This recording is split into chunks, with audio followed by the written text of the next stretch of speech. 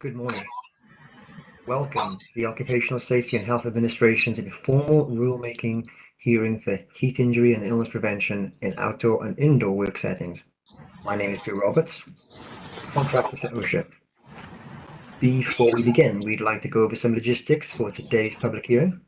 As a reminder, all attendees Are we or in a pre-session or is this live? This is live. All WebEx attendees can access closed captioning and translated captioning by clicking on the CC icon in the lower left-hand corner of the application. Can anybody hear me? Yes. Okay, so I guess we're in a live session. We are. The contractor is going over the pre-remarks. This is Judge Henley. Thank you, Your Honor. Sorry, as I'm sure you know, the Francis Perkins building is without air conditioning. We're just juggling a couple of people to make sure we have full coverage. We have plenty of people online, though. Okay, thank you for that. Yep. Drew, do you have further remarks? Yes, thank you. So all WebEx attendees can access closed captioning and translated captioning by clicking the CC icon in the lower left corner of the application. You can individually select your caption language if translation is required. We'll pause shortly as I share this same slide in Spanish. All YouTube viewers will have access to auto translation the day after the hearing. All WebEx attendees can access Spanish interpretation during a given testimony by clicking on the interpretation globe icon in the left-hand corner of the application. From the drop-down menu, you will choose Spanish, then swipe all the way to the right to hear the Spanish interpretation as shown. All WebEx attendees delivering testimony will have access to a countdown timer to ensure allotted time is adhered to. We will launch the timer for you, and it should be seen on the right hand of your screen. If you do not see this app launched in your WebEx window at the given time, please follow the instructions on the screen to manually launch this app. If you are speaking today, you will receive a notification on your screen that you are being promoted to the panelist group a few minutes before it is your time to provide testimony. Once promoted to the panelist role, you will be able to unmute and turn your camera on. We ask that you do not unmute or turn your camera on until your name has been called and you've been asked to start your testimony. Speakers connected by telephone should unmute their phones when called to testify. If you submitted a presentation in advance, we will share your file and advance the slides. Please cue us verbally by saying next slide when you need us to advance. Dependent on time, there may be the opportunity to ask questions of other speakers during a given testimony. You may press the raise hand button at the bottom of the WebEx application to indicate that you have a question. If there is time, you will be called on by name and promoted to the panelist group to unmute and ask your question. If you are having technical difficulties, please send an email with your name and phone number to public_hearing@abtassoc.com. I will now hand over to Chief Judge Stephen Henley to provide the opening statement and go over administrative matters. Thank you, Drew. Good morning. We are on the record. The hearing will come to order.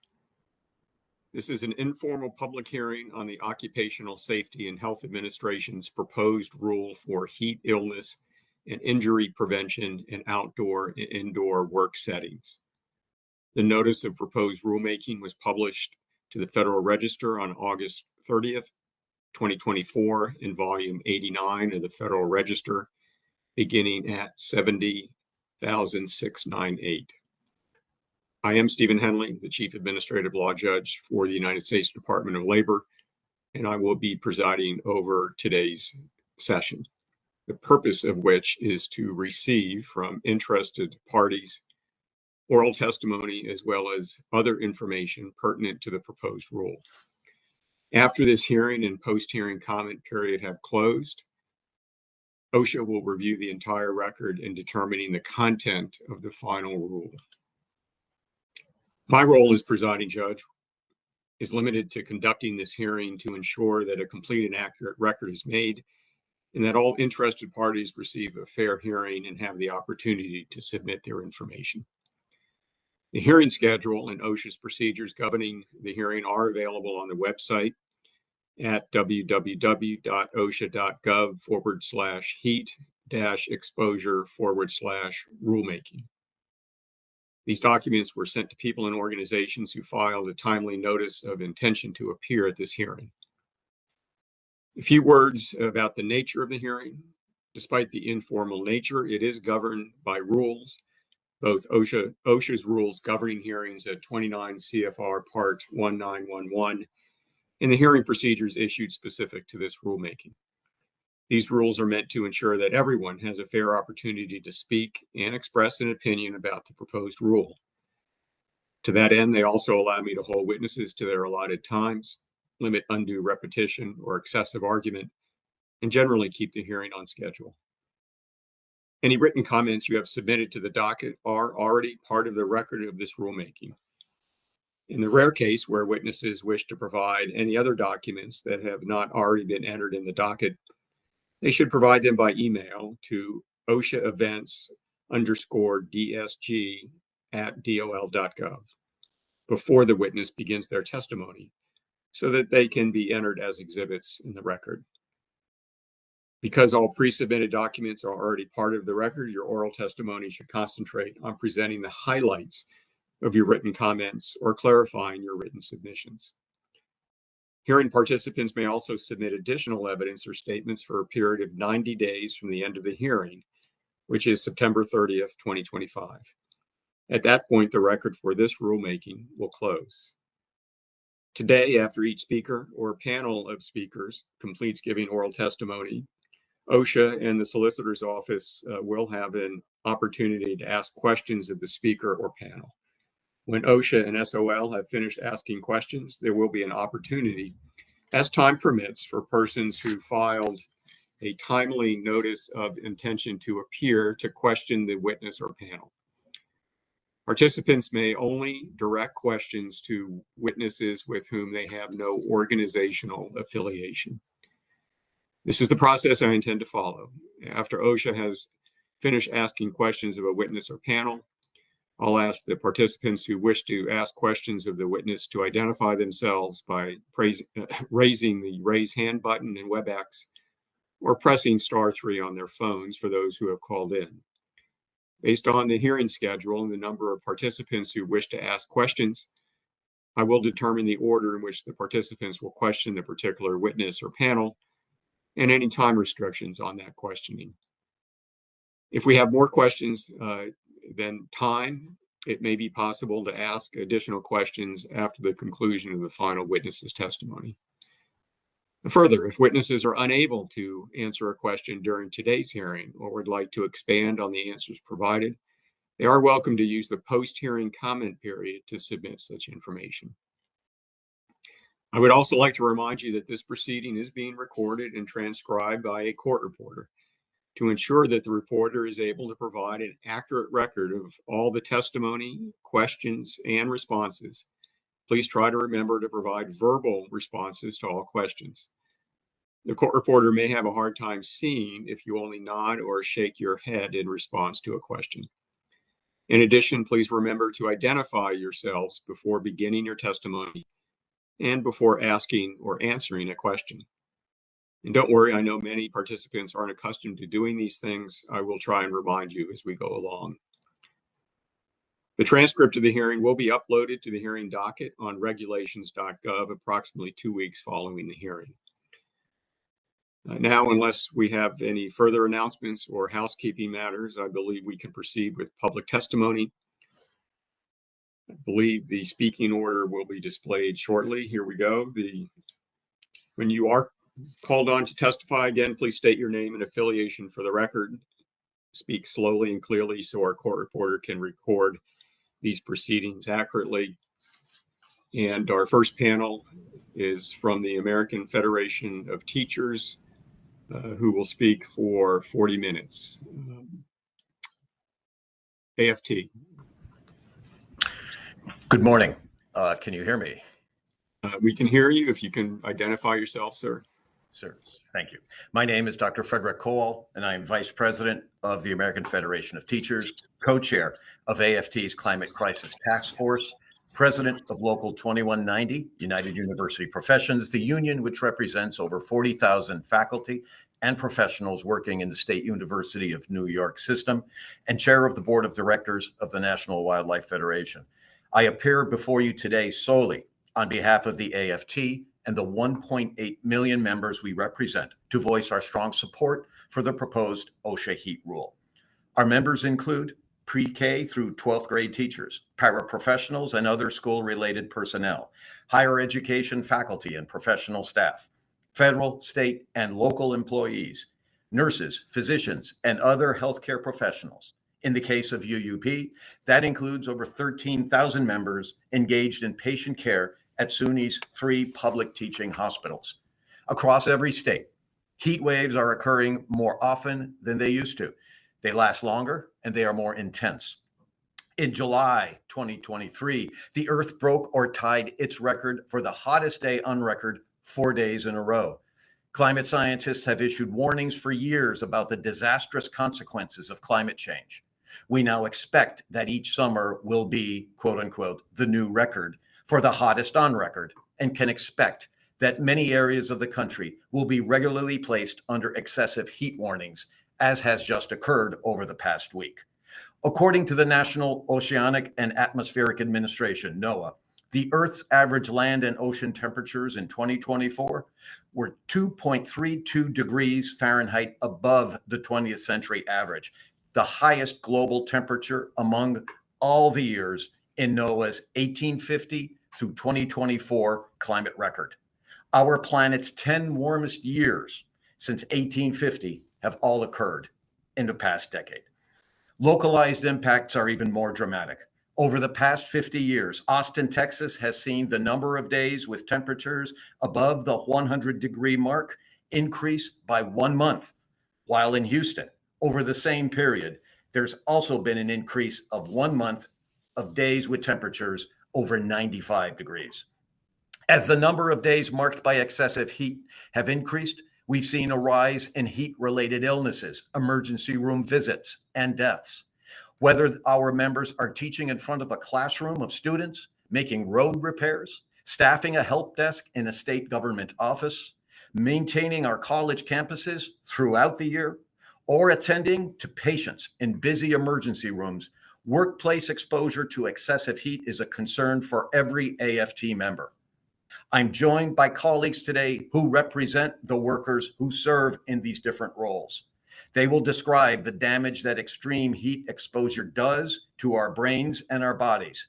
They will tell you that we are seeing an increase in heat illness and heat-related deaths on the job. They will explain how heat exposure drives up costs for employers due to missed workdays and increased healthcare utilization. What their testimony will make clear is that we need an OSHA heat standard that requires employers to take action to mitigate heat exposure and prevent heat-related illnesses. Over the course of these hearings, you have heard and will continue to hear from employers who will say that a heat standard is burdensome and difficult to implement. We take issue with that. There are so many ways for employers to intervene to ensure the safety and health of their employees.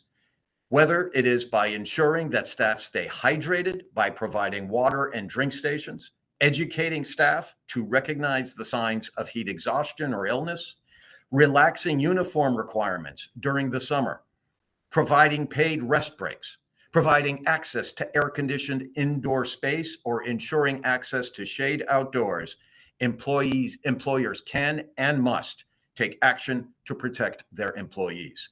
The fact is, we all have a moral obligation to do everything in our power to protect our workers.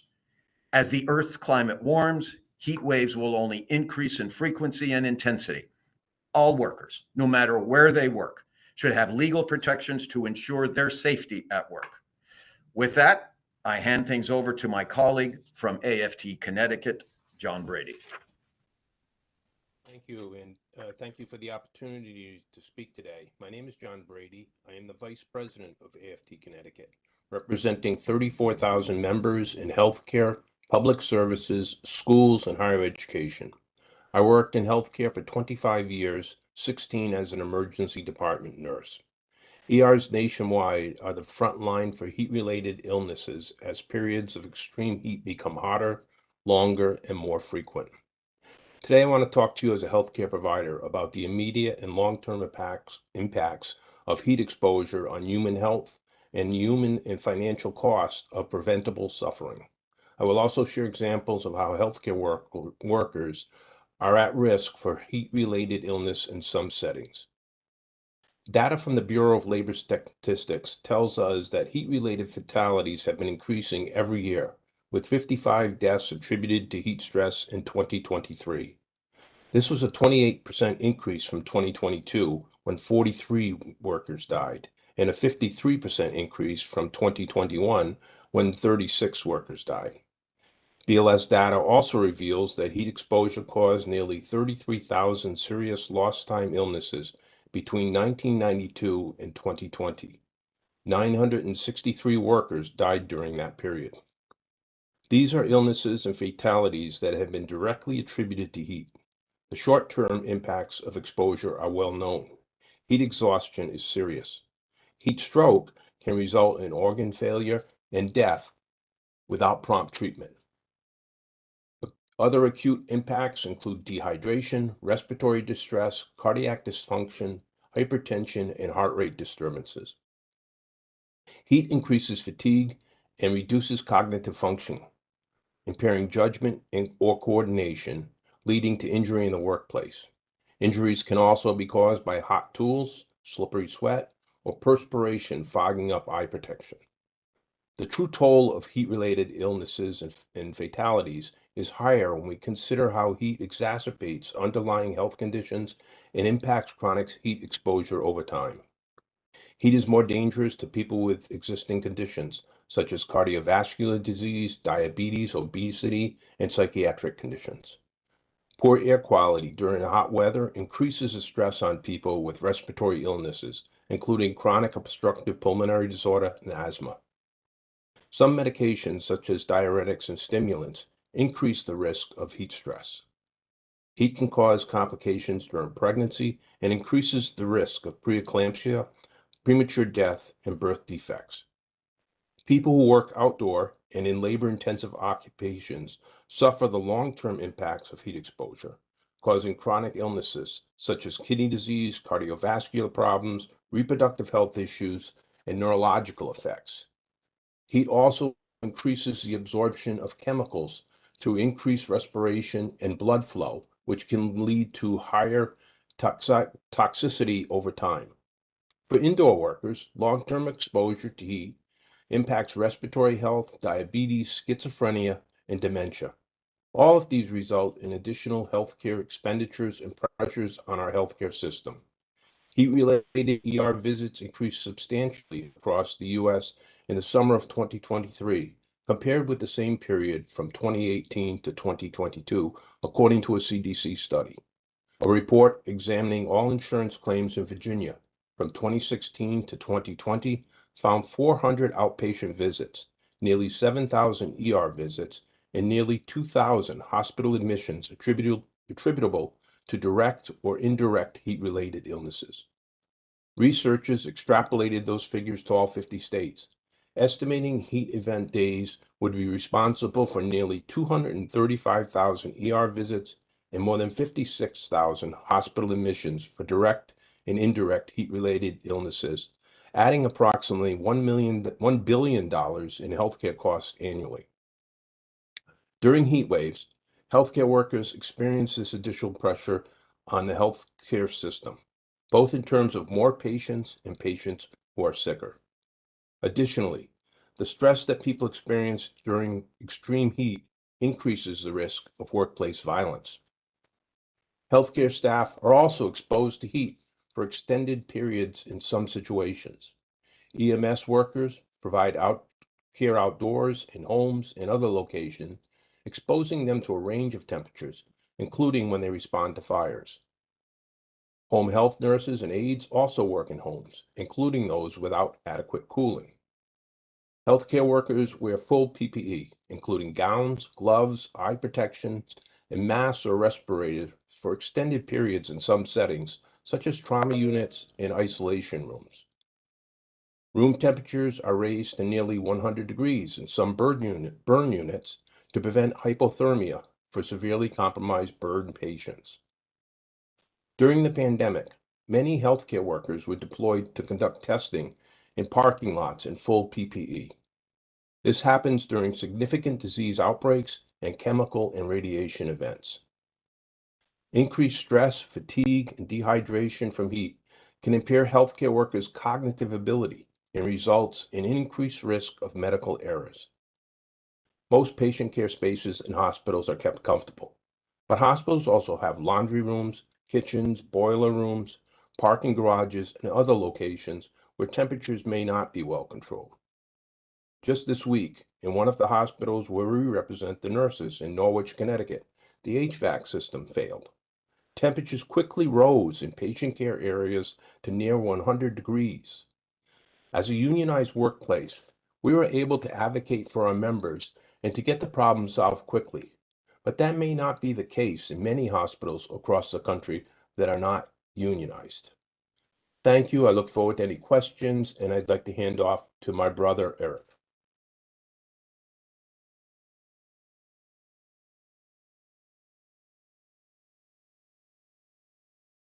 Thank you and good morning. Can you hear me?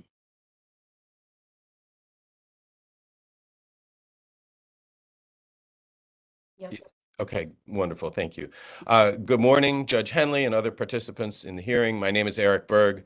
I'm a 25-year elementary school teacher, currently serving as president of the Boston Teachers Union. During my last 14 years in the classroom, I taught second grade on the south side of the third floor of a brick school building constructed in 1913. This is not unusual for Boston Public Schools, where the average age of schools is over 80, and only 4 new school buildings out of 123 have been constructed in the past 20 years. In Boston, we're in school through nearly the end of June. We were in school until Monday of this week, for instance. So on days when it was over 90 degrees outside, my classroom and the others on my floor were like a kiln, over 90 degrees inside. And I can recall many times on hot days having 2 fans going in the classroom that I had brought in, so it was hard to hear anyone, but at least we had air moving.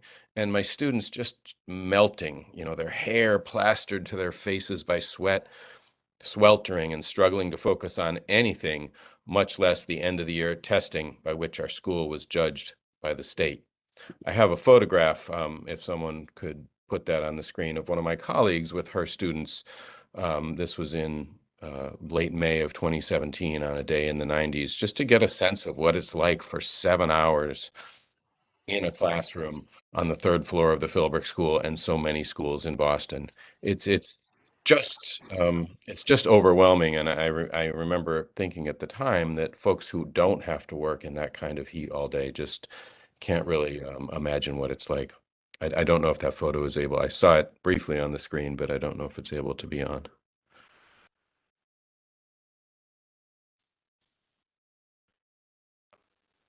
So my colleagues and I would go get popsicles at the supermarket, and while they were a hit for a few minutes for the kids, it just wasn't fair to those kids to expect them to learn in that heat, and it was not fair to us teachers, nor was it safe to expect us to work 7 hours a day in that heat. Now, a few years ago, Boston Public Schools did install window air conditioners in most of our older schools. It requires keeping 1 or 2 windows permanently closed in most classrooms, but the relief provided by these window units makes all the difference on hot days.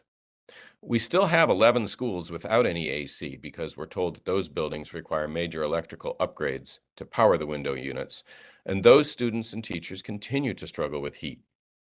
Additionally, many of our schools with HVAC systems have issues on hot days, and those systems fail at alarming rates. As things get warmer in the summer in Boston, it is only that much worse. As I mentioned, Monday this week was the last day of school, and it reached 94 degrees in Boston. On that day, just after noon, according to the BPS Indoor Air Quality Dashboard, room 315 at the Hennigan Elementary School was 88 degrees. Multiple classrooms at the Murphy Elementary School were over 89 degrees, and room 304 at the Mather Elementary School was 99 degrees in the classroom. And I have a screenshot of the indoor air quality measuring system if somebody could put that also on the screen, that would be great.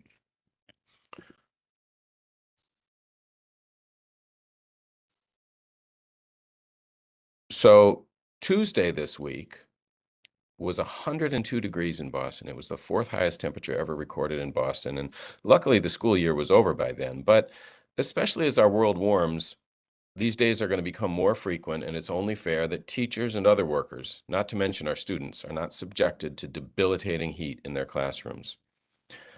I've mentioned the indoor air quality sensor dashboard, and a few years ago, Boston Public Schools invested in this dashboard across nearly every classroom, nurse's office, and main office, and it's supported by rooftop outdoor air sensors.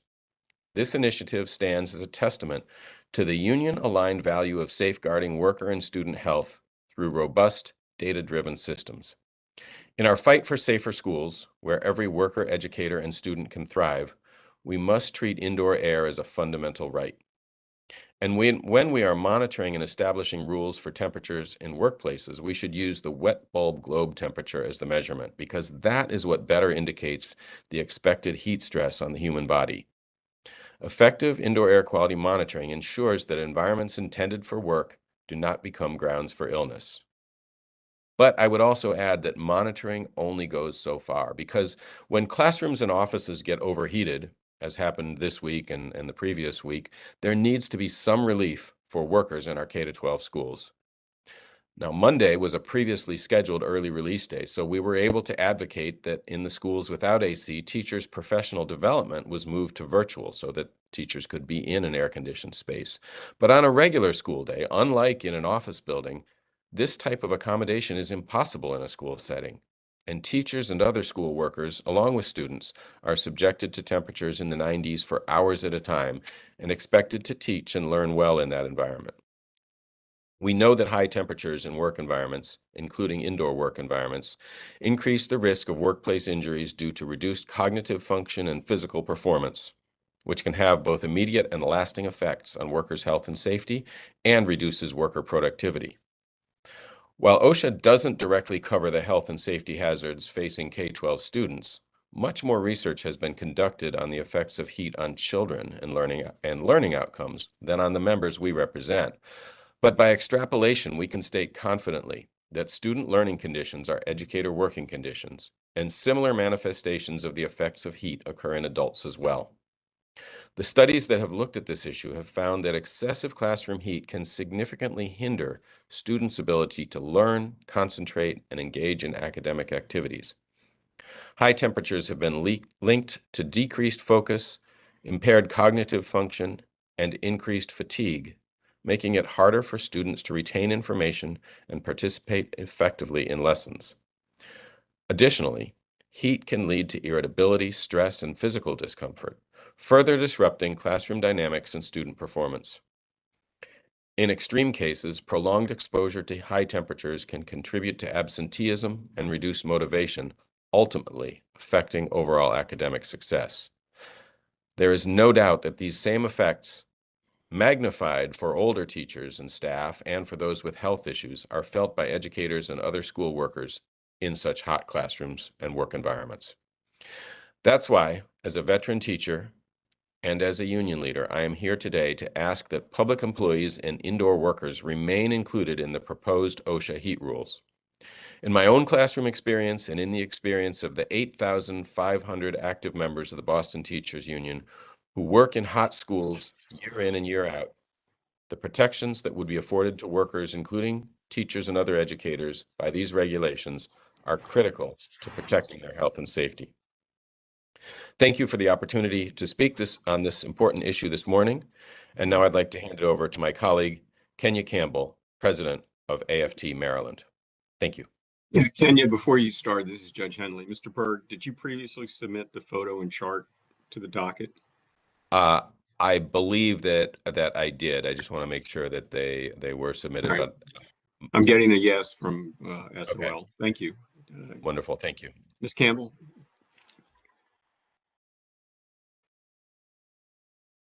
It would appear Ms. Campbell's having some difficulty joining, which we're trying to work through. Can we hear from Ms. Holland? Is she on? Can you promote her? Yes, good morning. Can you hear me okay? Yes, ma'am. Good morning. My name is Whitney Holland, and I am proud to represent AFT New Mexico. We are a union of educators, school staff, and higher education faculty across the state, from urban districts to the most rural school communities. Before I left the classroom to do full-time union work, I was an elementary teacher in a public school in New Mexico for 10 years. I remember the feeling of walking into my classroom in August and being hit with a wall of stagnant, suffocating heat. We'd open the doors and windows, run box fans, turn off the lights, but it barely made a difference. The students were hot, sluggish, and distracted. I was doing everything I could to keep them engaged, but I could barely focus myself. On the worst days, it didn't feel safe to teach, but we were still expected to carry on as if nothing was wrong. That experience stays with me. It wasn't just uncomfortable, it was dangerous. That's why I'm here today to speak in strong support of OSHA's proposed heat standard and to urge that it be made stronger, more comprehensive, and above all, inclusive of the realities our members face each day. In New Mexico, we live with extreme heat. From Las Cruces to Gallup, from Clovis to Espanola, we are seeing more and more days with temperatures climbing over 90 and even 100 degrees. Just last summer, Albuquerque tied its all-time record for more days above 100. Triple-digit days have become routine in southern New Mexico, and yet what's changed even more than the heat itself is our ability to respond to it. The systems we rely on, our school buildings, our buses, our ventilation infrastructure, weren't designed for this, and they're failing under the pressure. Most of our public schools were built decades ago. Many still lack air conditioning. Instead, we rely on outdated swamp coolers that can't keep up, especially during monsoon conditions. Classrooms have poor insulation, limited or no airflow, and some don't even have windows that can open. New Mexico educators regularly report that their classrooms exceed 85 degrees during the school day. That's not just uncomfortable, it's unsafe for both students and staff. One teacher told us her classroom hit 94 degrees during a September heat wave. Her students couldn't concentrate. One felt faint. She developed a migraine so severe she asked to leave early. But there was no cooling provided, no paid rest break, and no support offered. This wasn't a temporary fluke. It's a regular risk in New Mexico. Our school bus drivers often deal with even more extreme conditions. Their buses regularly have no air conditioning and very little ventilation. With the windows open and the top hatches unlatched, they do what they can, but it's still not enough. One driver told us she keeps a towel in the front seat to wipe the sweat off her hands so she can safely hold the steering wheel. Drivers report blurred vision, lightheadedness, and exhaustion while transporting dozens of students in 100+ degrees heat. Cafeteria workers, paraprofessionals on playground duty, custodians, maintenance workers, they all endure the same heat exposure, and many of them could fall outside the protections of this rule because their jobs are considered sedentary. That classification doesn't reflect the reality of their work. These workers are constantly on their feet, moving, lifting, monitoring, preparing food, cleaning, repairing. They do this in environments that often trap heat: small kitchen, unventilated workspaces, and even basements. This exemption must be removed. It excludes too many workers who are clearly at risk. We cannot create a standard that leaves out people very vulnerable to rising temperatures. I also want to emphasize that the burden is not equally distributed across our state. Rural and tribal schools in New Mexico face even greater challenges. In some areas, HVAC systems are literally patched together with duct tape, and when they break, which they often do, replacement parts can take weeks or even months to arrive. Infrastructure investment is low and the need is urgent.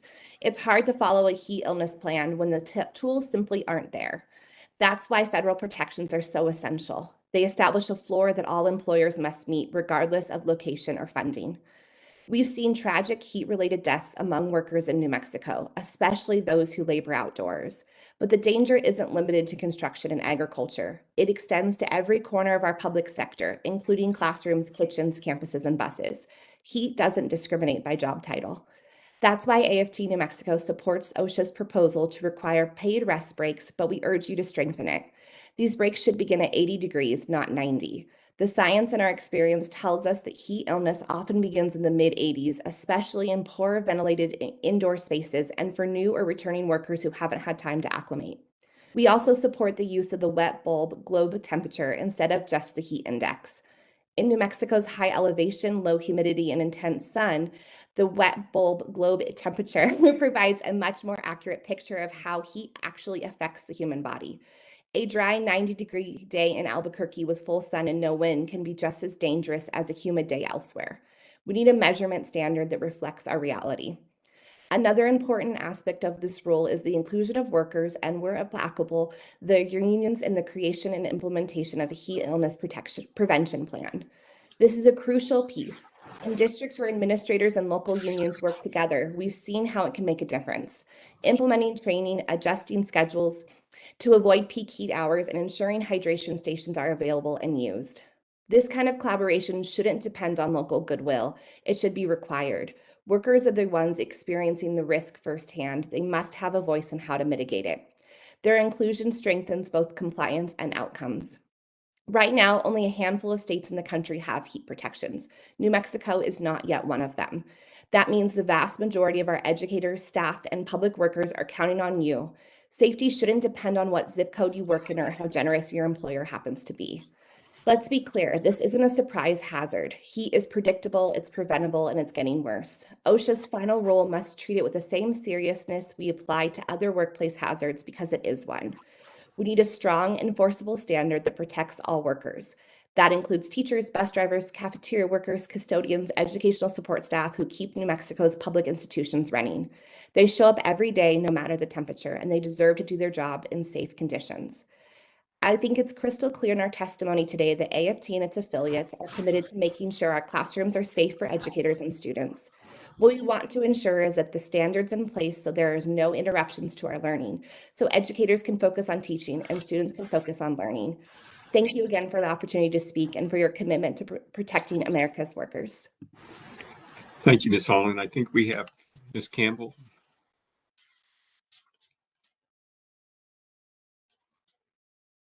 Ms. Campbell?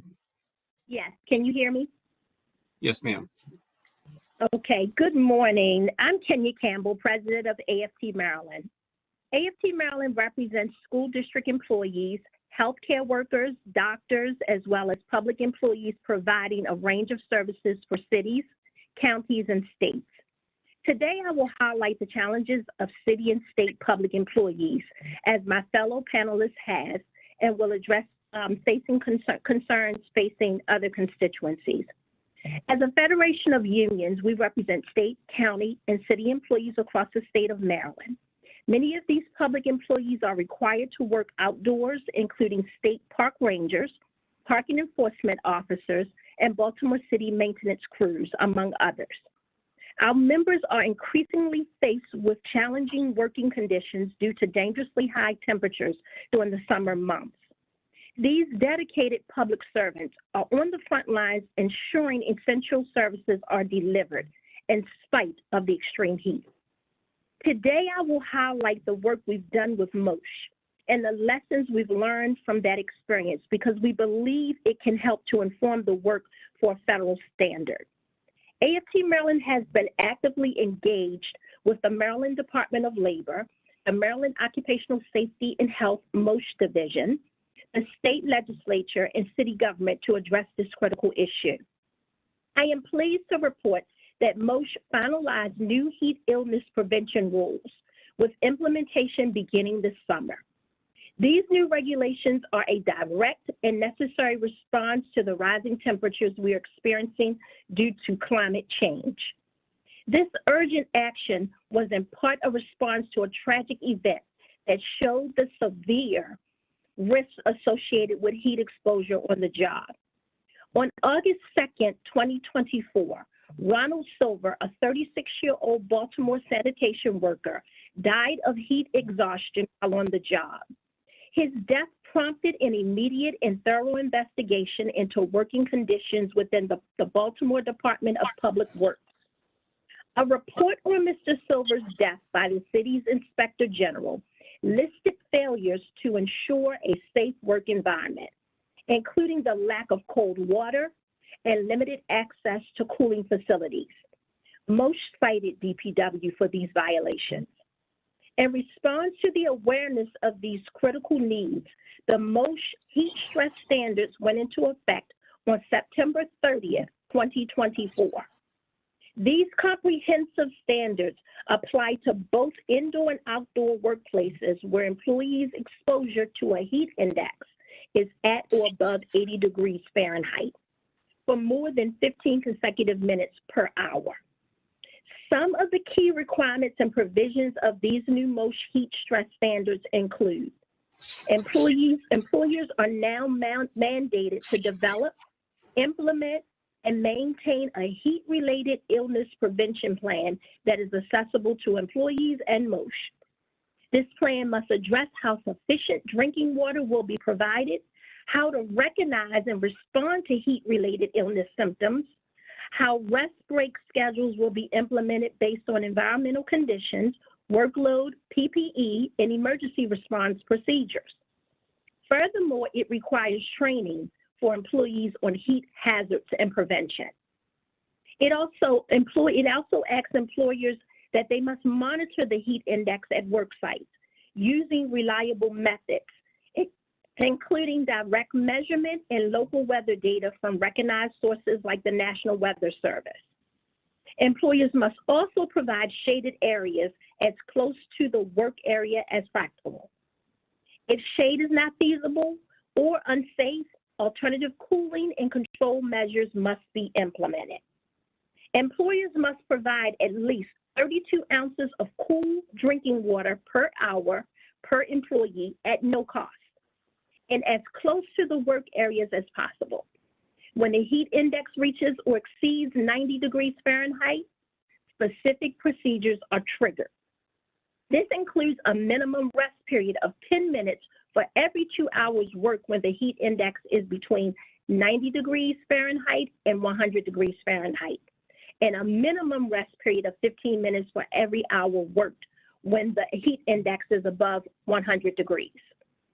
Training also on heat-related illness prevention must be provided initially, annually, and immediately following any suspected or confirmed heat-related illness incident. Training records must be maintained for 1 year. While Mr. Silver's death opened the doors to new standards, his death was definitely a tragedy that was preventable. And keep in mind, we still have members who remain at risk every single day. Members of AFT Maryland's unions are professional employees who are often out in job settings where extreme heat can be a daily work hazard. These are workers who service the state of Maryland, who make Maryland work. My members are, for example, lead abatement specialists, professionals and scientists who work for the Department of the Environment, who travel to sites where evidence of elevated lead levels have been found. Often they must assess properties that are outdoors and indoors with poor ventilation. My members are also park rangers, professionals who are working for the Department of Natural Resources at our state parks, making sure visitors are safe and rules and regulations are followed. My members are also registered nurses and other health professionals working in healthcare facilities that often may be dated, poorly ventilated, with minimal to no air conditioning. We also have water meter readers, technicians, and repairmen, specialists who work for municipal or county public works to read water meters for residents, often involved in outdoor work in confined spaces depending on the size of the meter. Workers have reported being in these spaces for long periods of time without shade, water, or frequent breaks. This issue is very personal to me because for more than a decade as a classroom teacher with respiratory issues, asthma, it was challenging to combat my own health issues and be there for my students who were attempting to learn while facing uncomfortable classroom conditions. I witnessed firsthand the incidents extreme heat conditions caused. I've had multiple students with frequent nosebleeds, 6 students and colleagues who were transported to the ER for various heat exhaustion symptoms. My school building was dated with poor ventilation due to inaccessible windows or windows that could not be opened. There was also the expectation of returning to the school building the next day after an extreme heat, with the previous day's stifling temperatures still in the building combined with current temperatures. I could go on and on with examples of how my members are at risk while on the job. While Maryland has a standard, we need a national standard because all workers deserve the protections we were able to enact in our state. These fights should not have to be fought tirelessly on the state level when a comprehensive national standard could do so much more. There are literally millions of public employees who do the same jobs as our members, but do not have any protections. For these reasons, AFT Maryland believes the new heat stress standards are a vital step towards safeguarding the health and lives of all workers. These regulations will significantly lower the risk of heat-related illnesses and fatalities, allowing employees to perform their essential duties safely. We urge OSHA to consider the comprehensive nature of these regulations as a model for federal action, as the threat of heat-related illness is a national concern that demands a nationwide response. Thank you for your time. I'll now hand it over back to Fred. Thank you very much, Kenya. And thank you again, Judge Henley, and to all from the Department of Labor and OSHA who are on this hearing. It is vitally important for all of us to be aware that we are facing, and we must acknowledge, a situation of heat-related injuries rising both in terms of prevalence and scope. The deaths that are occurring and will continue to occur to a large extent due to the climate crisis that we're facing.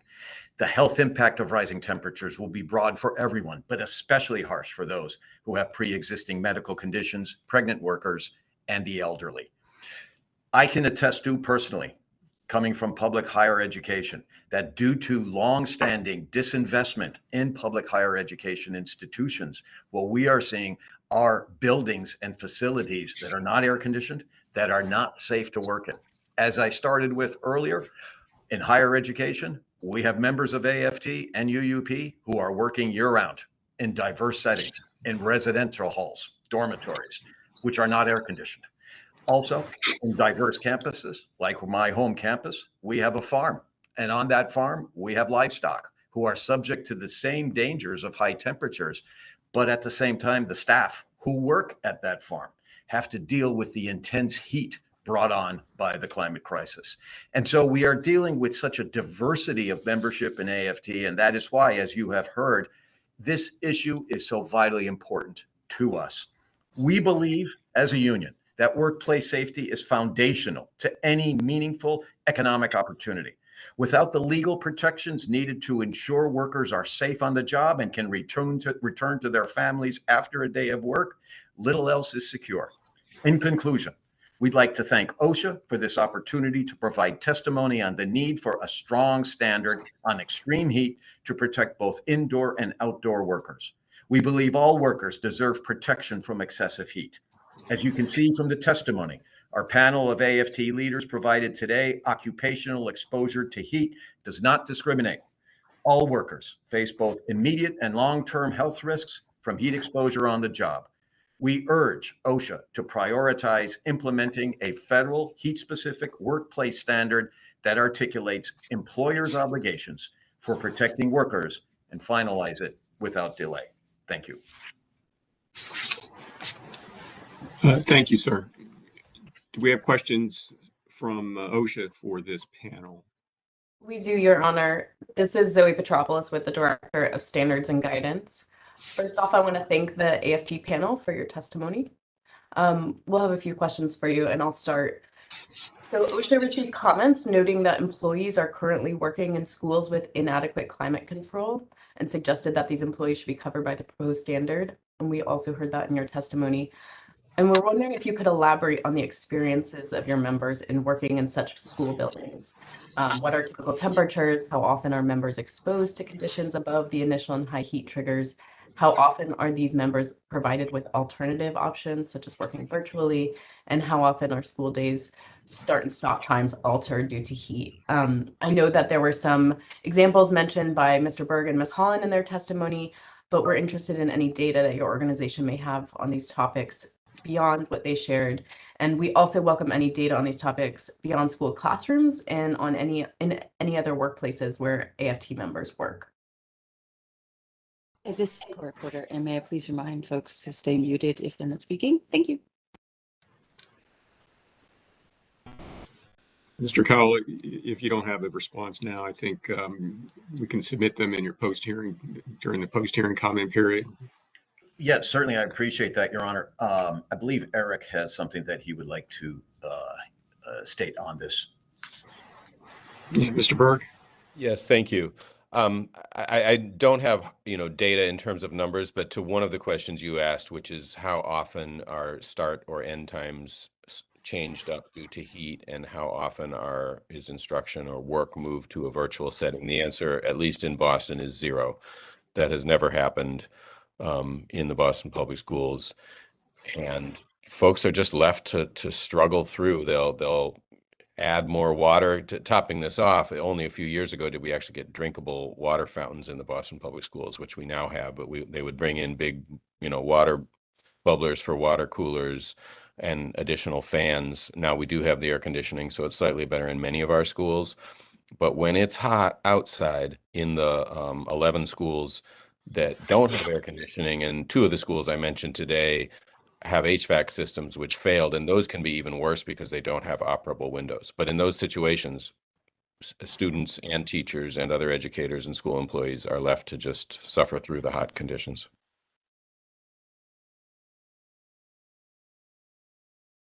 Thank you. Yeah, if there's anything else that AFT would like to share in their post-hearing comments, we definitely welcome it. I have a few more questions. First is in response to something Mr. Berg just said, how often are fans used as a control measure? Under what circumstances? How often are fans available? Again, any data you have or examples you can share, we would be interested. I will offer one example. And again, because of the diversity of our membership, this occurred at one of the teaching hospitals where we represent the employees. And it occurred in the building where at lower reaches of that building, there was no air conditioning. And it was where both support staff were working at the hospital, but also some bioengineering work was being done there. It was not air conditioning. Heat got intense during summer months, and what they were advised to do was to set up fans. Unfortunately, in setting up fans, and this occurred within the last 2 years, it was post-COVID, when they set up the fans, it of course just moved the heat around. It did not alleviate the situation whatsoever, and continued to cause problems for our members who were working in that setting. But we also do have more data on the dashboard that we can provide for you as well. Thank you. I noted that Mr. Berg and Ms. Holland both mentioned that in their testimony that OSHA should use wet bulb globe temperature instead of heat index. I'm wondering if you're aware of any employers who currently measure wet bulb globe temperature in work areas, and if you're able to share any data or examples of existing use of wet bulb globe temperature, we would be interested in that.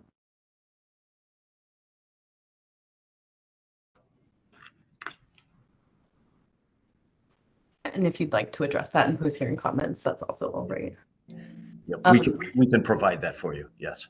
Thank you. And then Ms. Holland, in your testimony, you mentioned specific groups of workers who may be deemed sedentary and therefore exempted under the proposal as it's currently written. Can you explain either now or in post-hearing comments why you believe their work would be considered meeting OSHA's definition of sedentary? Yes, absolutely. Good morning. Thank you for the question. I think we'll follow up on post-hearing as well, but I really dived into a lot of these paraprofessional roles. While it's viewed as grading papers or whatnot, their jobs require a high amount of being up and around, supervising students, sometimes being the teacher of record. So they're doing those kind of duties that aren't just sitting at a desk all day or working side by side with students. And so looking at the playground responsibilities, the cafeteria responsibilities, and again, we'll follow up with more information and concrete data. Great. And yes, you just alluded to something I was going to ask. If you have any data on these workers and any data specifically on heat-related injuries and illnesses among these workers, if you could share those in post-hearing comments, we would be interested. Yes, absolutely. Thank you. Thank you. Our next question will come from Tiffany Defoe. Hold on, Mr. Berg, or Mr. Brady, did you have your hand up? Were you offering a comment? I was going to offer a comment, Your Honor, on that, specifically when it comes to hospitals. One of the groups that we do represent some places and I think could be considered sedentary are our monitor techs who monitor the cardiac the bank of cardiac monitors um, in one location, and then are on the phone to the nurses to alert them if there's something wrong with their patient. When the hospital in Connecticut lost HVAC this year, this week, they were also exposed to the heat that was near 100 degrees, and they really need to be sharp on that job, but they are sedentary. They're sitting at a desk. Thank you. Okay. Ms. Petropoulos, I'll throw it back to you. Did you have a colleague that's going to ask the next questions? Yeah, our next question will come from Tiffany Defoe. Hi, for the record, this is Tiffany Defoe with the Directorate of Standards and Guidance, OSHA. Yeah, I actually have two questions. The first one, Ms. Campbell, thank you very much for providing more insight into the developments with MOSH in Maryland. That was really good to hear about. And I also appreciated seeing the sample heat program that you've provided on, or that MOSH has provided on the website. I'm wondering, it would be very interesting to see, especially for the rest break provisions. In the sample program, the way it's set up, there are sort of discussion questions where employers can give descriptions of how they are planning to follow the requirements of the new MOSH program. And I wonder if it would be possible to provide any examples of actual programs that have been submitted, if there are employers who might be willing to share them to the record. I know that might be a little complicated, but it seems worth asking. No, but it's a good question, and what we'll do is we'll follow up in post hearing to get those comments over to you all. I really appreciate that. Yeah. And then for the panel generally, I wanted to note that throughout the process of this hearing, we've received a variety of comments that the proposed requirements for mandatory scheduled rest breaks every 2 hours are too inflexible for some workplaces or some work processes. And the suggestions that we've received on that topic are mostly either that the requirement for mandatory rest breaks should be removed from any final rule and only as needed breaks should be used, or that the final rule should in some way make the mandatory scheduled rest breaks provision more flexible to accommodate different work situations.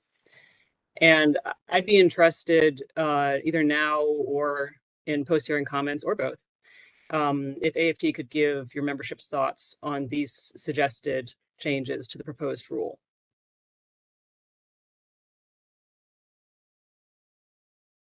Absolutely. I think that is an important issue to be responded to, and we will certainly submit post-hearing comments in relation to that.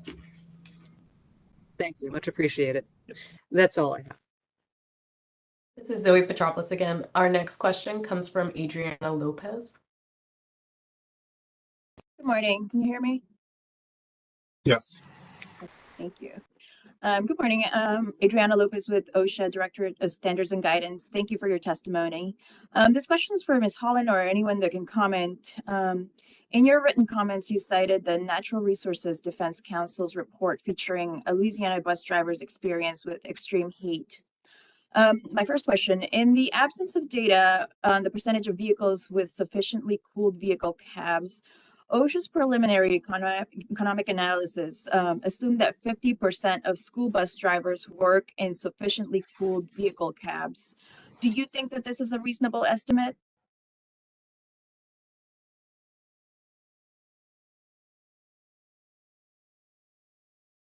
That's it for that question.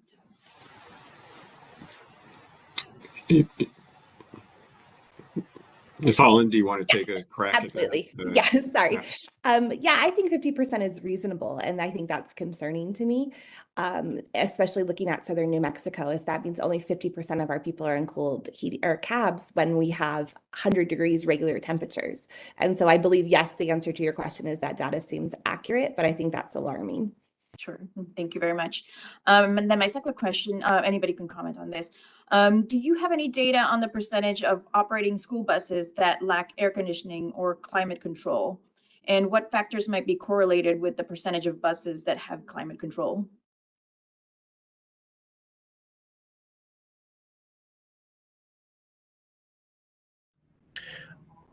Again, I think that we can be providing you with data on that. I think it's an important question.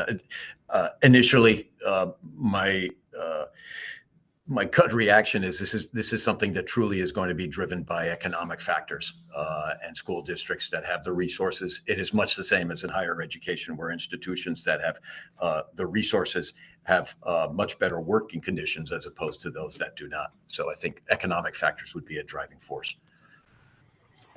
Thank you very much. This is Zoe Petropoulos again. That concludes the questions from the OSHA panel. Thank you. Do we have questions from our solicitor representatives for this panel? Thank you, Your Honor. Linda Wiles from the Solicitor's Office. Can you hear me? Yes. Perfect. I do not have any questions, but I do have an administrative matter that I would like to address. I would like the record to reflect that the AFT submitted 2 images to display with their testimony today, and I would like to mark them as Exhibit 10 and add them to the hearing record. Did you say 10? Yes. Yeah. So admitted. Thank you. Thank you, Your Honor. That's it for me.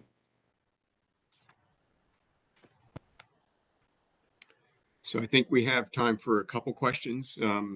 Drew, do we have any questions from the public? I believe we have Travis Parsons. How many is he it? Oh, I'm sorry. How many people do we have in the queue? Oh, just Mr. Parsons. I think there was another hand raised. Oh, there's another. So sorry, I apologize. There's 2 people in the queue. Sorry. Okay, if you can promote the first individual, and yes, sir, if once we promote you, if you can identify yourself, direct your question to a particular individual, if you can. Yeah, good morning. This is Travis Parsons from Labor Health and Safety Fund. Thank you for your testimony, especially about the classroom exposures. That was very enlightening. My question is for the rep from Maryland. I think her first name was Kenya. Are there any additional resources that MOSH, Maryland OSHA, has provided to assist employers to come into compliance with the new standard? Yes, thank you for your question. They have included a compliance checklist, as well as some examples of like a model program to assist employers in meeting the new requirements.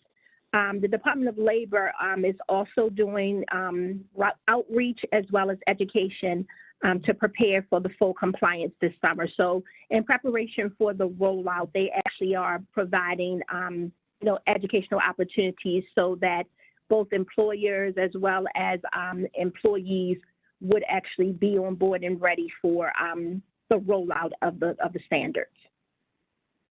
All right, thank you. That's my only question. Thank you. Drew, if you can promote our second questioner, please. Hi, Shanae Arbery with the AFL-CIO. Can you hear me? Yes, Ms. Arbery, we can. Thanks, Your Honor. This question is for Whitney in New Mexico or Eric in Boston, or perhaps both. Could you tell us more about what happens when you and other education professionals have spoken up about hot working conditions to your respective employers? Absolutely. I love this question. Thank you. I think education professionals have this landmine of being perceived as whiny. And so when we do raise any kind of concern, the answer we typically get from our administrators is, Well, do the best that you can. Don't disrupt the learning environment. Stay the course. Make sure the kids don't know that these conditions are unfathomable. And in my personal experience as a third grade teacher for 10 years, when I would raise that alarm bell over and over again, I was told, well, we can give you PTA money to go buy a box fan, which one box fan is not going to cool my classroom with 25 or 30 kids in it. And it's hard given, and we'll not get into the weeds on this, but the capital outlay system in New Mexico, that is the funding mechanism to improve and increase our HVAC systems and any kind of school infrastructure, is so archaic that we're bogged down. And so it's hard. Our administrators are also in equally as terrible positions because this money isn't available to improve our systems. And so that was typically the response I got was crack a window, buy a box fan, do the best that you can, and just carry on. And I would echo that. That's very similar to what we have heard. But I would just add, earlier this month, one of our schools, the Murphy, which I mentioned in my testimony, is a school that was built in the 70s, has an HVAC system. That HVAC system failed, and when the days started getting hot in late May, early June, we went to the school department and said, listen, you've got to fix this HVAC system because the windows don't open. And when it's even, 82, 83, 84 degrees outside, it's very, very hot inside. And they said, well, they were going to have the company come out and begin the repairs or maybe assess the repairs on June 30th, which is well after school is out. So it's really folks are left to fend for themselves, and it's popsicles and box fans. They will bring in big industrial fans for common spaces such as cafeterias and auditoriums. This year, for the first time in one school, in a few special education classrooms, they brought in portable air conditioners with a big hose that goes to the outside that can sort of stand in the middle of the room. And that was helpful, but that was only a few classrooms, and they prioritized the classrooms for students with more significant disabilities. Thank you. Your Honor, I just have one more question. This is Shanae Arbe with AFL-CIO. This is for the other panelist, John. Can you explain upon the kinds of short and long-term health impacts workers might experience from related heat exposure? You had mentioned particularly I think hospital or healthcare workers. Yeah, I mean, well, all workers exposed to heat over time, especially repeated heat over time. I mean, there's some long-term effects that aren't as obvious as, the short-term effects of the asthma kicking in and dehydration and exhaustion. But long-term, dehydration puts a real strain on the kidneys, and it can lead to permanent, it can lead to kidney stones, it can lead to permanent kidney problems, and permanent kidney damage. And there's a condition called rhabdomyosis, which is a breakdown of muscle tissue, which happens with a combination of heat and exertion, where your muscles just break down and the kidneys have to filter that all out, and it really puts big stress on the kidney. Going through that and not getting proper treatment can lead to permanent kidney damage, which then leads to all kinds of problems like increased blood pressure, which is partially regulated by the kidneys. Long term, it puts increased stress. Heat stress puts strain on the cardiovascular system. It increases the risk of heart attack, stroke, arrhythmia. It increases COPD and asthma. It can affect infertility in both men and women, and it certainly increases the risk of maternal morbidity, preeclampsia, and birth defects. And also neurologically, it can exacerbate conditions such as dementia and increase the risk of strokes. So, I mean, there's so many things that long-term and repeated heat does to all workers, no matter where you face it. Thank you for the question. Thank you. Is that it, Drew? Anybody else in the queue? There is nobody else in the queue. And I would like to thank our panelists representing the American Federation of Teachers for their testimony this morning. At this time, you are excused. Thank you all very much. If we can, Drew, promote our next panelist from the National Education Association, Mr. Salcido, or Miss Salcido, are you with us? Yes, can you hear me? Yes, ma'am. If you could identify yourself and again, the association you're representing. Yes. Good morning, all. My name is Eunice Salcedo. I am a senior health and safety specialist at the National Education Association, the nation's largest union representing more than 3 million educators. Thank you for the opportunity to speak on the proposed heat rule, which can help educators and students learn, thrive, and breathe across the country. Our members include teachers, paraprofessionals, nurses, bus drivers, custodian, food service workers, HVAC technicians, and many more who all have this unwavering commitment to their students' success and learning.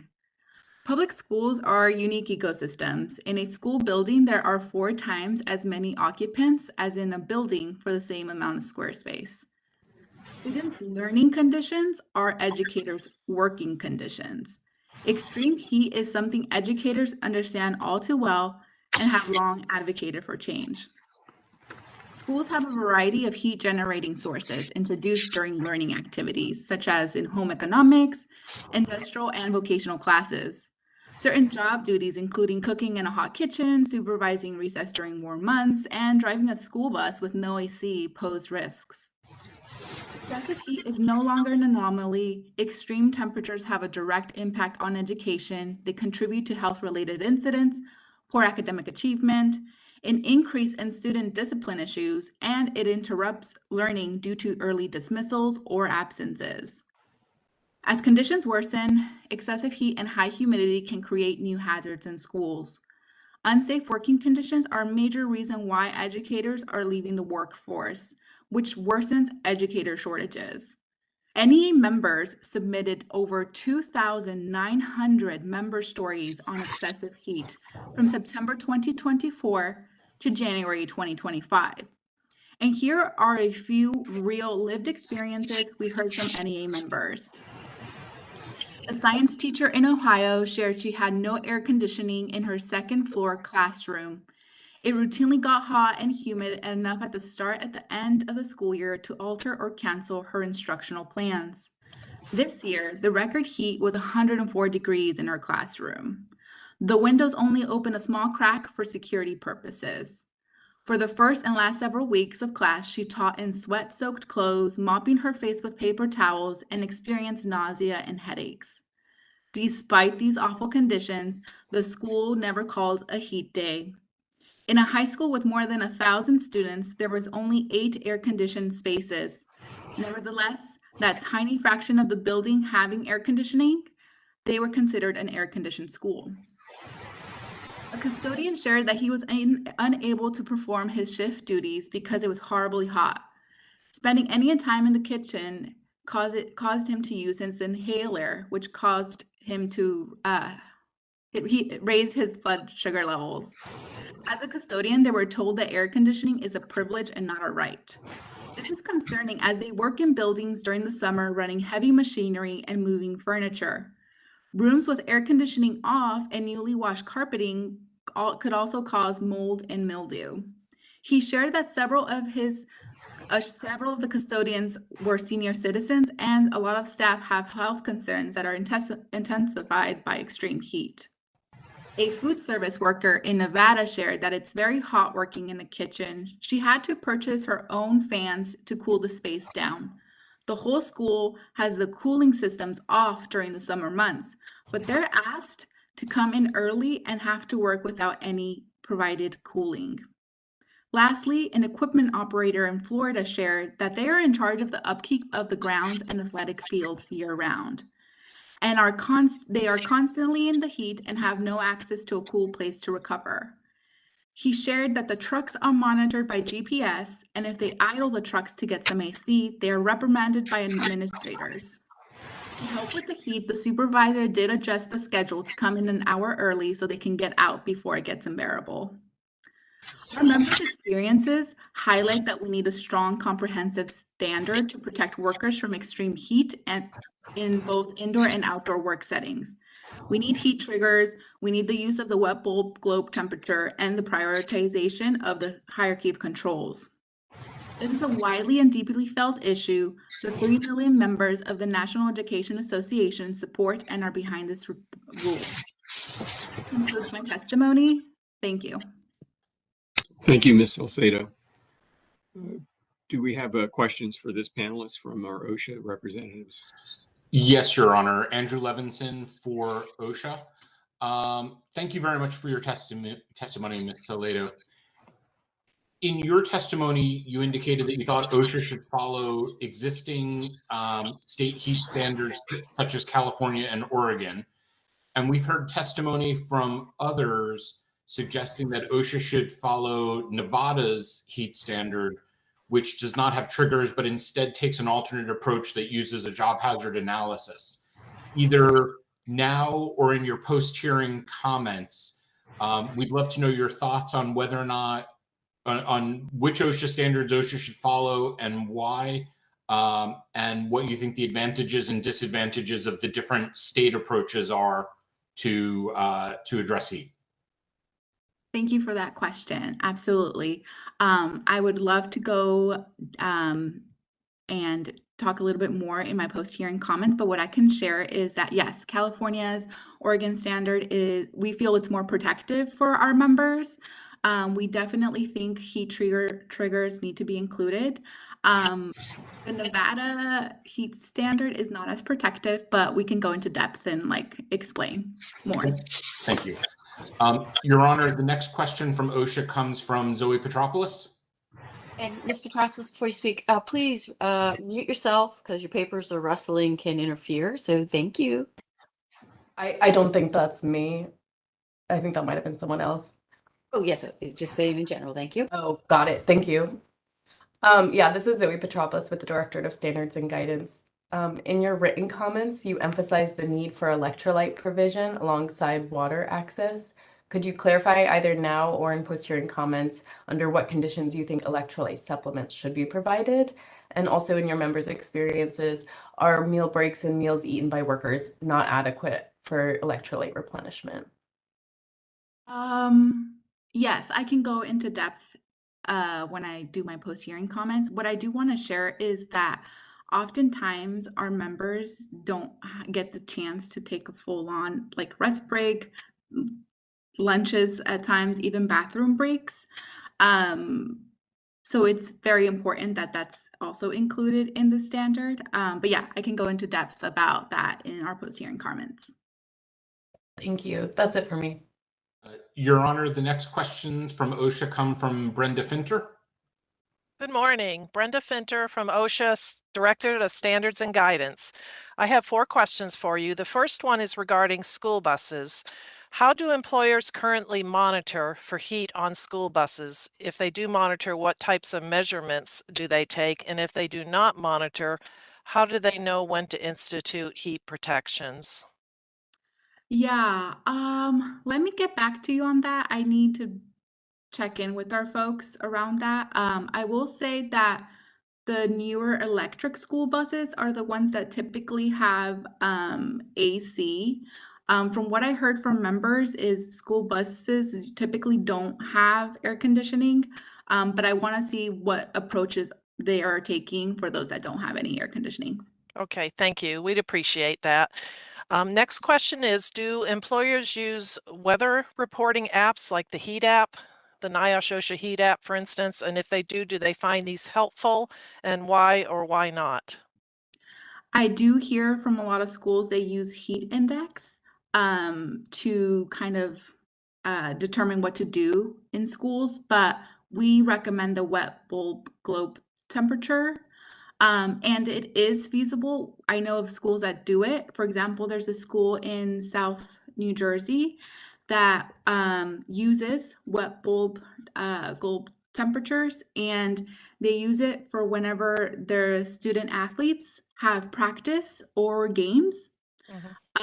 And they use it to determine, how many rest breaks there needs to be taken, water breaks. They have, it also helps them determine, do we need a plastic tub with cool water in case anyone overheats, to have that readily available for emergency purposes.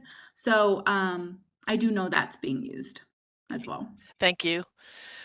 Next question is, what controls do you currently see being used to prevent heat-related injuries for bus drivers? And I'll add on to that, what have you tried that has worked or been successful? And what have you tried that did not work and why? Yeah. Let me see what I can get from our members when we reach out regarding that. I know as of now, not a lot is being done. Just windows down pretty much, and whenever bus drivers drive, you get that wind, but whenever they're idle, there's no cooling mechanisms. So I can see what's actually happening as well, and share that with you all. Thank you.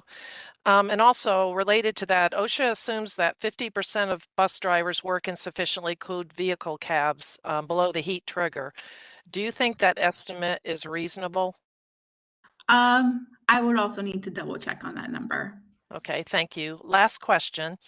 OSHA received comments regarding working in schools with inadequate climate control. For the proposal, OSHA estimated 15% of school employees are in facilities where they may be exposed to heat due to inadequate climate control. Can you explain whether you believe that 15% is a reasonable estimate or if you have any data on this topic? Could you repeat that? Did you say 15% Yeah, of school? 15. Yeah, I was worried I might have not said that No clearly. So worries. 15%. Yeah. I want to make sure I have the numbers right, so I would like to take the time and put that in my post-hearing comments. But from, as you heard in my testimony, over 2,900 members shared their experiences, and all of them were saying that they either don't have air conditioning in their schools, or if they do have air conditioning, it's broken, or it's not functioning. And I've heard educators say it's broken for up to 2 weeks without getting any maintenance or repair happening. So, but would love to go back and put that in my post-hearing comments. Okay, thank you. That was very helpful. And Your Honor, the last questions from the OSHA panel come from Tiffany Defoe. Hi, this is Tiffany Defoe, Directorate of Standards and Guidance, OSHA. Ms. Salcedo, you mentioned in your testimony just now, you made reference to the fact that some of your membership faces challenges with taking rest breaks. And I wonder if in your post-hearing comments, if there's any further detail that you could provide about whether there are sort of specific jobs or work processes where it's particularly difficult in your membership experience to take rest breaks, what the challenges are in those situations, and any potential solutions your organization would suggest in those cases. Thank you so much for that question. Implementing rest breaks is vital and it needs to be included in the standard. As it is, educators already struggle taking bathroom breaks. I've heard about it more with classroom teachers. I've heard a lot of educators don't drink water to reduce having to take a bathroom break. So they're already exposed to these temperatures. They're not drinking water because they don't have that ability to use the restroom. A couple weeks ago, I was out in the field and I met a Phoenix classroom teacher. She was a first grade teacher, and she mentions how in order to use the restroom, she has to coordinate with her neighboring classroom teacher the right time where the class is in between lessons, where she can rush to the restroom and then rush back. So that just shows you that bathroom breaks are not even basic necessities are not even taken into account, and employers are not doing what they need to do to make sure that educators have that time, and which is why we need rest breaks in this final rule. Thank you. I had a second part to that question, which you just led into very well. Thank you. I also wanted to ask if your membership if they are aware of any examples that you would put forward of organizations that are doing a good job of giving employees rest breaks, and what are the keys to how that's working well. That would be really useful information to have as well. Yeah, I can add that in my post-hearing comments. I do know that sometimes we've won contract language, so we had to bargain over it with the employer, come to an agreement and have it in our contracts to make sure that we had enough breaks in the school day. So I can share that language as well, but also add more evidence. Yeah. Thank you. That would be terrific. And I have one more question. I asked a similar version to AFP earlier. It's about the comments that we've received throughout the hearing from a variety of organizations that the proposed requirements for mandatory rest breaks every 2 hours are not workable for all workplaces or all work processes. And comments and suggestions that we should either remove the proposed requirements for mandatory scheduled rest breaks from any final standard, or should in some way make those that part of the rest break requirements more flexible, more adaptable to different work situations. And so I'd also really appreciate any thoughts that your membership has to offer about those proposed modifications to the standard. Yeah, thank you. I'll definitely take a look at that and put them in my post-hearing comments. Thank you. That's all I have. Your Honor, that concludes OSHA's questions. Thank you, Mr. Levinson. Do we have questions from the Office of the Solicitor? Daniel Machula for the Office of the Solicitor. No questions from us. Thank you very much for your testimony and time. Do we have any members of the public in the queue? We have one in the queue, yes. Can you promote, please? Yes, Ms. Anusha Shrestha. Hello, thank you. This is Ayusa Shrestha from the AFL-CIO. Thank you, Ms. Salcedo, for your very and the stories that you told. I wanted to ask, we've heard of schools not having controls within their workplaces, and as a result of that, negatively impacting both employees and students. I wanted to ask though, what kind of control measures have you seen that have reasonably brought that you believe reasonably brings the temperature down in these settings? Do you have examples of controls that have proven to be successful in these educational settings to bring temperature down? Yes, thank you so much for that question. Engineering controls, like mechanical ventilation, is best. And it definitely looks different in every school because there's a lot of factors that come into play. So it could be central air systems that serve multiple spaces. It could be heat pumps. It could be, in older schools, I've seen unit ventilators as well. In spaces with high humidity, you could have dehumidifiers to supplement those existing controls. Some schools already have HVAC systems, but the big thing is that they're in need of repair or maintenance. For example, a report by the Government Accountability Office found that over 36,000 schools nationwide don't have adequate ventilation systems. And just to give an example, out in LA, the Unified School District, the HVAC technicians had over 1,000 cooling system service calls that needed some type of maintenance or repair. And that includes 650 classrooms with units in need of repair. So it just talks about the volume of delayed maintenance, delayed repair. Things that don't work as well are natural ventilation, right? Some schools have policies where they can't really open windows, they can't open doors because of security concerns.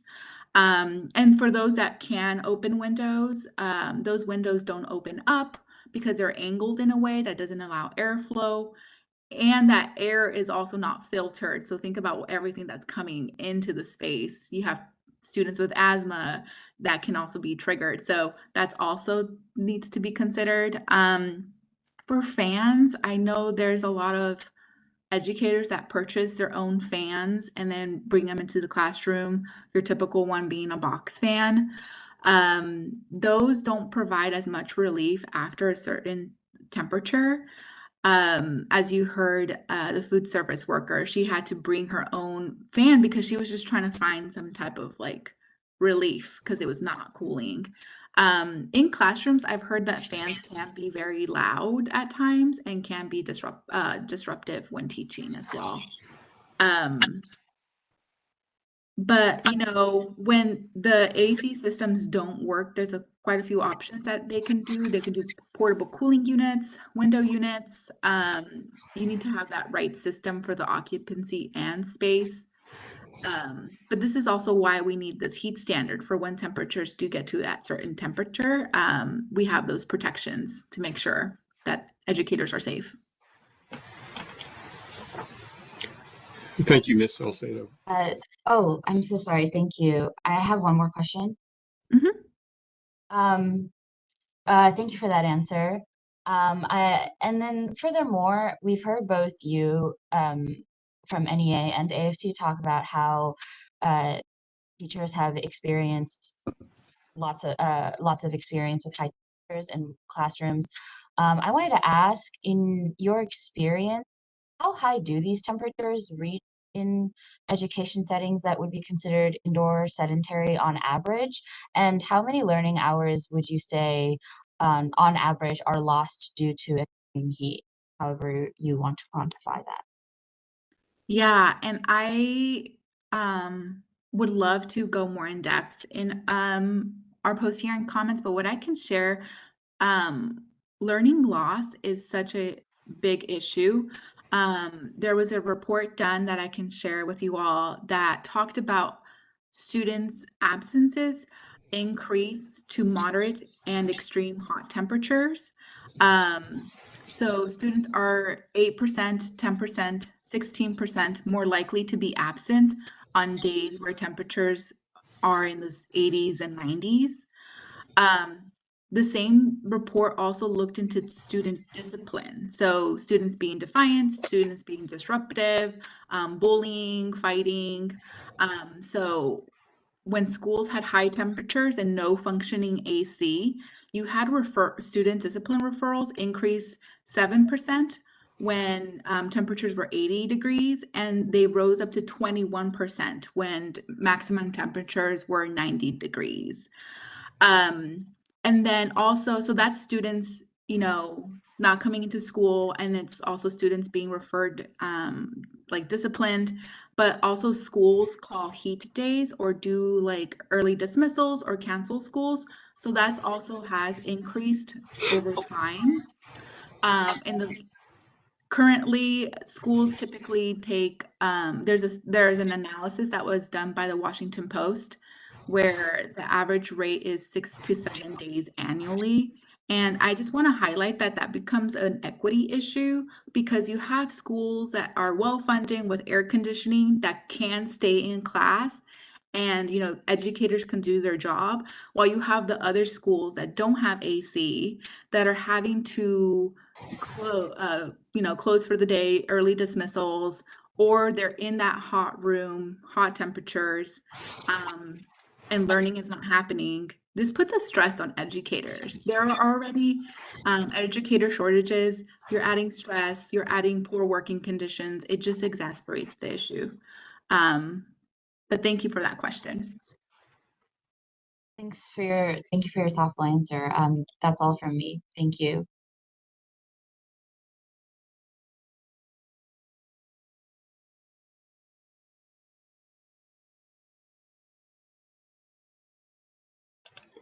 Drew, is that it in the queue? That is it for questions from the public. So I would like to thank our representative panelist from the National Education Association for her testimony this morning. You are excused, ma'am. Thank you. And if we can promote our next panelist from La Isla Network, Mr. Wagman, for 20 minutes. Mr. Wagman, can you hear me? Yes, I can hear you. Floor is yours, sir. 20 minutes. Can I have the slides?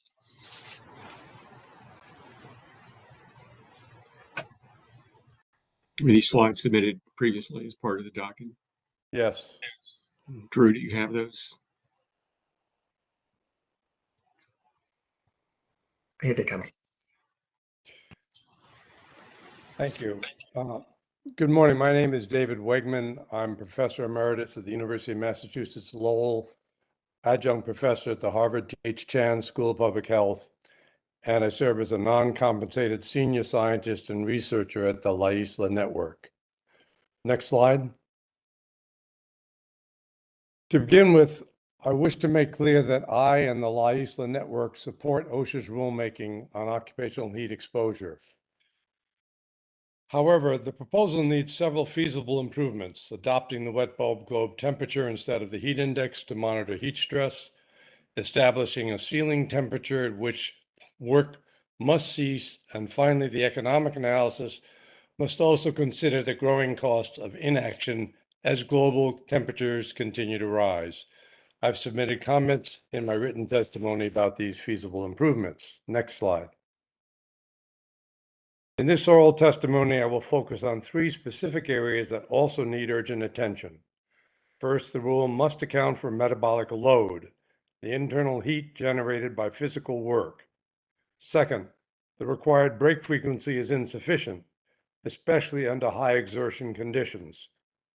Finally, OSHA should acknowledge that well-structured multi-interventions can enhance productivity and yield positive returns on investment. Next slide.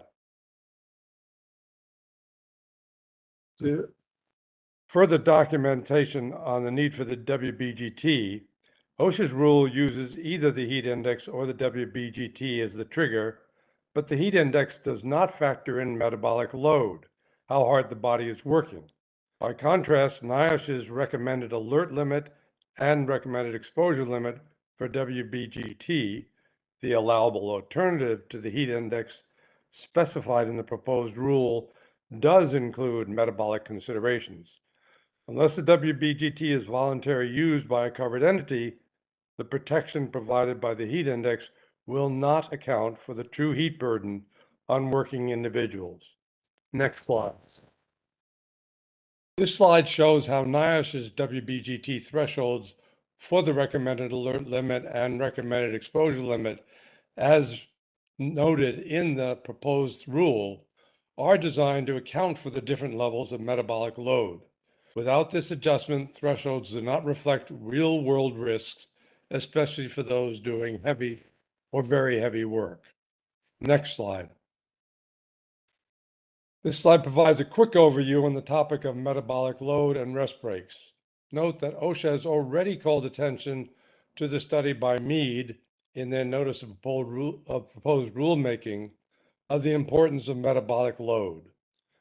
Both environmental and metabolic load need to be accounted for in considering rest break frequency.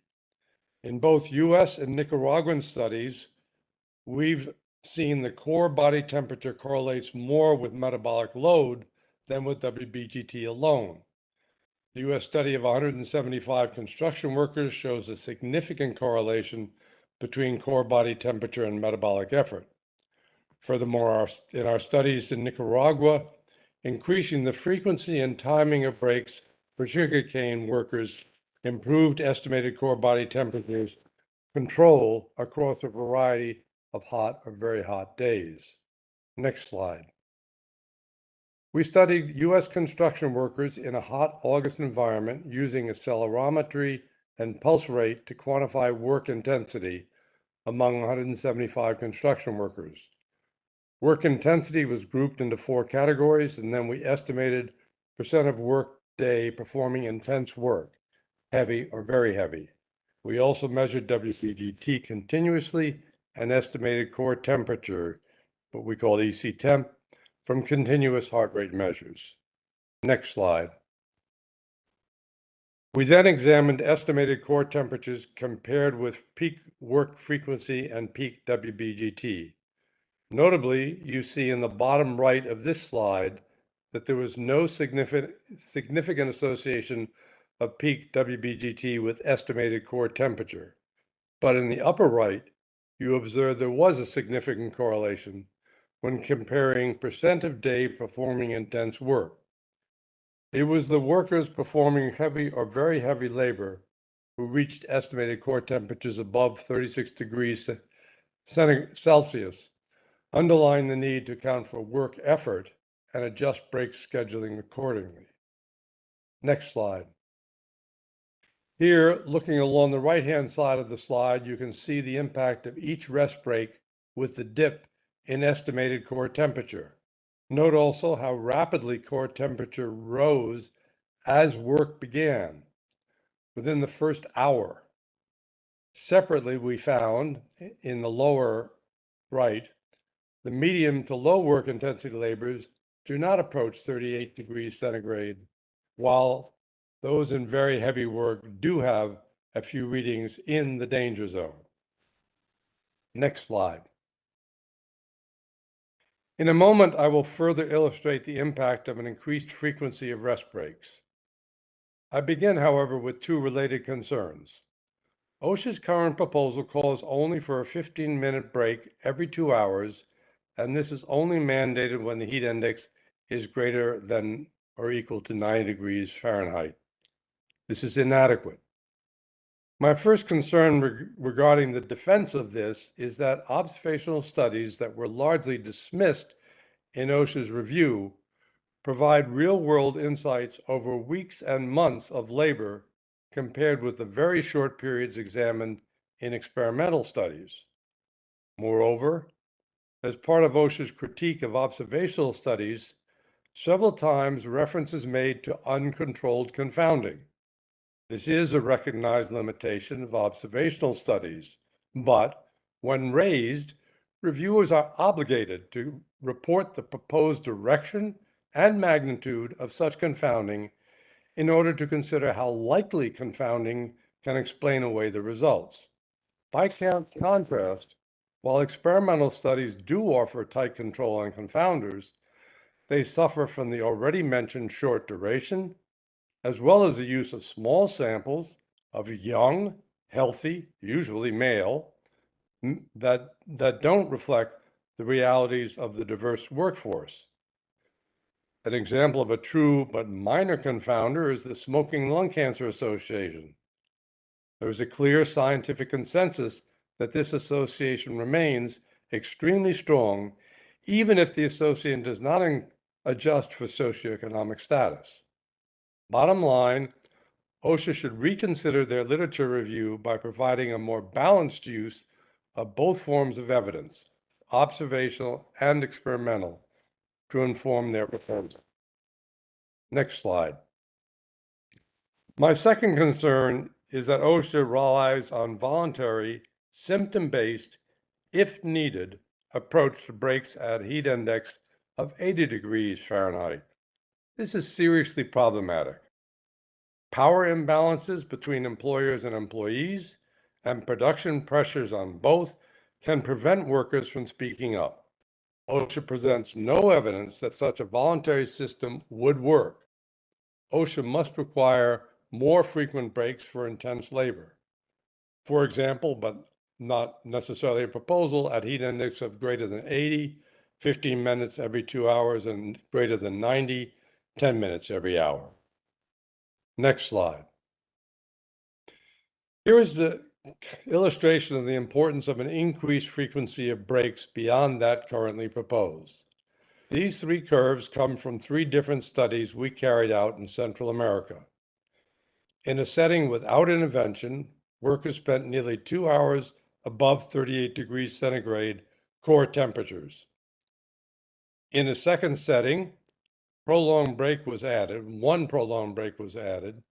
However, little change for core temperature, although incident kidney injury, a term that we've proposed, decreased substantially. Finally, in our Center of Excellence with full intervention, frequent breaks, and a shorter workday, core temperatures above 38 degrees centigrade has halved. And as I will show you in a moment, without sacrificing productivity. Next slide. In our work at the Nicaraguan Center of Excellence, we examined the situation over 10 years, showing that full implementation of a multi-intervention program, increased break frequency, decreased length of the workday, and providing shade, hydration, and training with easy access, we documented an increase in tons of cane harvested per hour. Despite shorter workdays, output per worker was sustained, showing that in this setting, rest and productivity were not in conflict. Next slide. This graph presents the story clearly. Work hours, the yellow triangles, dropped from 8 to 5, under 5. Yet productivity, the blue diamonds, doubled from 0.8 to 1.6 tons per hour.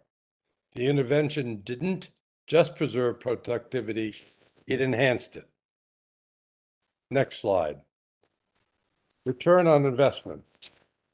In just 3 years after investing in heat safety measures, the sugar mill achieved a return of $1.60 for every dollar invested in the multi-intervention program. They attributed this to reported lower absenteeism, fewer accidents, and reduced medical costs. This is not just a public health imperative, it's a business win. Next slide.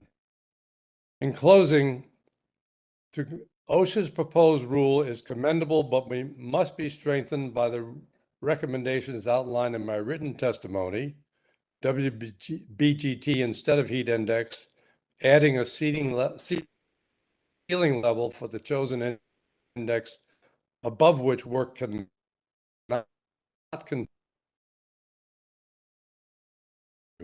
and incorporate a predictive impact analysis. Further, about load, improving break frequency, and adopting a multi-intervention will better protect workers, and the data show these changes are both feasible and beneficial.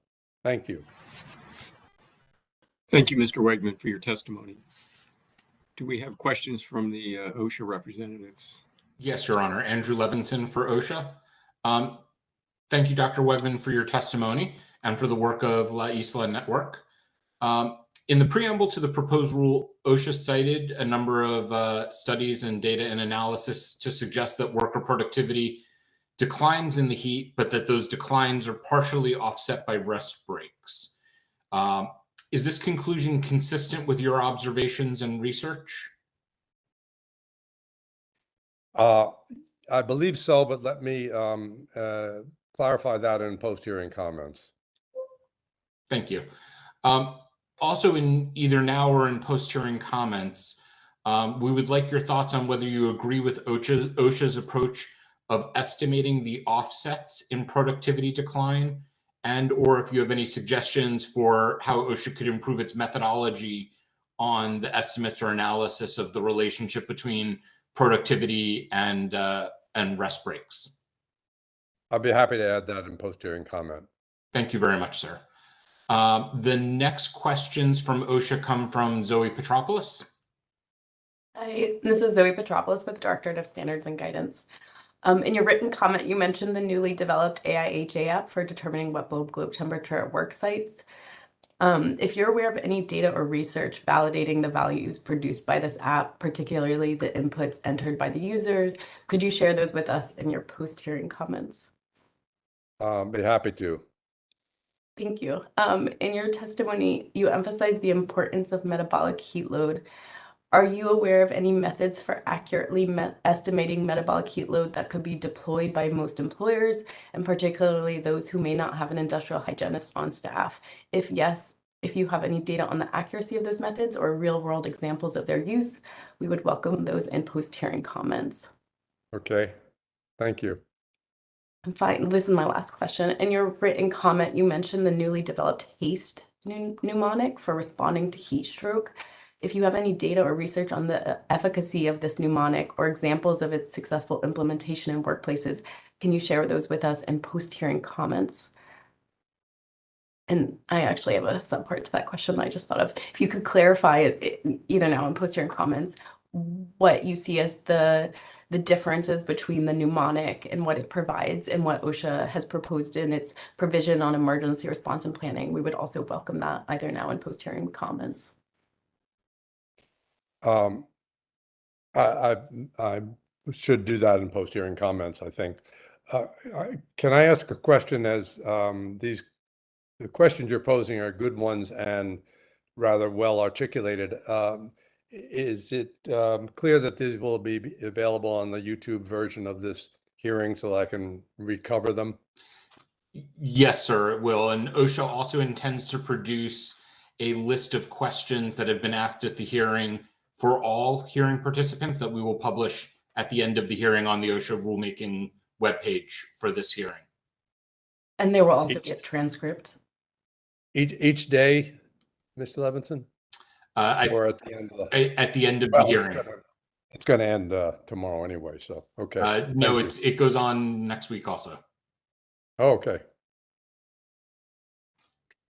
The last questions from OSHA, Your Honor, come from Adriana Lopez.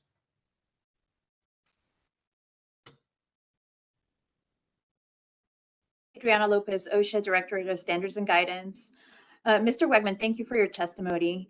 In submitted comments, the La Isla Network mentions an ongoing project based on a major construction site in the Midwest US on the negative impacts of heat and the effectiveness of worker protections to mitigate such impacts.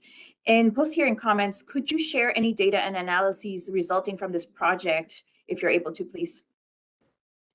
Anything that's public, I will share. Wonderful. Thank you very much. That's it for my questions. And thank you for your testimony again. Your Honor, Andrew Levinson for OSHA. That concludes the agency's questions.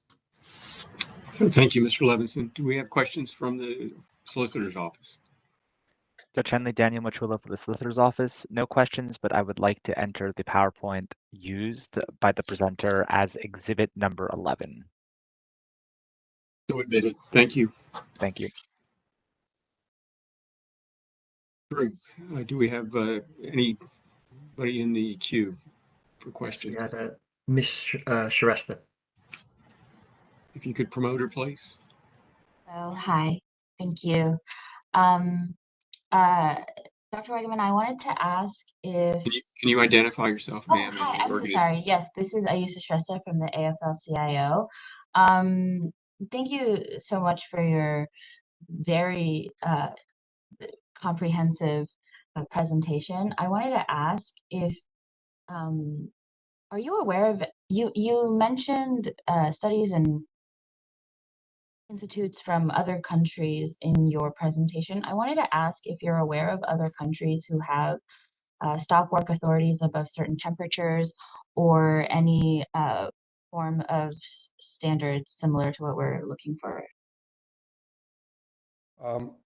In the countries that we have studied, those standards do not exist, but I will, in post hearing comments, identify any that we have found.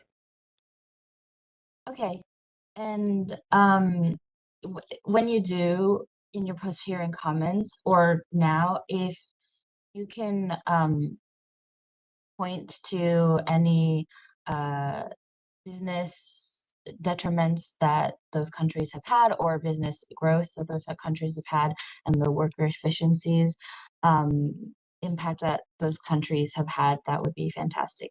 Thank you so much.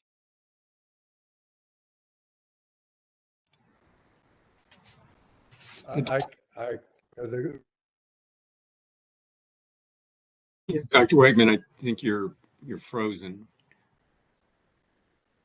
I think you froze for a second. Can you hear me? This is Judge Henley. My connection seems to be poor at the moment. I think I'm back, but yeah. Did you have a follow-up? Clarification question? I did. Yeah, no, I was talking to Dr. Wegman. You seem to be asking a question and then we're frozen. No, I was frozen, but I didn't hear her question clearly. That was my problem. So the question will be part of the transcript. I'm sorry that I can't answer it because I don't know what it is. Yeah, I think as Mr. Levinson said, we'll have a list of all the questions provided as part of the transcript, and then I believe he said they'll be posted at some point. Is that true, Mr. Levinson? Accessible to the witnesses? Yes, Your Honor. We will post it on the OSHA rulemaking webpage, and we will email it to everybody who filed a notice of intent to appear. Okay, thank you. So you'll get it, Dr. Wegman. Thank you. I would like to thank Dr. Wegman and the Elias Network for their testimony this morning.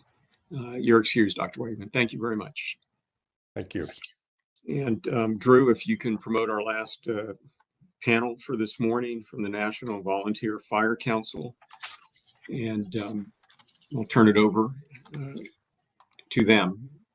Please identify yourself.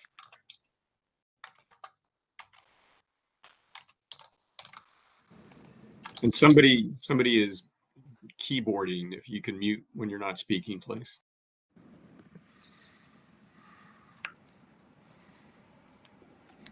Hi. I guess, all right, I see Eric is on here also. I'm Joe Maruca of East Sandwich, Massachusetts. I'm a member of the Board of Directors of the National Volunteer Fire Council. I'm a recently retired EMT and volunteer EMS provider. So I guess I'll run first here. To start with, the National Volunteer Fire Council, or NVFC, would like to reiterate its support for the exclusion for fire departments, including the paid on-call combination and volunteer departments that's currently part of the proposed heat rules. Fire departments do a good job of managing heat, and there are few heat-related injuries in the fire service that would be prevented or mitigated by these proposed rules. The fire service has a good record of managing heat, protecting its firefighters and EMS providers from heat-related injuries. Additionally, the NVFC believes that the standalone volunteer and paid on-call EMS providers should be similarly excluded from the heat rules in the same manner as the fire departments. Under the proposed rule, or at least the way we're reading it, the EMS providers are exempt from the heat rule only when responding to and working at an emergency incident. However, their non-emergency operations are not high risk for heat injuries. Most of what we do between emergencies is clerical, educational, and equipment checks. This is particularly true of volunteer and on-call EMS agencies. As is the case with the volunteer fire service, the volunteer EMS service has limited funds and limited administrative capacity to implement the heat rule or any other regulatory schemes, but the heat rule particularly as it's written. Volunteer and paid on-call EMS providers are typically responding from home or work to an ambulance station or a garage, or directly to the patient's location, and then to transport, and then they transport that patient to the hospital. And when they return from the call, they're at our station only long enough to prepare the ambulance for the next emergency or to complete their incident reports, and then they leave. Additionally, the NVFC feels that the heat rule falls into the trap of being a one-size-fits-all regulation that doesn't take the varying risk factors of geography into account. The United States is a vast land with notable differences in summer temperatures as you travel from south to north. While Dallas, Texas experiences an average of 110 days with the temperature of 90 degrees or more, Massachusetts experiences notably less, by a factor of 5, with an average of 15 days with a temperature of 90 degrees or more. It's even cooler in northern New England in the summer, which I know from personal experience, and which I am sure my colleagues from Maine, New Hampshire, and Vermont would be able to attest. Anchorage, Alaska has had one 90-degree day in the last 10 years. Applying the heat rule to volunteer ambulance services in Alaska or other cool climate areas does not address a significant risk of injury to EMS providers. Requiring the same administrative steps and systems for volunteer and on-call organizations with limited administrative capabilities creates an additional economic and administrative burden without any gain to their safety. Given these differences, it also strikes us that the heat rule should be applied differently in different climates of the region. And if there is a significant risk of heat injuries to EMS providers when doing non-emergency work, it's certainly greater in places with more 90-degree days than those with only a handful of 90-degree days. Additionally, when the temperature hits 90 degrees in many northern states, it only peaks in the 90s at midday and then retreats to cooler temperatures as the day wears on. In the north, we don't typically or generally experience as many overnight 90-degree periods as other parts of the country. The use of the new NOAA U.S. Climate Normals map showing normal temperatures in the United States from 1991 to 2020 across the whole country might be a good starting point for seeing how the heat rule could be customized to address the different levels of heat that band across the country. Lastly, you should just note for the record that all ambulances have air conditioning and carry lots of water. They are essential to how we treat patients. So we're in a pretty good environment most of the time. Thank you for the opportunity to be heard, and I will pass the baton to my partner, Eric Quinney. Thank you. Thanks, Joe. Good morning, panel. I'm Eric Quinney, chairman of the EMS Rescue Section and a director from the state of Wyoming for the National Volunteer Fire Council. The National Volunteer Fire Council is the largest membership association representing the national interest of the volunteer fire and emergency medical service providers. I'd like to emphasize the points that Joe made in his testimony and provide you with an understanding of volunteer EMS. The NVFC interprets the exemption in paragraph A2III of the proposed heat rule to include entities whose primary role is firefighting, EMS, or technical search and rescue, regardless of whether they are covered by other OSHA standards listed in this paragraph. The NVFC requests that OSHA clarify that this is the case and that such an exemption should be in the final version of OSHA's proposed heat rule. Non-hospital EMS in the United States is administered via several different types of providers, like private ambulance services, non-fire-based local government agencies like police departments, and nonprofit entities. Public fire-based agencies and organizations are the largest providers of EMS in the United States, providing approximately 40% of this care. This is particularly the case in small rural communities that are predominantly served by volunteer departments. Approximately 90% of U.S. fire departments provide some form of emergency medical services. This includes both basic life support and advanced life support services. Fire departments provide EMS via firefighters that are cross-trained as emergency medical providers and personnel that are trained as emergency EMTs. Like the fire service as a whole, fire-based EMS has had to do more with less in recent years.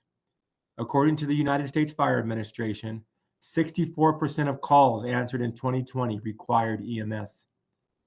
According to the National Fire Protection Association, the number of calls U.S. fire departments answered climbed from almost 12 million to a little over 36 million between 1986 and 2020, while the number of volunteer firefighters in the United States has dropped from approximately 808,000 to 676,000 during the same period.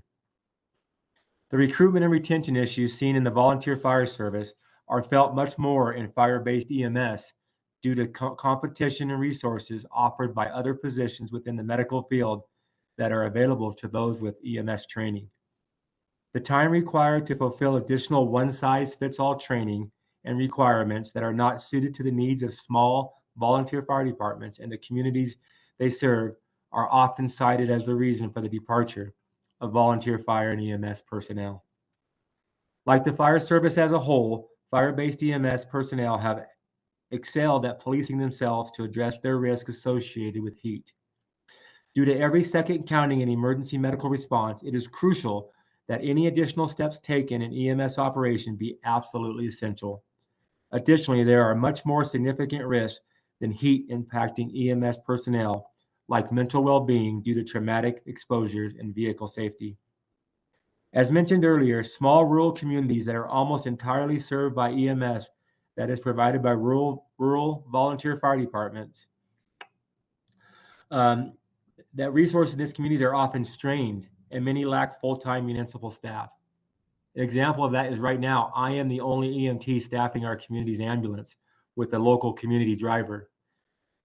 I was hoping that I wouldn't get called out during my testimony.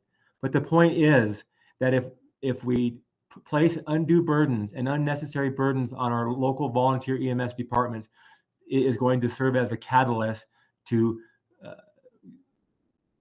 have communities go without EMS service and require EMS to come from a farther distance away, which will cost people their lives. There's no replacement available for my community.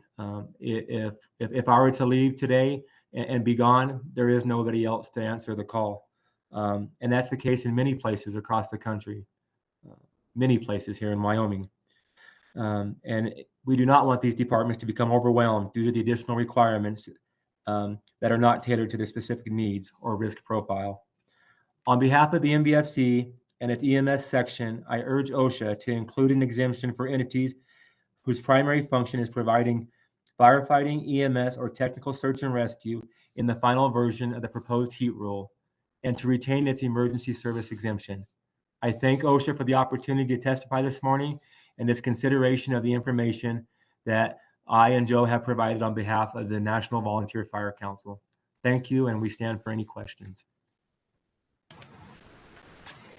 Thank you both. Do we have questions from our OSHA representatives for this panel? Thank you, Judge Henley. Andrew Levinson for OSHA. Gentlemen, I just wanted to say thank you very much for your service. I thought your testimony was very effective, and OSHA has no questions at this time for these witnesses.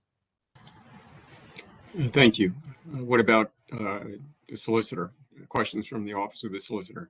Daniel Majula from the Office of the Solicitor. Likewise, we have no questions for the participants, but we thank them for their testimony and time. Thank you. Drew, any members of the public in the queue? We have one in the queue, a Mr. Bruce Lundgren. Please promote Mr. Lundgren. Mr. Lundgren, you have a question? Identify yourself, sir, and any association you're affiliated with. Yes, good morning, Your Honor. My name is Bruce Lundgren, and I work for the Office of Advocacy at the U.S. Small Business Administration. Good morning to Joe and Eric.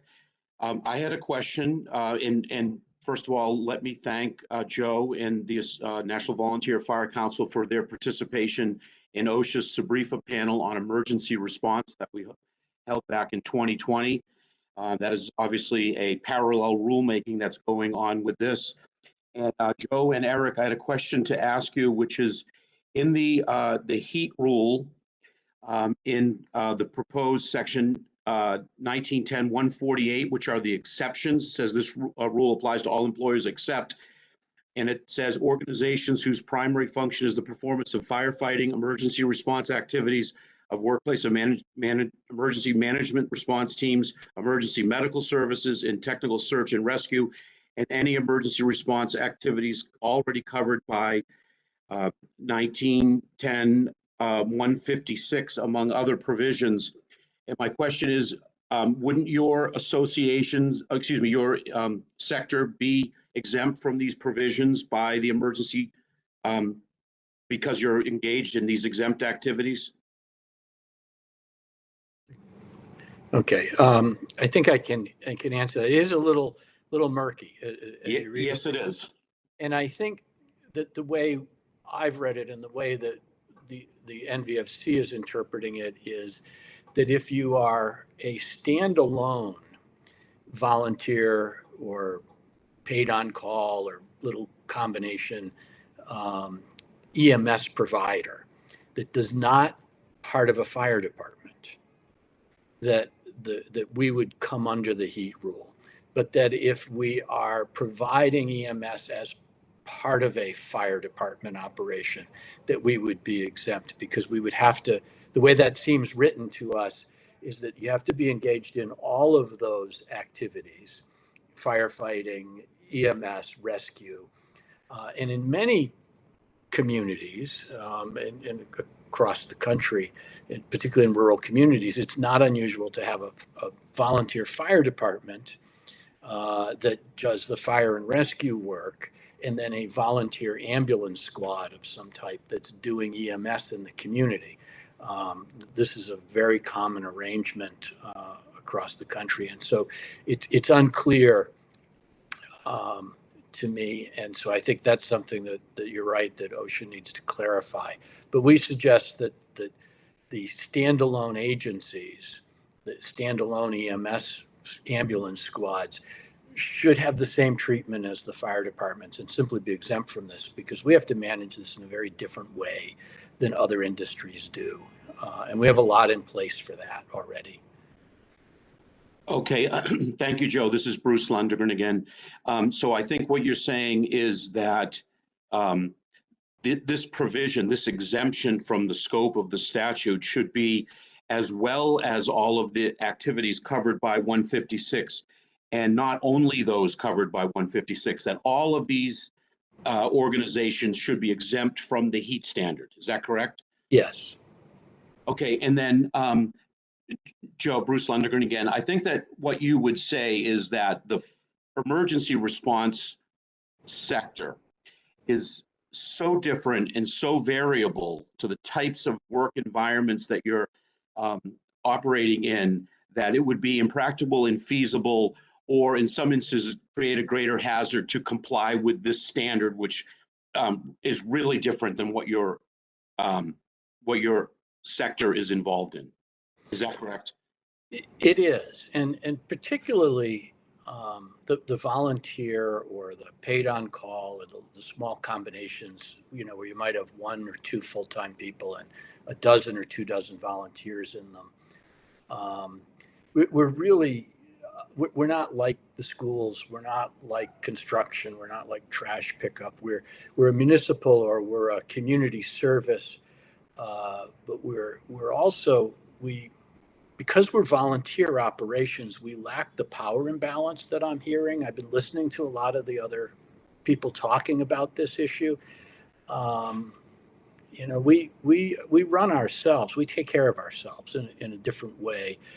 But our whole deployment model, our whole purpose for being is very different from other industries. There's no profit margin here or anything. So yes. Okay, thank you, Joe. And I just suggest that since OSHA has a separate rulemaking on emergency response, that I think this provision needs to be clarified, because the language is a little bit odd, particularly the use of semicolons. And I'm not exactly sure what OSHA is attempting to exclude.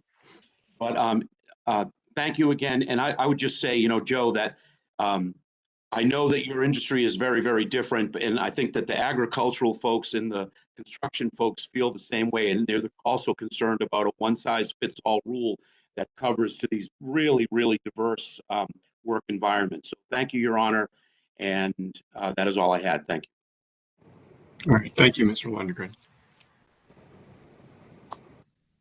Drew, is that it in the queue?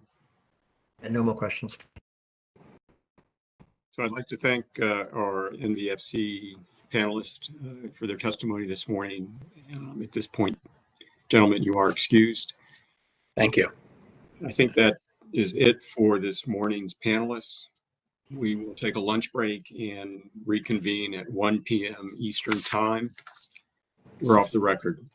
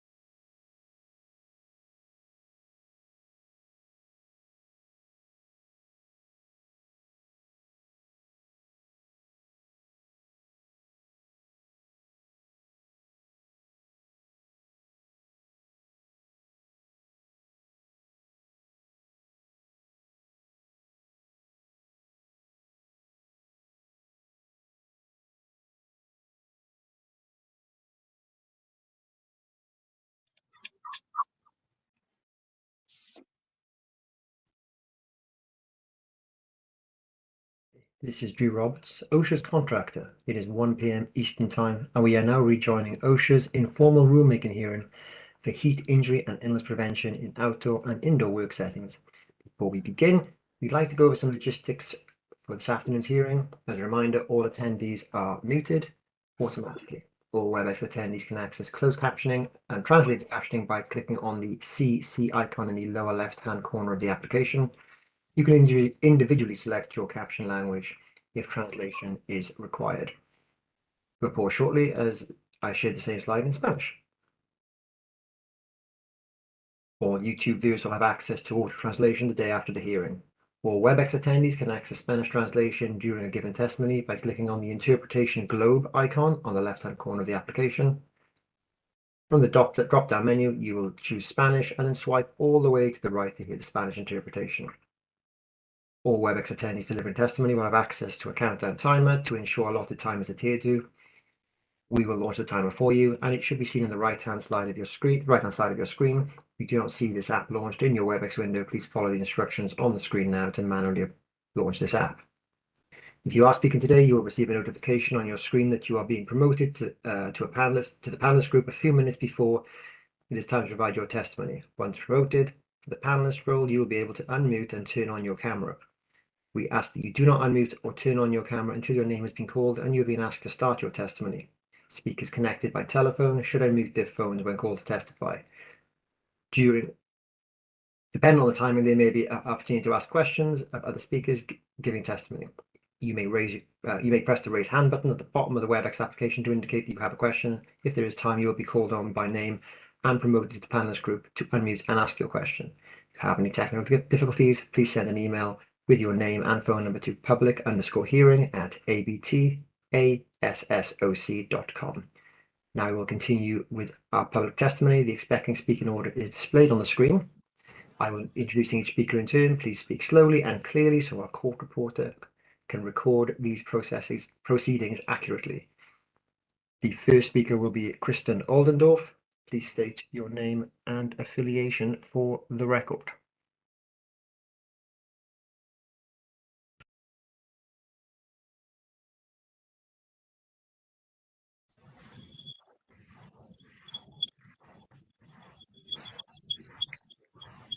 Ms. Oldendorf. Ms. Oldendorf.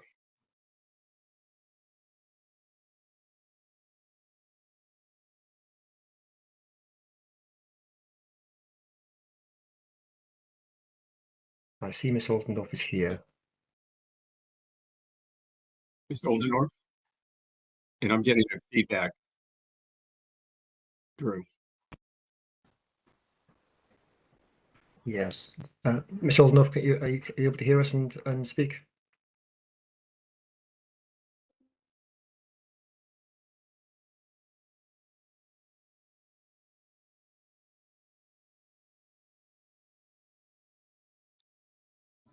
Apologies, can you hear me now?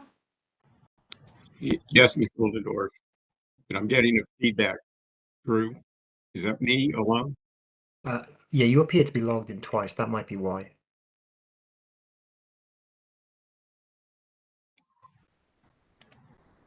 What about now? That sounds good. All right. Thank you, Ms. Oldendorf. If you could identify yourself and what your affiliated agency is, and then you can proceed with your testimony. Yes, thank you. Apologies for the delay. Good afternoon. I'm Kristen Oldendorf. I'm Senior Director of Public Policy and Communications at the Solid Waste Association of North America, SWANA.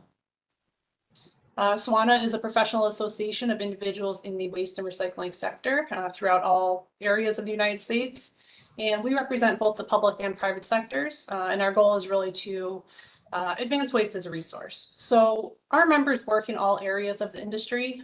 So anything you can think of kind of related to waste and resource management, recycling, composting. So that includes collecting materials and operating facilities, landfills, compost facilities, waste energy, recycling. So they're, running operations, designing systems, doing communications and more. So as you can imagine, many of these jobs do require significant amounts of time outdoors, which can be in high temperatures. indoors as well. Many of these facilities are not temperature controlled, so would be experiencing high heat at times. So due to this, safety really is a priority for SWANA, and we recognize that heat illness is a safety issue. So we're pleased that OSHA is taking this action to propose this new standard, and we really commend OSHA for moving this forward.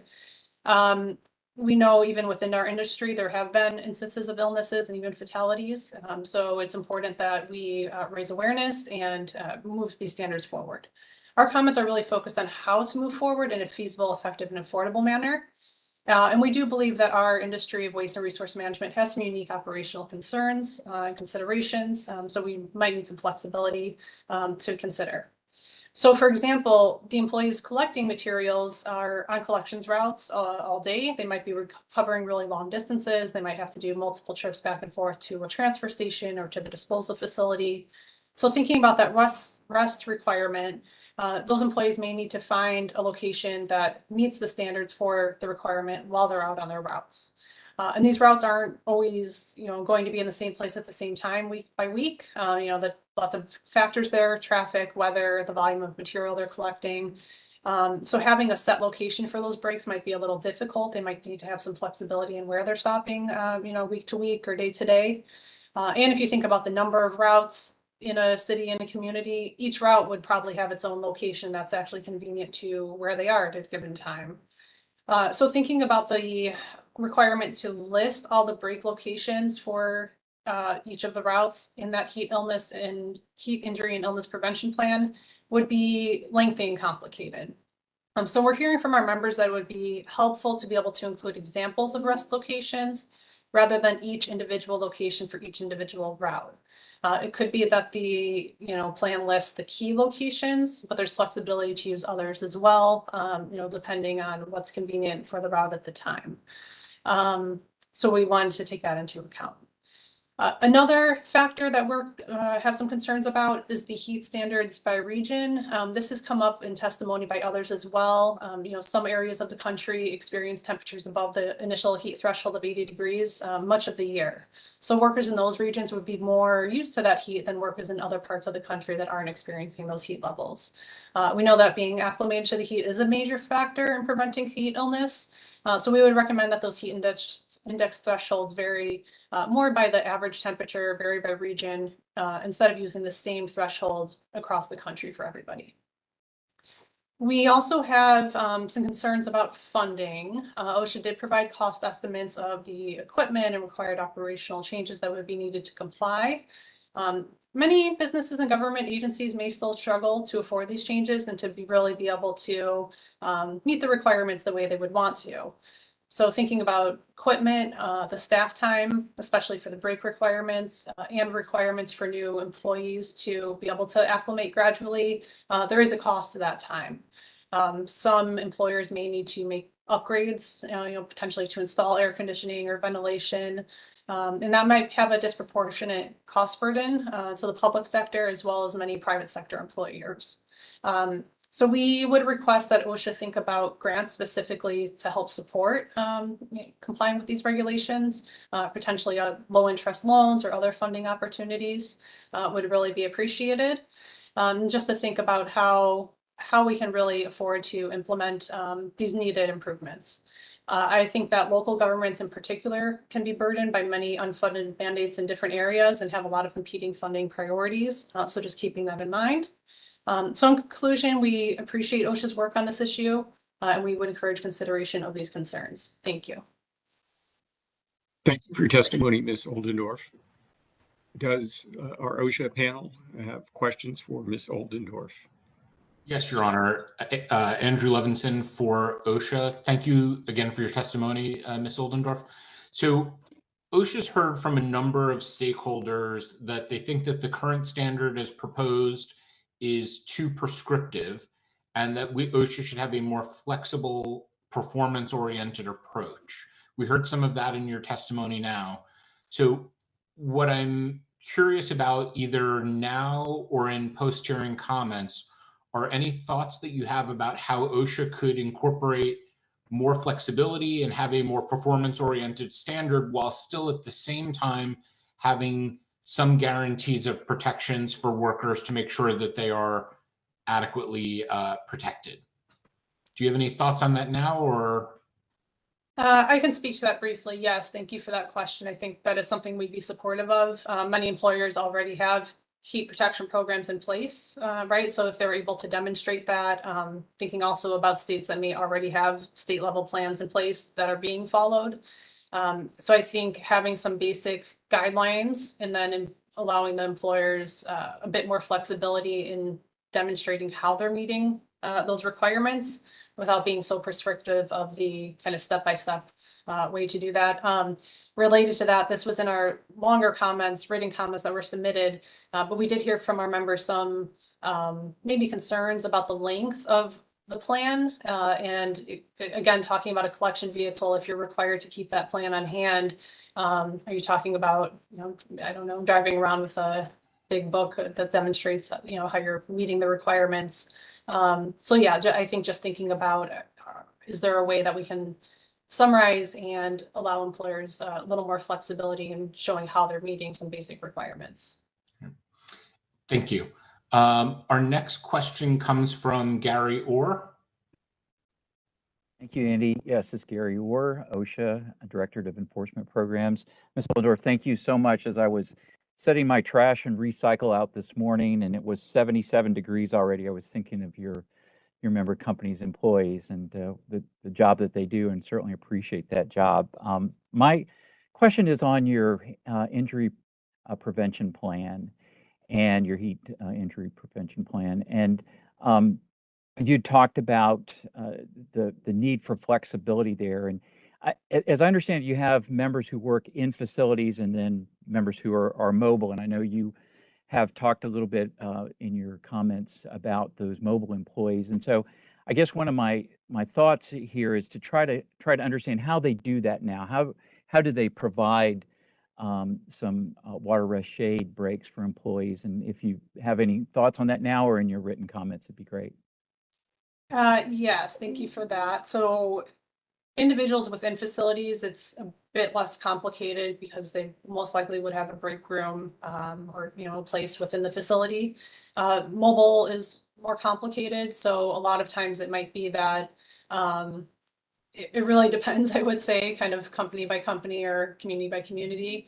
But often there might be different, let's just take a local government. They would have local government facilities throughout the city where they could stop, or in certain areas it might be that they're, stopping at a convenience store, somewhere air conditioned where they can stop and get a cold drink.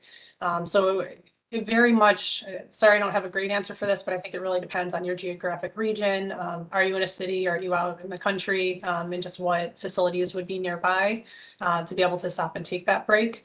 And I think also just how the route's set up day by day, and are they so not to get too complicated, but if they are going back to a facility to to the transfer station, or depending on the length of the route, it might just depend. So I think for mobile, it just, I guess this gets back to having the flexibility question.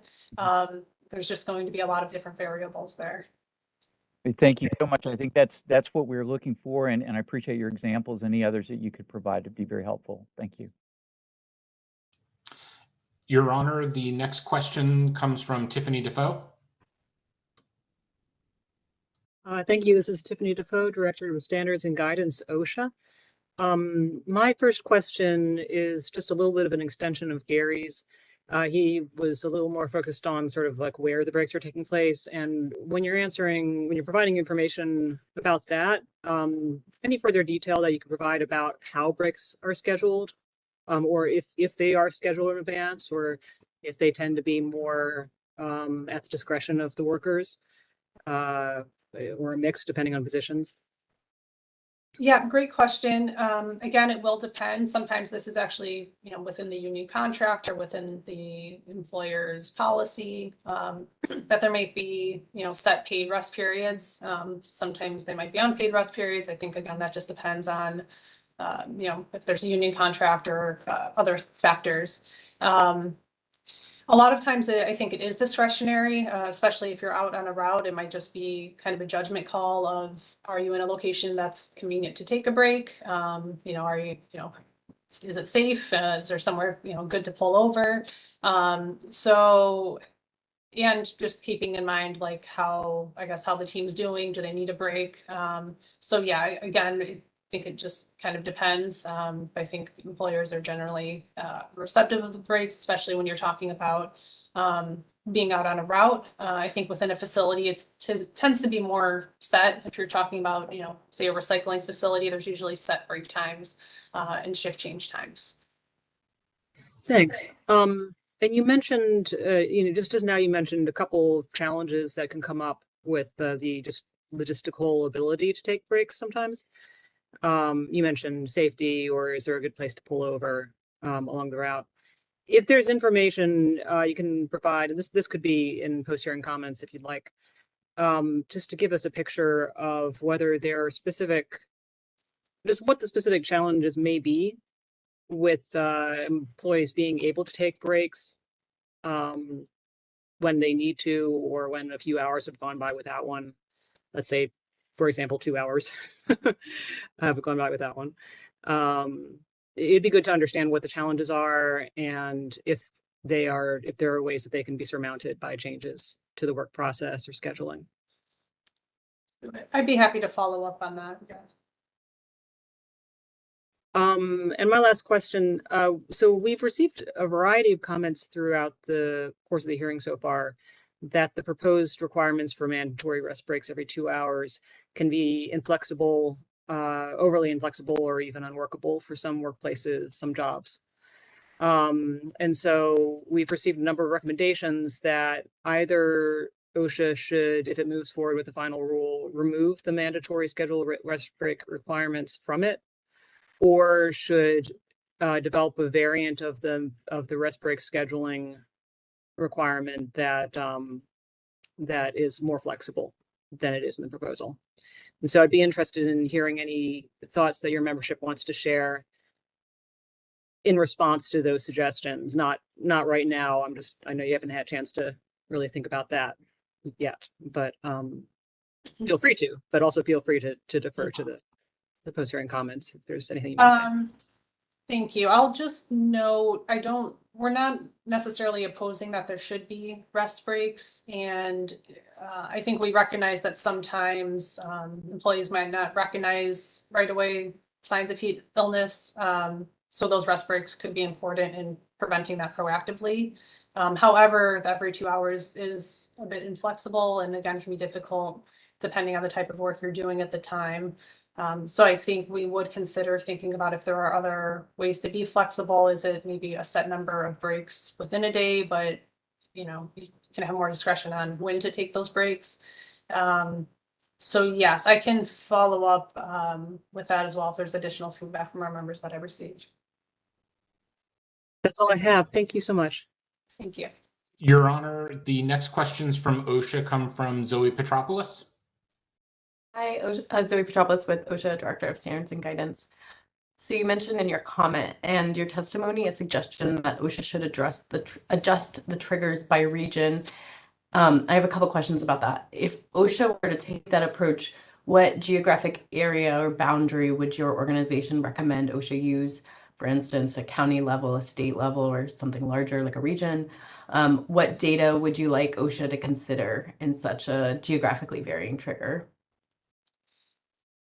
Yes, we don't have a specific recommendation for that. I think we would probably rely on weather experts, but I think the kind of our goal here is to think about what the average temperatures are, and however it makes sense to divide that up. Maybe there is a geographic region that has, kind of shares an average temperature that can be that set. But yeah, we don't have like a specific recommendation in that regard. Got it. My next question about that, are you aware of any members who are currently accounting for geography and regional climate in their heat injury and illness prevention plans? And if so, are you able to share any details or examples, likely in post-hearing comments? I can look into that for post-hearing comments, yes. Thanks. And then I have one more question, kind of on a similar topic. Can you provide either now or in post-hearing comments details or examples of how your members currently monitor heat hazards at their work sites? Is it, are they consulting forecasts? Do they conduct measurements in work areas? And what have they found that works well for them? Yes, they're generally, checking forecasts, checking the temperature at the time of the day, and informing their employees when there is high heat, and reminding them of, the tips and best practices. A lot of them do already have campaigns in place, so a lot of them are really proactively getting out water and electrolytes and things like that.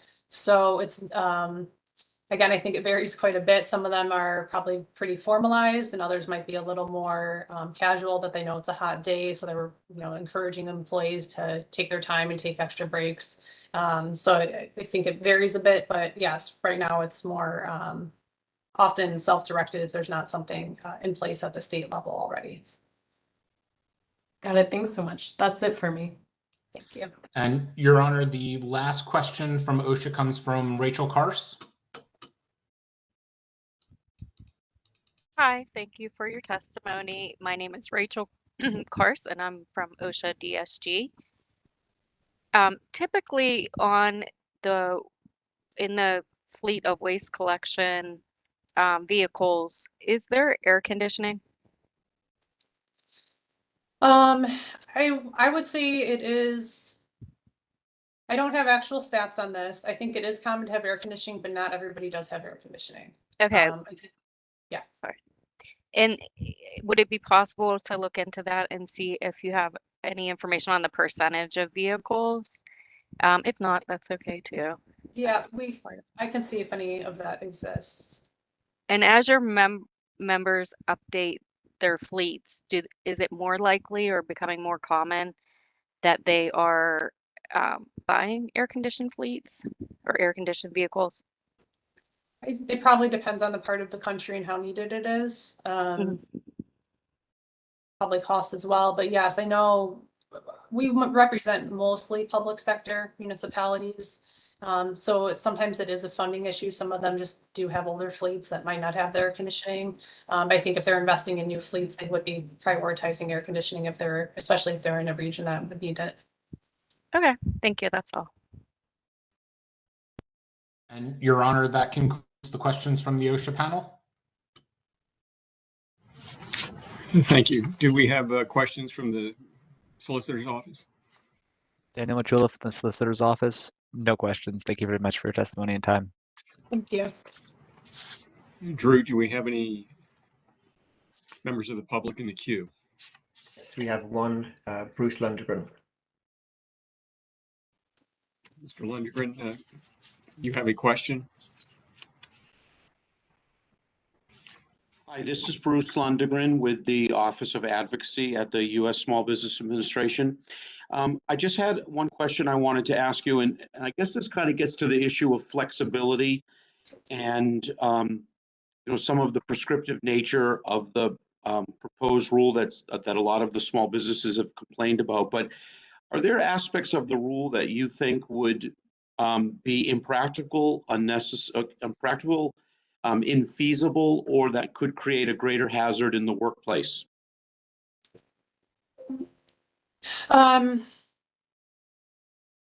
We didn't address that specifically in our comments. I think what I just went over provides some of our concerns about the practicality. I think especially around the rest breaks and allowing new employees time to acclimate to the temperature can be difficult. I think a lot of it does come down to not necessarily that it's infeasible in all cases, but having the kind of bandwidth and budget to be able to implement that. Okay. I'm not saying there aren't any that meet what you're saying, but we didn't specifically address that in our comments. Yep, Bruce Lundgren again. Yes, understood. Thank you, Kristen. And what I was getting at is some of the Mr. Lundgren, sectors. This is Judge Henley. It's really not an opportunity for you to advocate. No, I'm not. I'm just saying this. Yeah, some of the other groups have said that some of the provisions would create potentially hazardous situations at their workplace, and I just wondered if if you had a similar concerns with it. Yeah, thank you, sir. Is there anybody else in the queue, Drew? There's no one else in the queue, Your Honor. Ms. Oldendorf, thank you again for your testimony this afternoon on behalf of the Solid Waste Association of North America. You are excused. Thank you. Drew, if you could promote the next panel and panelists from the National Waste and Recycling Association. Yeah, from the National Waste and Recycling Association, we have Njoli DeGrasse and Kirk Sander. Good afternoon. Can you hear us? Yes, sir. Right. Please identify yourself, and you have 20 minutes. All right. Kirk Sander, Senior Vice President of Safety and Standards with the National Waste and Recycling Association. And with me will be Njoli DeGrasse, with Director of Safety for the National Waste and Recycling Association. Distinguished members of OSHA, thank you for the opportunity to address this crucial issue of heat injury and illness prevention in outdoor and indoor work settings. The National Waste and Recycling Association is a trade association that represents private sector waste and recycling companies in the United States and manufacturers and service providers who do business with those companies. NWRA's members operate in all 50 states and the District of Columbia. NWRA provides safety, education, research, leadership, and advocacy expertise to promote the North American waste and recycling industries and create a climate where members prosper and provide safe, economically sustainable, and environmentally sound services. The waste and recycling industry is an essential infrastructure operating in all weather conditions. Collection operations occur outdoors on streets, at transfer stations, recycling facilities, and landfills, while post-collection processing and materials recovery take place in a combination of indoor and outdoor operations. Our member companies have recognized the hazards associated with heat and cold and have moved to institute programs to protect our frontline workers. As representatives of the companies varying in size from small local fleets to national operations, we recognize the importance of creating safe and adaptive environments for our workers, especially during extreme weather conditions. Our testimony today will highlight policies, practices, and recommendations from NWRA member companies that highlight the diverse nature of hazard control and risk management. NWRA believes certain sections of the standard should remain largely unchanged, including Section C, heat injury and illness prevention plans, D, identifying heat hazards, G, heat illness emergency response and planning, H, training, J, requirements implemented at no cost to employees, K, dates, and L, severability. We would, however, like to highlight the importance of flexibility and hazard control, which will be elaborated in this testimony with examples from our memberships. We formally submit our testimony concerning the suggested amendments and the remaining sections of the proposed standard as follows. Njoli? Or is she frozen right now? Mr. Grass, are you with us? This is Judge Henley.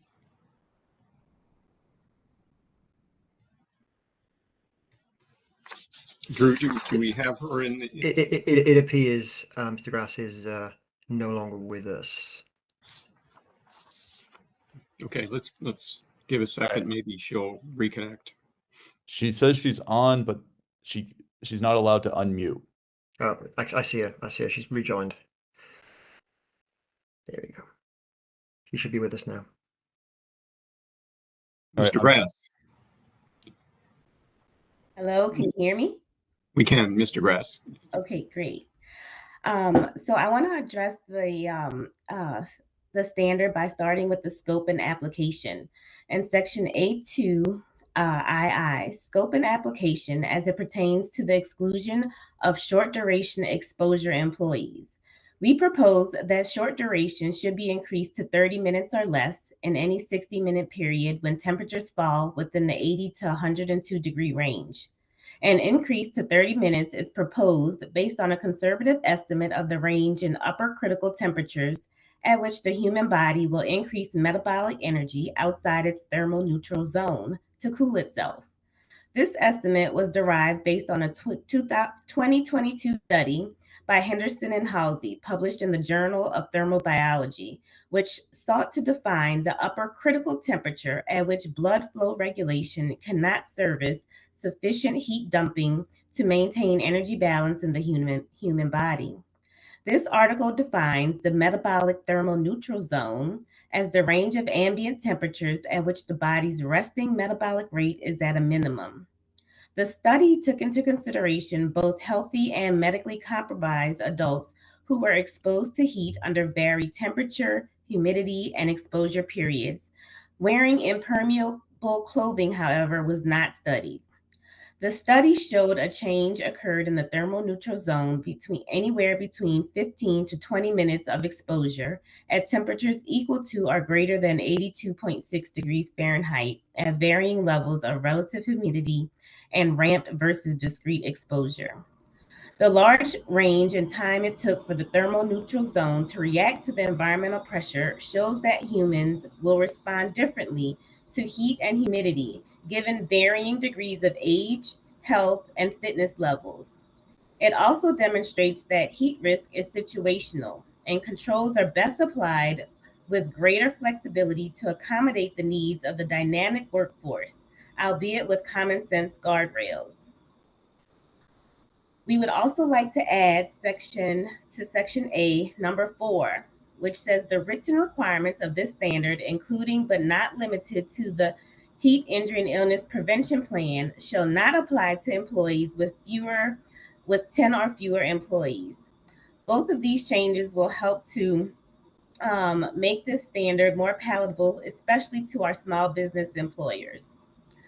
Definition Section B. Cooling personal protective equipment should exclude non-mandatory use items such as cooling towels, cooling sleeves, hats, or moisture-wicking clothing that is provided as a part of a regular uniform apparel. The initial heat trigger of 80 degrees should be a recommendation, not mandatory, giving employers flexibility to implement the Heat Injury and Illness Prevention Program based on local climate conditions and workforce needs. The conditions under which the plan is implemented must be documented in the employer's Heat Injury and Illness Prevention Plan as a requirement of Part C of the standard.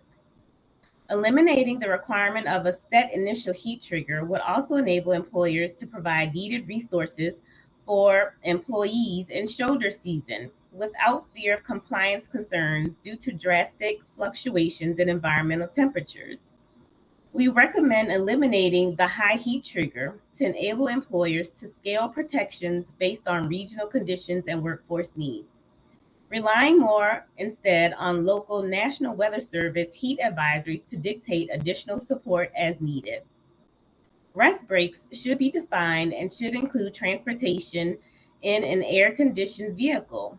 Although there is not a complete break from work, workers riding in air-conditioned vehicles can benefit from reduced heat exposure.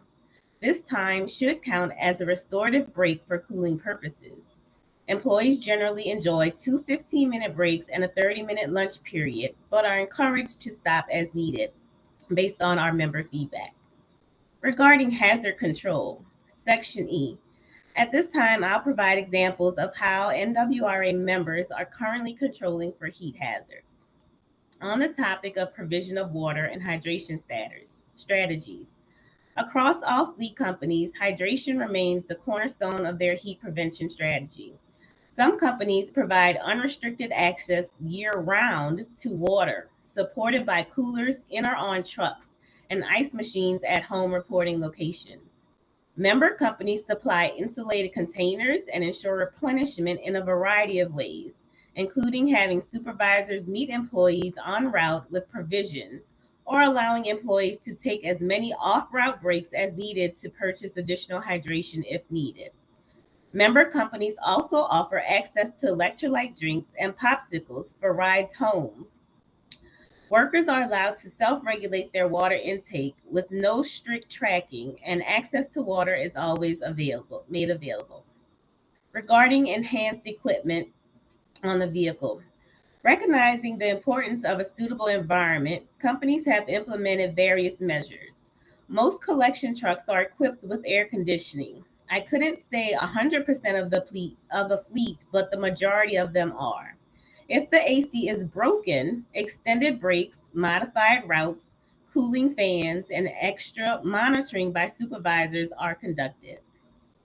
Most heavy equipment at landfill sites have AC. and air-conditioned break rooms are made available for workers to access without restriction. Remote landfill employees are provided with shade in the form of cooling tents or umbrellas, along with shade provided from their vehicle, alongside AC-equipped vehicles to transport them to air-conditioned break rooms at the facility. Regarding training and emergency preparedness, when regional conditions dictate, companies conduct daily crew outs with heat and hydration reminders and weekly tailgate talks on extreme weather. Some member companies utilize FaceTime video via company-provided phones to check on workers for signs and symptoms of heat stress. Constant two-way communication is a common practice for waste and recycling companies in normal operations, as route progression is closely monitored. Managers across all company sizes receive the same training as operations level employees, with additional attention covering their responsibility to respond to emergency situations. Regarding worker support and monitoring, our companies prioritize psychological safety and open communication. Workers are encouraged to report heat stress symptoms or concerns freely. Supervisors conduct routine checks for signs and symptoms of heat illness among workers, especially landfill site workers and those operating in extreme conditions. GPS tracking, in-cab, rear-facing cameras, and radio communication ensure constant awareness of worker movement and route progress. When conditions necessitate scheduling changes, member companies will schedule routes to start earlier in the day. Members report that some localities will offer temporary variances to noise ordinances, but this does not always happen for private operators, which would not allow their trucks to operate earlier in the morning. Some employers utilize the National Weather Service to monitor environmental conditions, and some find the NIOSH Heat app to be very helpful. No company surveyed reported maintaining temperature data at either indoor or outdoor work sites and did not see any value in maintaining this data for any period beyond the point of access.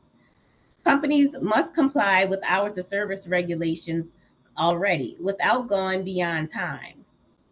Instead, crews are sent additional help to finish the route, or crews are swapped out when routes go longer during the day.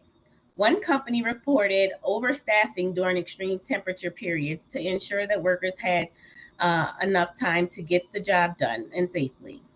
If a truck's AC is inoperable, drivers may still operate the truck with extra monitoring by supervisors, and with the use of in-cab cooling fans, extra break times are allowed, modified routes are deployed, and extra staffing is provided.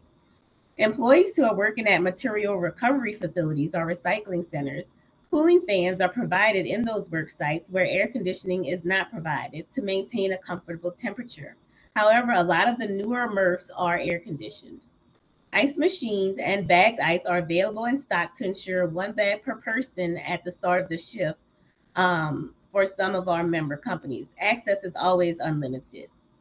Regarding the contingent worker in our industry, they are routinely used in the waste and recycling industry. Companies require them to receive training from their staffing agency in addition to providing site-specific training.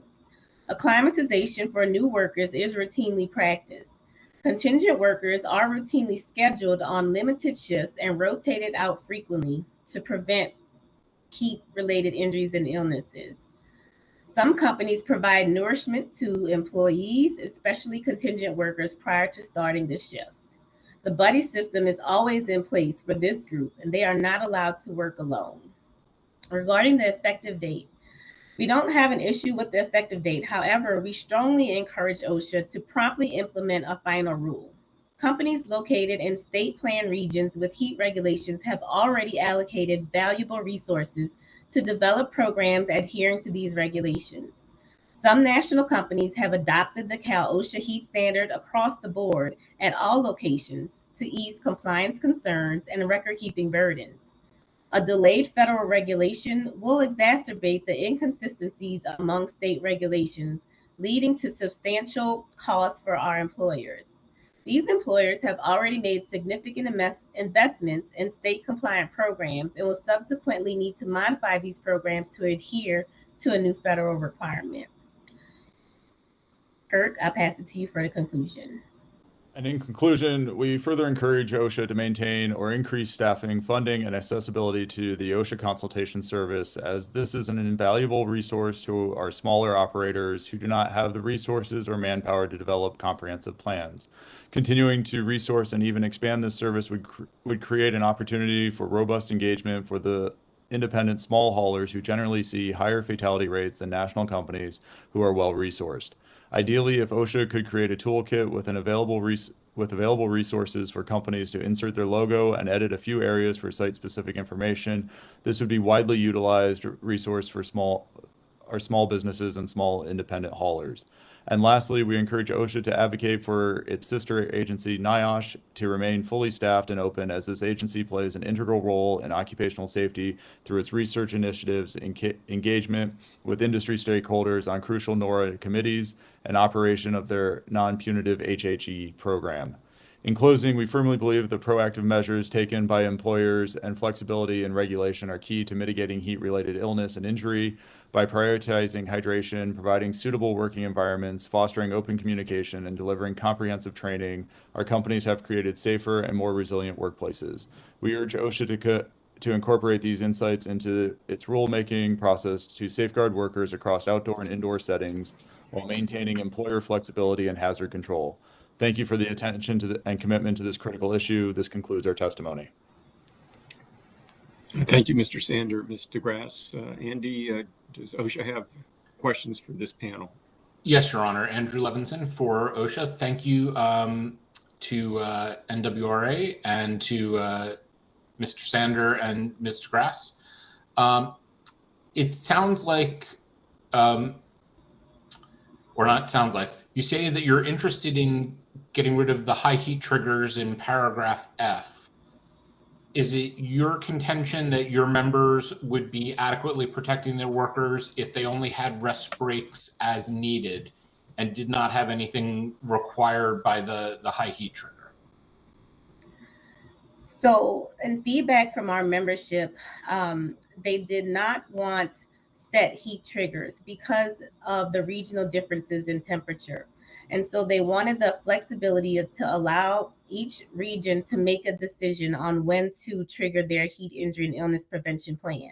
So it's our idea that there shouldn't be a specific trigger because there are regional differences. But as long as the company provides what their decision criteria is in their written heat injury and illness plan, that should suffice with compliance with the regulation. Thank you. So one of the issues that we've been wrestling with, and this is one where any thoughts that you have now, or certainly in post-hearing comments, we would greatly appreciate it. OSHA is wrestling with this issue of the concept of rest breaks is needed, and then the practice of some employers perhaps discouraging workers from taking rest breaks when they need them. And any thoughts on how OSHA might word a provision to allow the flexibility for rest breaks as needed while still providing some basic fundamental level of protection for workers to assure that they have the ability to use those rest breaks when needed, would be greatly appreciated. I don't know if you have any thoughts now or if that's something perhaps for post-hearing. Yeah, Andy, we can definitely think about it for post-hearing, but I think what you said was sort of summed it up, is giving the employer that flexibility. I mean, we have one member who they pick up the waste at a number of convenience stores, and they have a corporate account with those convenience stores where the driver can go in and get a bottle of Gatorade or a water and use the bathroom in that convenience store, and it's just set up as part of that contract. But based on transportation, what the load is for that day, they could be hitting that convenience store at 8 a.m. or 7:30 or 10, depending on what that day comes. And so that could be part of their rest break. That's also a rehydration stop. So knowing that that's part of their written plan, and then with a COSHO's inspection, talking to the drivers like, hey, you have this option, do you utilize it? Okay, thank you. One other thing that was contained in paragraph F with the high heat triggers was a requirement for observing workers for signs and symptoms. It sounds like in your testimony that your members are doing that. If OSHA did do away with the high heat triggers, would you still advocate for the importance of people monitoring workers for signs and symptoms? Yeah, I mean, we have another member who not only engages their drivers, but also dispatch. I mean, dispatch is sitting in a office somewhere moving everybody around, but when they get a high heat day that they know it's going to be hot. I mean, in Ohio, 90-degree days very much different than a 90-degree day in Arizona after it's been 110. So that 90-degree day in Ohio, the dispatchers their first question is, how are you doing? Do you need water? Do you need ice? And then they get into the dispatch question. So. Okay, thank you. Our next questions come from Zoe Petropoulos. Hi, Zoe Petropoulos with Directorate of Standards and Guidance. I have a few questions, and it's a good segue. I know, Ms. DeGrasse, you just mentioned triggers in one of your responses to Andy.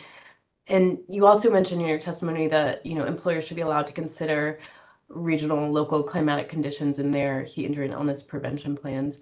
And so one question I have, are you aware of any members who currently do this? They account for local conditions in their plans. And if so, can you share any details or examples either now or in post-hearing comments?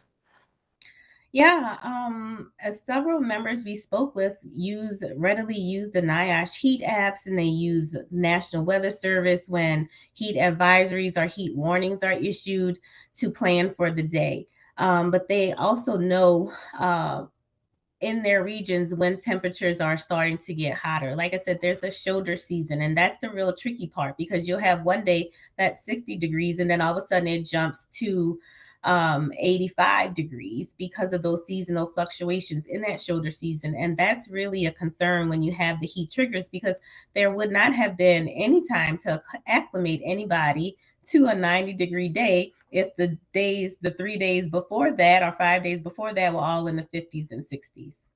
And so there comes the compliance issue. And so when you look at regional fluctuations, using the data available to you from your local weather forecast or your National Weather Service that highlights what the heat advisories are for that day can help you better plan for when you need to ramp up your services and supplies.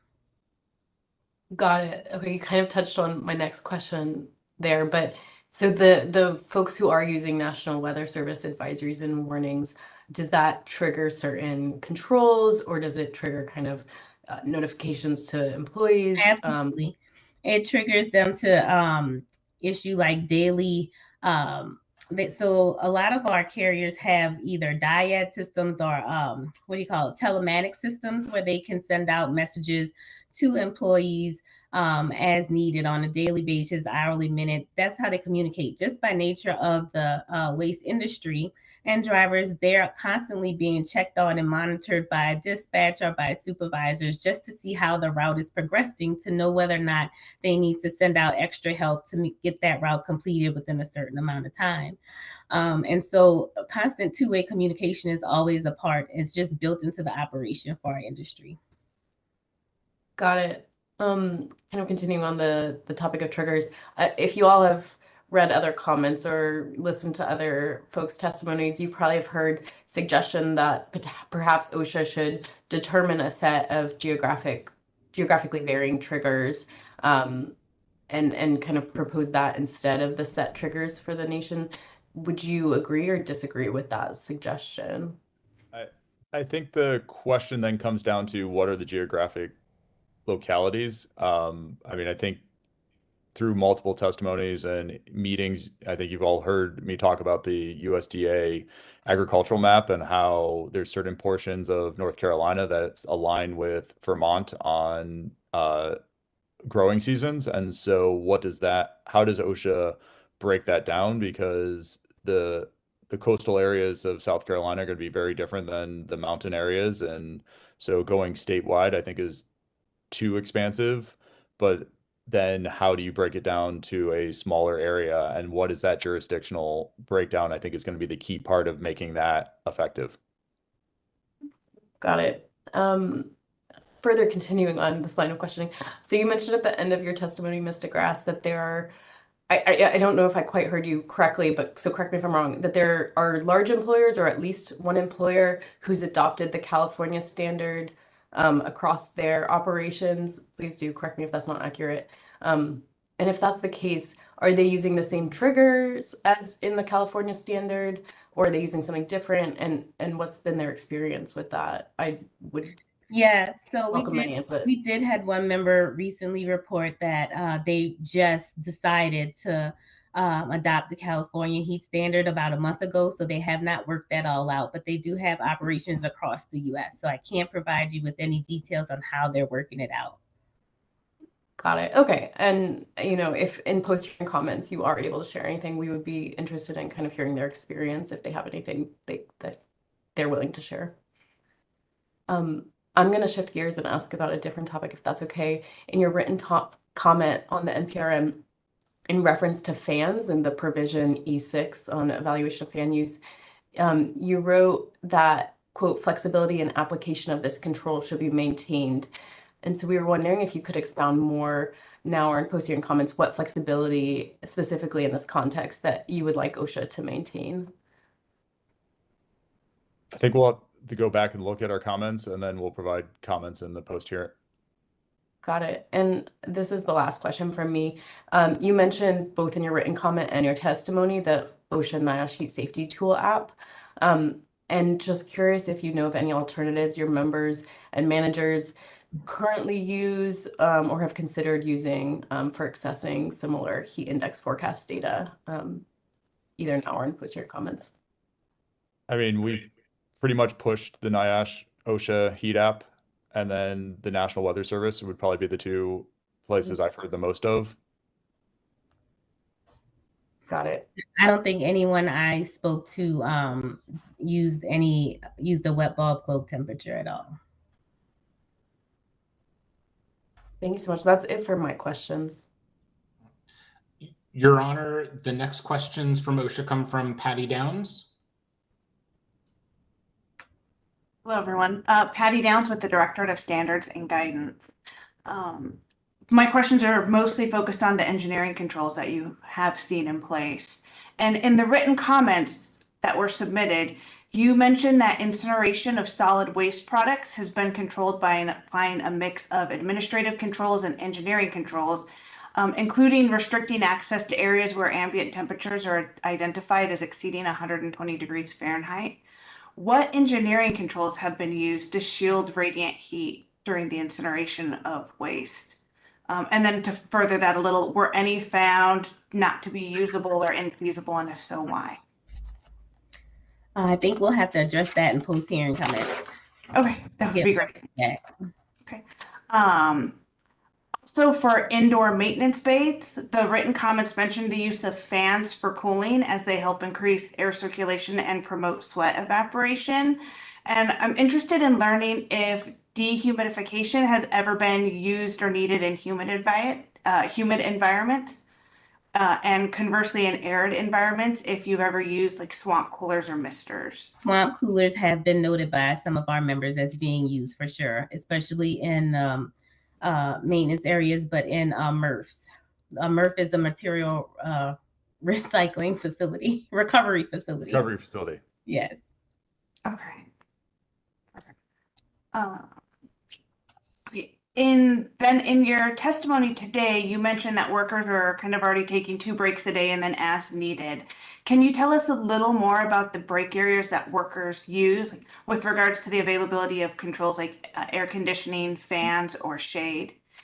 And then do indoor and outdoor workers use the same break areas, or are they usually separate spaces? No, indoor and outdoor workers can use the same break areas and they're air conditioned. Okay. And then the last question from me, and this is Patty Downs again. What is the prevalence of air conditioning in the waste collection vehicles? I wouldn't say it's 100%, but it is pretty well ubiquitous within our industry. We had been dealing with trying to get heat-related injuries and illnesses under control for over the last 5 years, and so they've responded pretty well to doing that and air conditioning that fleet.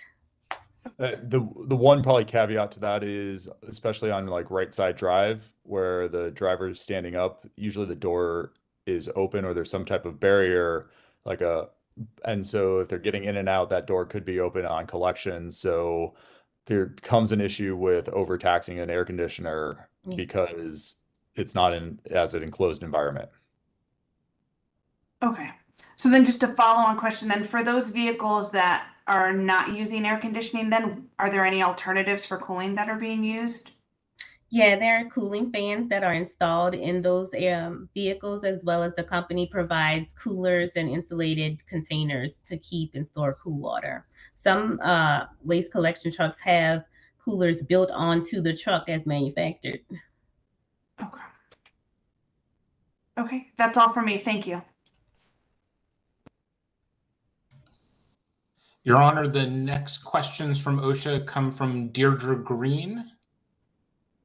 Hi, good afternoon. Thank you all for your testimony this afternoon. This is Dr. Deirdre Green with OSHA Directorate of Standards and Guidance. My question is a follow-up based on some of the communication methods that you guys just mentioned in your testimony and in your comments. You mentioned that employees receive text messages for safety and health updates, and we're curious what type of information is sent via those messages. Is there any sort of process to understand if those messages have been read or how frequent those messages are sent out? It sounds like you guys also may use FaceTiming in some situations. So is there any additional information you could provide on that sort of electronic communication that members are using? Well, what I know is that it varies depending on the fleet. Some of our smaller fleets are using FaceTime because they're smaller. They have like 11 drivers, right? And so that may be feasible for them, whereas others use a more robust telematic system where they are able to send text messages back and forth, usually checking on routing, but also are able to send messages like, hey, are you hydrated? Have you been drinking water? How are you feeling? What are your signs and symptoms? Do you need to report anything? And they also have in-vehicle rear-facing cameras that look directly at the driver, where supervisors can monitor visually for signs and symptoms of any type of heat stress. Thank you. That's very helpful. I had an additional question as well about communication. In the written comments, it was also mentioned that some members have a program where in the event of extreme heat, quote, management will provide daily reminders and increase the allowances for rest breaks until the severe weather passes. Are you able to tell us either now or in your post-hearing comments more about this program and its effectiveness? We probably can provide comments and post-hearing follow-up.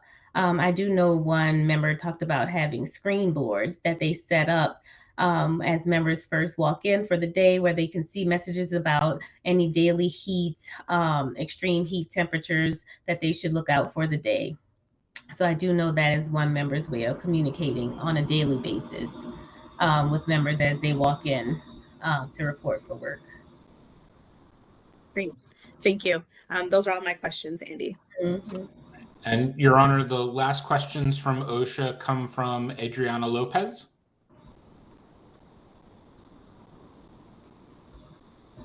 Hello, Adriana Lopez, OSHA Director of Standards and Guidance. Thank you for your testimony. It was very useful. In your written comments, NWRA says that vehicles or equipment could potentially be used as shade. However, break areas are routinely accessible by employee transport to fixed work sites. Other commenters, such as Texas Swana, said that break areas along the route are not readily available, and hence vehicles need to be used as break areas. Would NWRA expand on the availability of break areas along the route? I mean, I think it gets back to one of our companies providing that agreements with their customers that they can go into convenience stores, get a bottle of water or Gatorade, so that they're by default acting as a rest area because that's a place where they can use the restroom, they can go into an air conditioned facility and be hydrated. And I think also, just to clarify, rest areas on route, we have like 3 different business operations. We have landfill operations, we have collection operations, and we have material recovery recycling facilities. And so when we're talking about on route, that's what Kirk just mentioned, that they can go to different stops along their route, their collection route, to provide to get access to air conditioned location. But if we're talking about folks who are on a landfill, some workers may be stationed a long distance, a few miles away from the air conditioned break room. And so in that instances, their vehicle could be used as shade, or some companies provide tents and umbrellas for shading, but there's always an air conditioned vehicle available at location for those remote employees to be able to transport it back to a facility with air conditioning. Okay, thank you very much for that. That's all for me.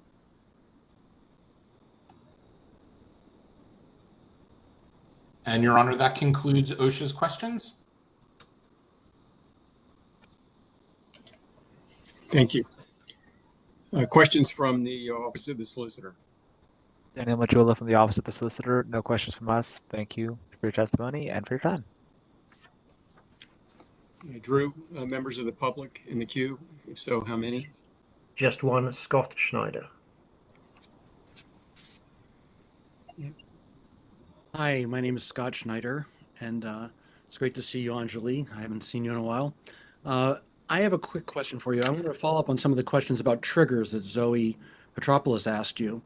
You said many of your members are using the OSHA NIOSH Heat app, and I'm wondering, what are the triggers that are used in the OSHA NIOSH Heat app?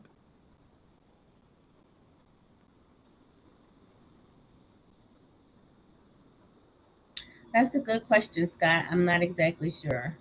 Yeah, I think they use 82. Uh-huh. And if OSHA were to have geographic variation in triggers, then how would that work if people are using the NIOSH OSHA app? How would they decide which one to use? Scott, that's a great question. And I think it gets back to what it's the implementation and how it's designed, so that does then OSHA have to go back to NIOSH and say, okay, these are the new triggers, and then can we redesign the app to fit the triggers so people aren't getting bad information? Yeah. I'm just wondering, how does an individual employer decide if there's no triggers in the standard? How do they decide when to institute precautions? And you know that, of course, you know that OSHA is required to protect everybody, all workers, from material health impairment. So how would that work if there were no triggers and each employer decided what triggers to use on their own? I think it comes down to what their written plan is to show that where their triggers are, because I think it's getting back to that regional variability where, talking to one member who's in the Southwest, he's talking about how 85 feels cool to him because he's been used to 100, 105.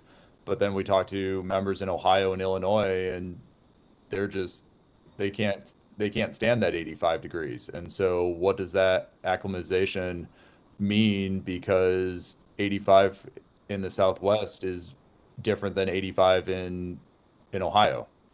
Yeah, well, the reason I'm asking this is because, the triggers, the heat index, takes into consideration ambient temperature and humidity, and that varies from region to region. So that's taken into consideration already, that variation in the heat index.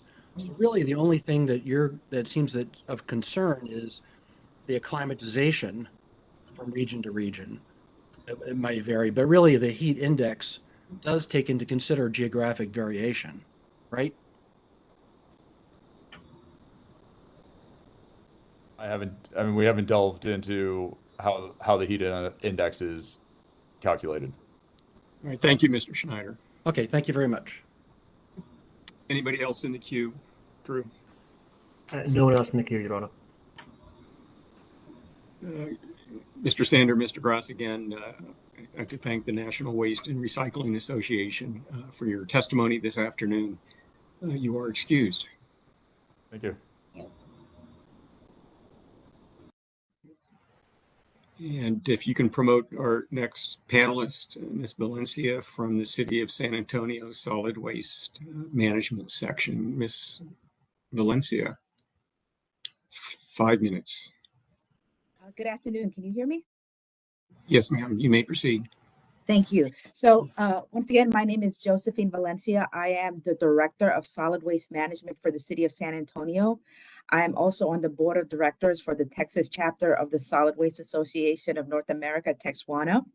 My staff currently drives about 7 million miles every year in support of our residential garbage collections. So in San Antonio, we take the well-being of our employees very seriously, and we have voluntarily obtained ISO 45001 safety certification.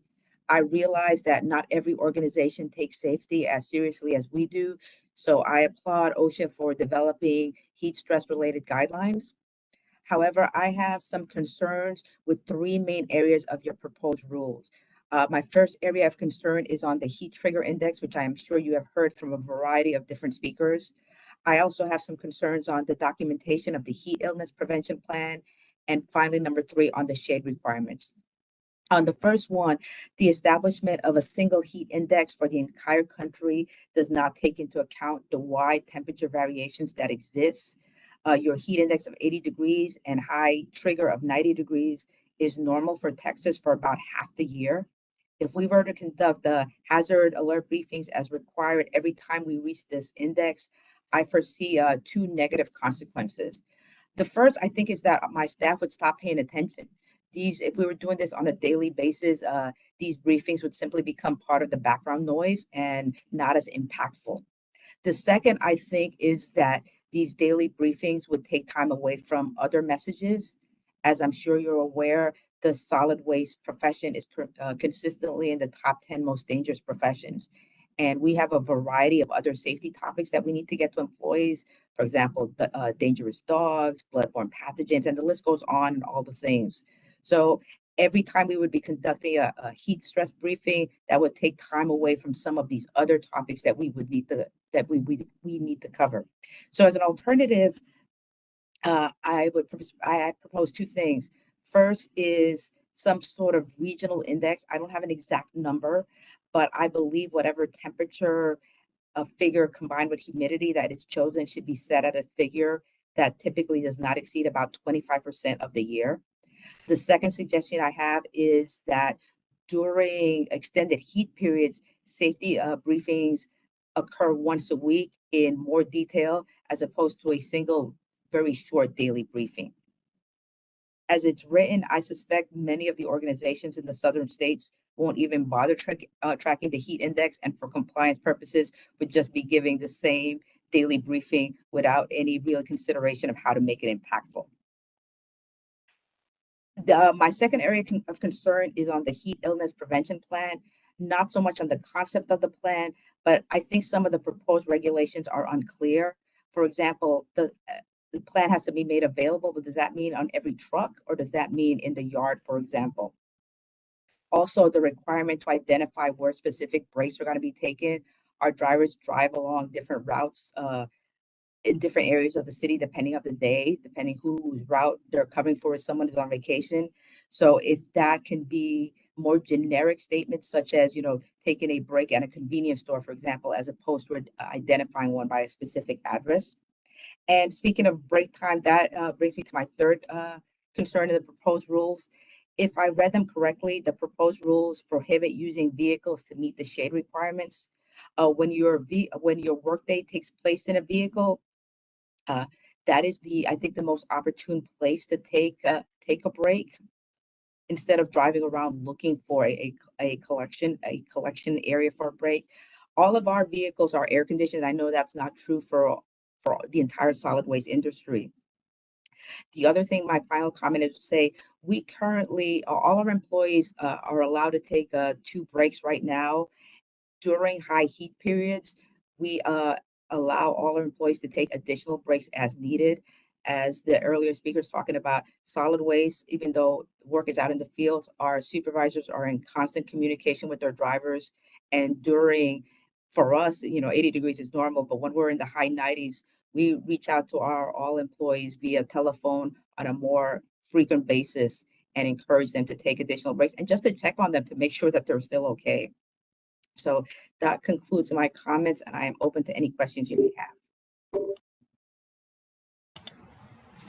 Thank you, Mr. Valencia. Andy, does OSHA have questions for this panelist? Yes, Your Honor. The first question comes from Patty Downs. Hi, Patty Downs with the Directorate of Standards and Guidance. I'm interested in knowing, how do you currently monitor for heat in your workplace? And how often do you check the temperature of the heat? Like, are you doing it just daily, So hourly? we do it daily. We do it daily, and we do it the night, but we do it the night before.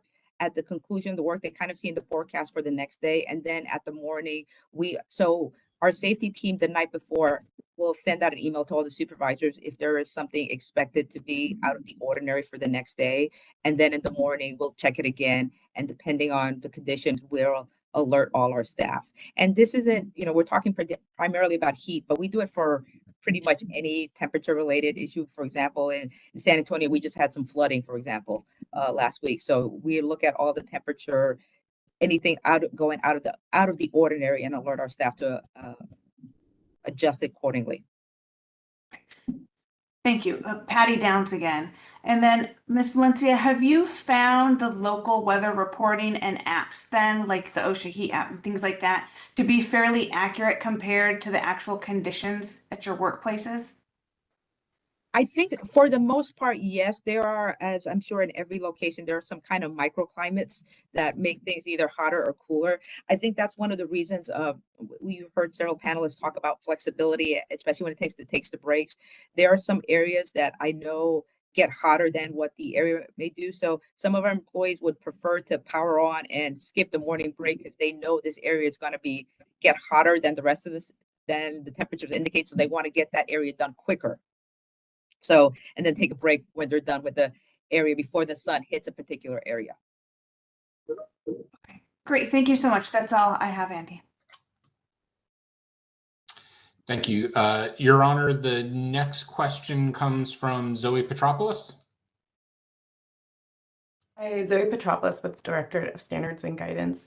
If you've listened to the last two witnesses, this will sound familiar, but I'm curious your thoughts. So you mentioned the temperature variations across the country, and that it sounds like you think OSHA should account for that. And I'm curious your thoughts on some of the recommendations that we've heard during this hearing on how to approach this. So we've heard from some witnesses that they would like us to determine a set of triggers that are geographically varying, and kind of OSHA determines them across the country. And then we also heard a recommendation just now from NWRA that employers should set triggers based on their local climates, and they should determine that, and they should document how they determined it in their heat injury and illness prevention plan. I'm curious your thoughts on which would make more sense in your opinion and for your organization's operations. I think what makes more sense for our industry is having an established trigger that OSHA determines. I'm just thinking that it should not be the same trigger for the entire country. Thank you so much. And that was actually my only question, so I'm done. Your Honor, the next question comes from Deirdre Green. Thank you for your testimony. This is Dr. Deirdre Green from OSHA's Directorate of Standards and Guidance. My first question is about training. I was wondering if you could provide any sort of information on what sorts of trainings you currently provide employees on heat safety topics, and which of those have you found to be the most effective? So we offer a variety of heat-related training. We have, for example, urine charts posted in all our bathrooms to talk about dehydration, to say, make sure you hydrate, especially during the summer times. We have made some videos using some of our own employees that have had, that are, I guess, get to play for the Oscars and have pretended to have heat stress related injuries, and how other employees should respond to them. We also have training for our supervisors in terms of making sure that they reach out to their employees. We do training for everyone on recognizing heat stress related issues with their coworkers. For example, are they sweating, or more importantly, did they stop sweating? For example, do they look incoherent? So we tell all our employees to take care of themselves and to take care of each other, because we want to make sure that everyone, it's not one it's not one safe. We do have safety officers that also conduct regular safety briefings on heat stress, but I believe the most impact comes for when everyone is involved in heat stress and not just delegating the training to a safety team. As you can imagine, it's hot in Texas. It's hot in Texas most of the year. So heat stress is always, on the forefront for us for at least half the year. Thank you very much. I just want to switch gears now to ask a somewhat different question. Again, this is Deirdre Green from OSHA. This question is about hazard alerts, and if you have any suggestions on how to make hazard alerts more effective when temperatures exceed that high heat trigger daily for long periods of time. And what would you do to make this type of alert more effective at emphasizing the urgency of a heat-related injury or illness risk? I think the first thing is to not do it too often. We talked about acclimation, and I know several people talked about that. So if I were to tell my employees, it's like, oh, it's 80 degrees, be careful. It's like most of them are still wearing long sleeve shirts during 80 degrees. It's a common for us. So I think on both the trigger and the alert portion, it has to kind of match the risk factor. But I think in terms of your question about what's the most impactful, I think it's just a one-on-one communication. And we're a large organization. We're about 800 employees work for solid waste here. But as the previous speaker has said, this is an industry where there's constant communication. So because our drivers are out in the field, they have to talk to their supervisor several times a day to check in and make sure what is going on. So for us, I think having that one-on-one communication from a driver to a supervisor at this court is the most impactful. We are currently in the process of rolling out a technology assisted communications for all trucks. We're not there yet. That might be the future, but I always personally like that one-on-one, because if I talk to someone, I know they heard their message. If I sent them a text, I sent them a message on their tablet, I don't know if they actually looked at it. I'm sure that I can tell that they tapped on it to dismiss it, but did it make that impact on them? That I don't know. Thank you, Ms. Valencia. That concludes my questions, Andy. All right. And Your Honor, the last question from OSHA comes from Rachel Kars.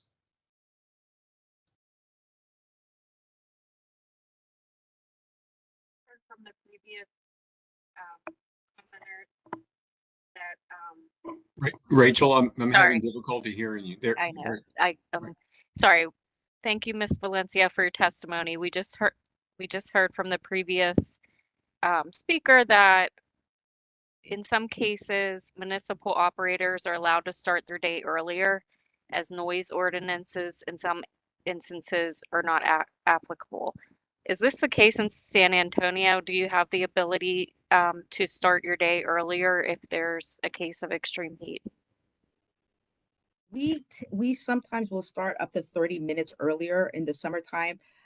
Our difficulty, though, isn't so much our starting earlier. We do have a noise ordinance, but our bigger issue, though, is our residents. So this is residential collection, not commercial that have the dumpster out all day. So on the residential side, I need the residents to bring their can out to the curb for it to be there to pick it up.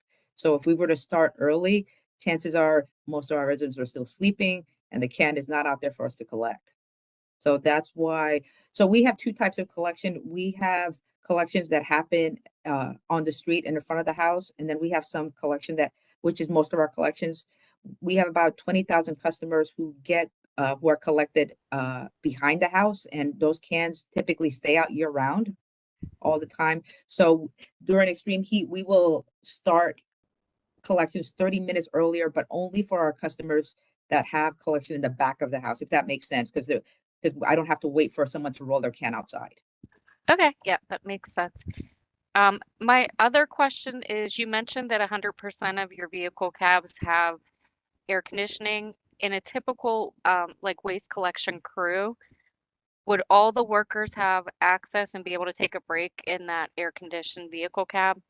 Yes, all our employees do fit in the truck. We are also installing secondary ACs in a lot of our vehicles. What we found is even our vehicles that have AC and they may be brand new, it's tough to keep up with the Texas heat, where where the air conditioner is running pretty much all the time. So secondary air conditioners, if you can picture an RV or recreational vehicle that have like those AC units on top on the outside, we're experimenting mounting some of those in our vehicles. Okay. All right. Thanks. That's all of my questions. And Your Honor, that concludes the questions from the OSHA panel. Thank you, Andy. Does the solicitor have questions for this panelist? Daniel Machula for the solicitor. No questions for the panelists. Thank you. Drew, any members of the public in the queue? No questions from the public, Your Honor. Your Honor, can we suggest perhaps a 10-minute recess? Yes, absolutely. It's 2:20 Eastern time. Let's go off the record and reconvene at 2:30. 10 minutes off the record.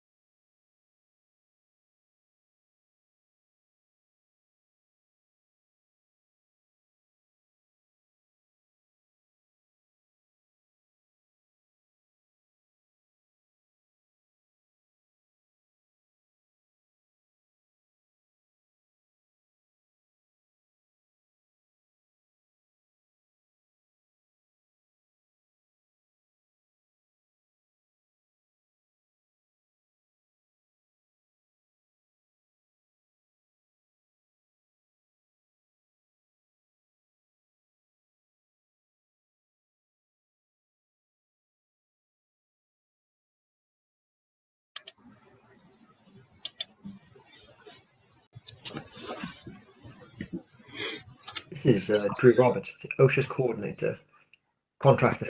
It is 2:30 Eastern Time, and we are now rejoining OSHA's informal rulemaking hearing for heat injury and illness prevention in outdoor and indoor work settings. As a reminder, if you are speaking today, you will receive a notification on your screen that you are being promoted to the panelist group a few minutes before it is time to provide your testimony. We ask that you do not unmute or turn on your camera until your name has been called and you have been asked to start your testimony. All WebEx attendees can access closed captioning and translated captioning by clicking the CC icon in the lower left corner of the application. All YouTube viewers will have access to auto translation the day after the hearing. All WebEx attendees can access Spanish interpretation during given testimony by clicking on the interpretation globe icon on the left-hand corner of the application. Dependent on timing, there may be opportunity to ask questions of other speakers giving testimony. You may press the raise hand button at the bottom of the WebEx application to indicate that you have a question. If there is time, you'll be called on by name and promoted to the panelist group to unmute and ask your question. If you're having any technical difficulties, please send an email with your name and phone number to public_hearing@abtassoc.com. I will introduce each speaker in turn. Please speak slowly and clearly so our court reporter can record these proceedings accurately. I believe the first speaker is... Hold on. Sorry.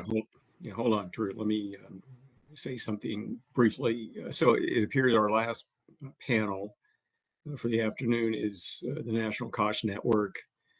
It appears there are over 15 individual panelists comprising several organizations. Remind each panelist to stay within the time that's been allotted to them for their testimony. And at the end of each panelist testimony, we will open it up for questions at that point. So if you could promote the first panelist, Drew, please. Yeah, the first panelist is Jessica Martinez from the National Council of Occupational Safety and Health. Good afternoon, everyone. Just to confirm, our preference for the panelists to save questions towards the end. Did I understand that? Is that how we're doing it, or is it per? No. Yeah, I think you got it right, Ms. Martinez. We're going to go through all the individual panelists, and at the end, we will open it up for questions. So I'm going to ask each panelist to remain, even though your testimony is concluded, until the end, so you're available to answer any questions from OSHA or the solicitor or members of the public. But thank you, Ms. Martinez. The floor is yours. Thank you for that clarification, sir. All right. So good afternoon again. My name is Jessica Martinez, and I serve as the Executive Director of the National Council for Occupational Safety and Health, also known as National COSH. Our national network is made up of over 25 local COSH groups who support, train, and advocate alongside workers from across the country: warehouse workers, airport crews, restaurant and food service workers, domestic workers, farm workers, roofers, day laborers, and many more. Many of them are represented here today in our panel, and I'm here as a moderator to introduce several workers and advocates who will share their personal stories about how extreme heat on the job has impacted their health, their livelihoods, and their families. Each story is different, but the pattern is the same. Workers who have become sick, disoriented, or even hospitalized, some who never made it home again, all because they were forced to labor in dangerously high temperatures with no real protections in place. We've waited far too long for a national enforceable heat standard, and the cost of that delay has been measured in lives. Every single day, National COSH and our local affiliates receive calls from workers asking the same question: is there a law that can protect me from the heat? The answer right now is no, not in most states. And even in places like California, with a state standard, many workers, such as those who are incarcerated, still fall through the cracks.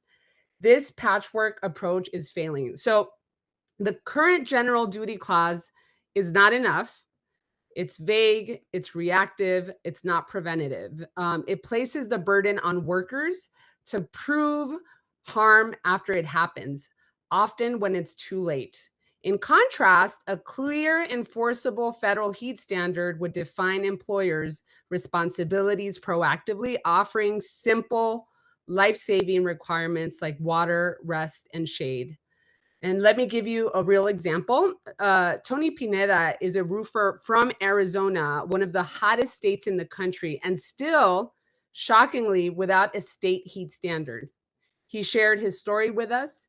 Temperatures reached 115 degrees. We often worked more than 5 hours straight without real breaks. Water was technically available, but it was far away on the ground.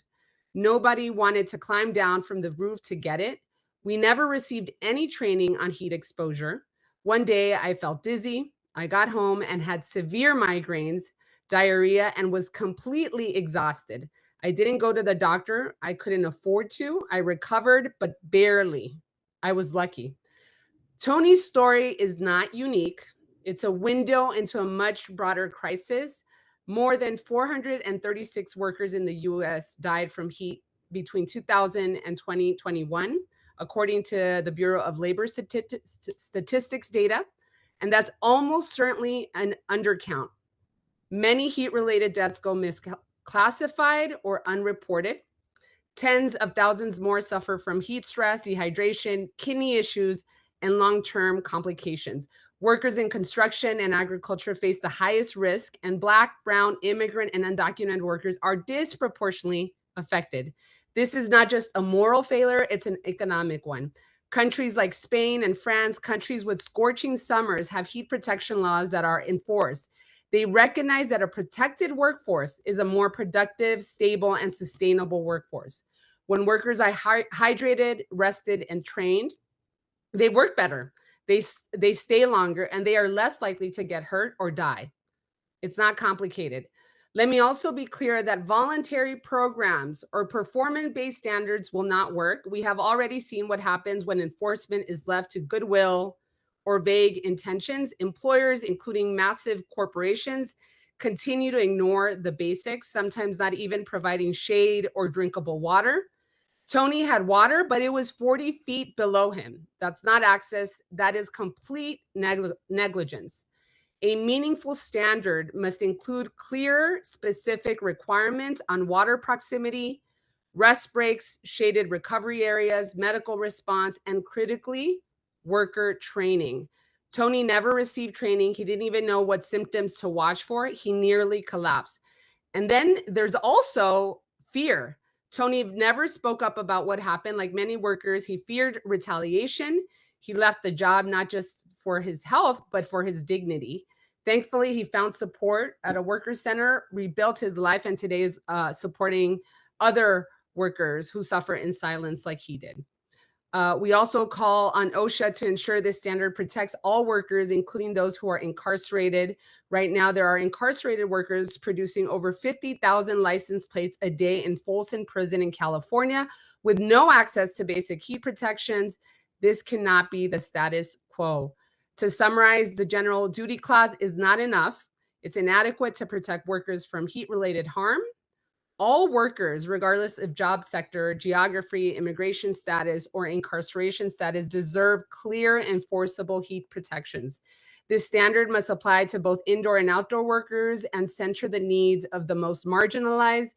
Vague, performance-based standards will not save lives. We need rules that are specific and enforceable. A strong federal standard must require access to water, shade, and rest breaks, clearly define trigger temperatures, acclimatization protocols to prevent deadly heat stress, and culturally and linguistically appropriate training. Inaction is costing lives, and we cannot afford to wait any longer. It's time for a national standard that centers workers' safety, worker voices, and worker dignity. Thank you all. I will now invite you to hear directly from workers themselves. I'd like to invite Trina David, an airport worker in Arizona.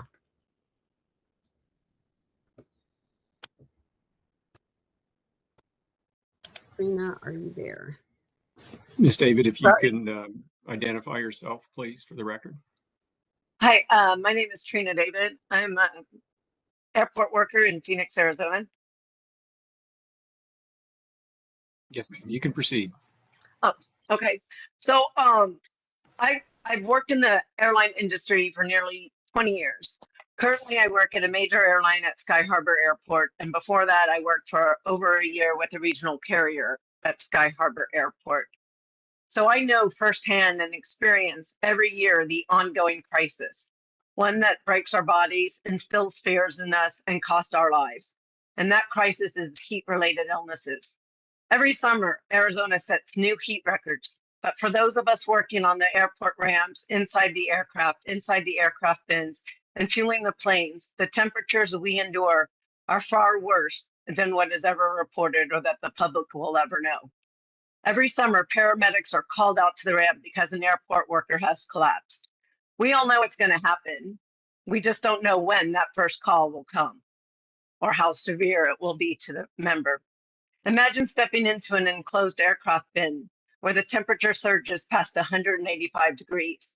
Our sweat turns the bin into a slippery surface. Burns are unavoidable because the cart temperatures can reach over 140 degrees. Exhaustion just isn't a discomfort. It's a direct threat to our survival. I've worked in those bins. I feel the heat claw at my skin in the direct sunlight. It melts the soles of my shoes as I walk across the tarmac, and every year I have to buy a new pair. I've watched my coworkers struggle to stay upright, their bodies failing under them under relentless pressure. And worst of all, I have seen how companies and corporations choose to ignore our suffering or give us adequate rest periods. And they refuse to acknowledge the long-term consequences of their negligence, which leads to life-changing qualities on our part. This work is relentlessly physical. Every shift demands strength, endurance, and precision as workers lift, pull, stack.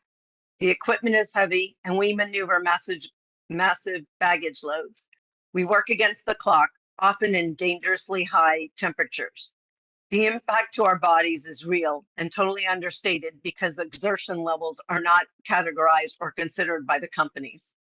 As air travel surges to record-breaking levels, luggage volumes have skyrocketed. In 2024, weight limits on the baggage had increased from 30 to 34 pounds, and for heavy bags, 50 to 57 pounds.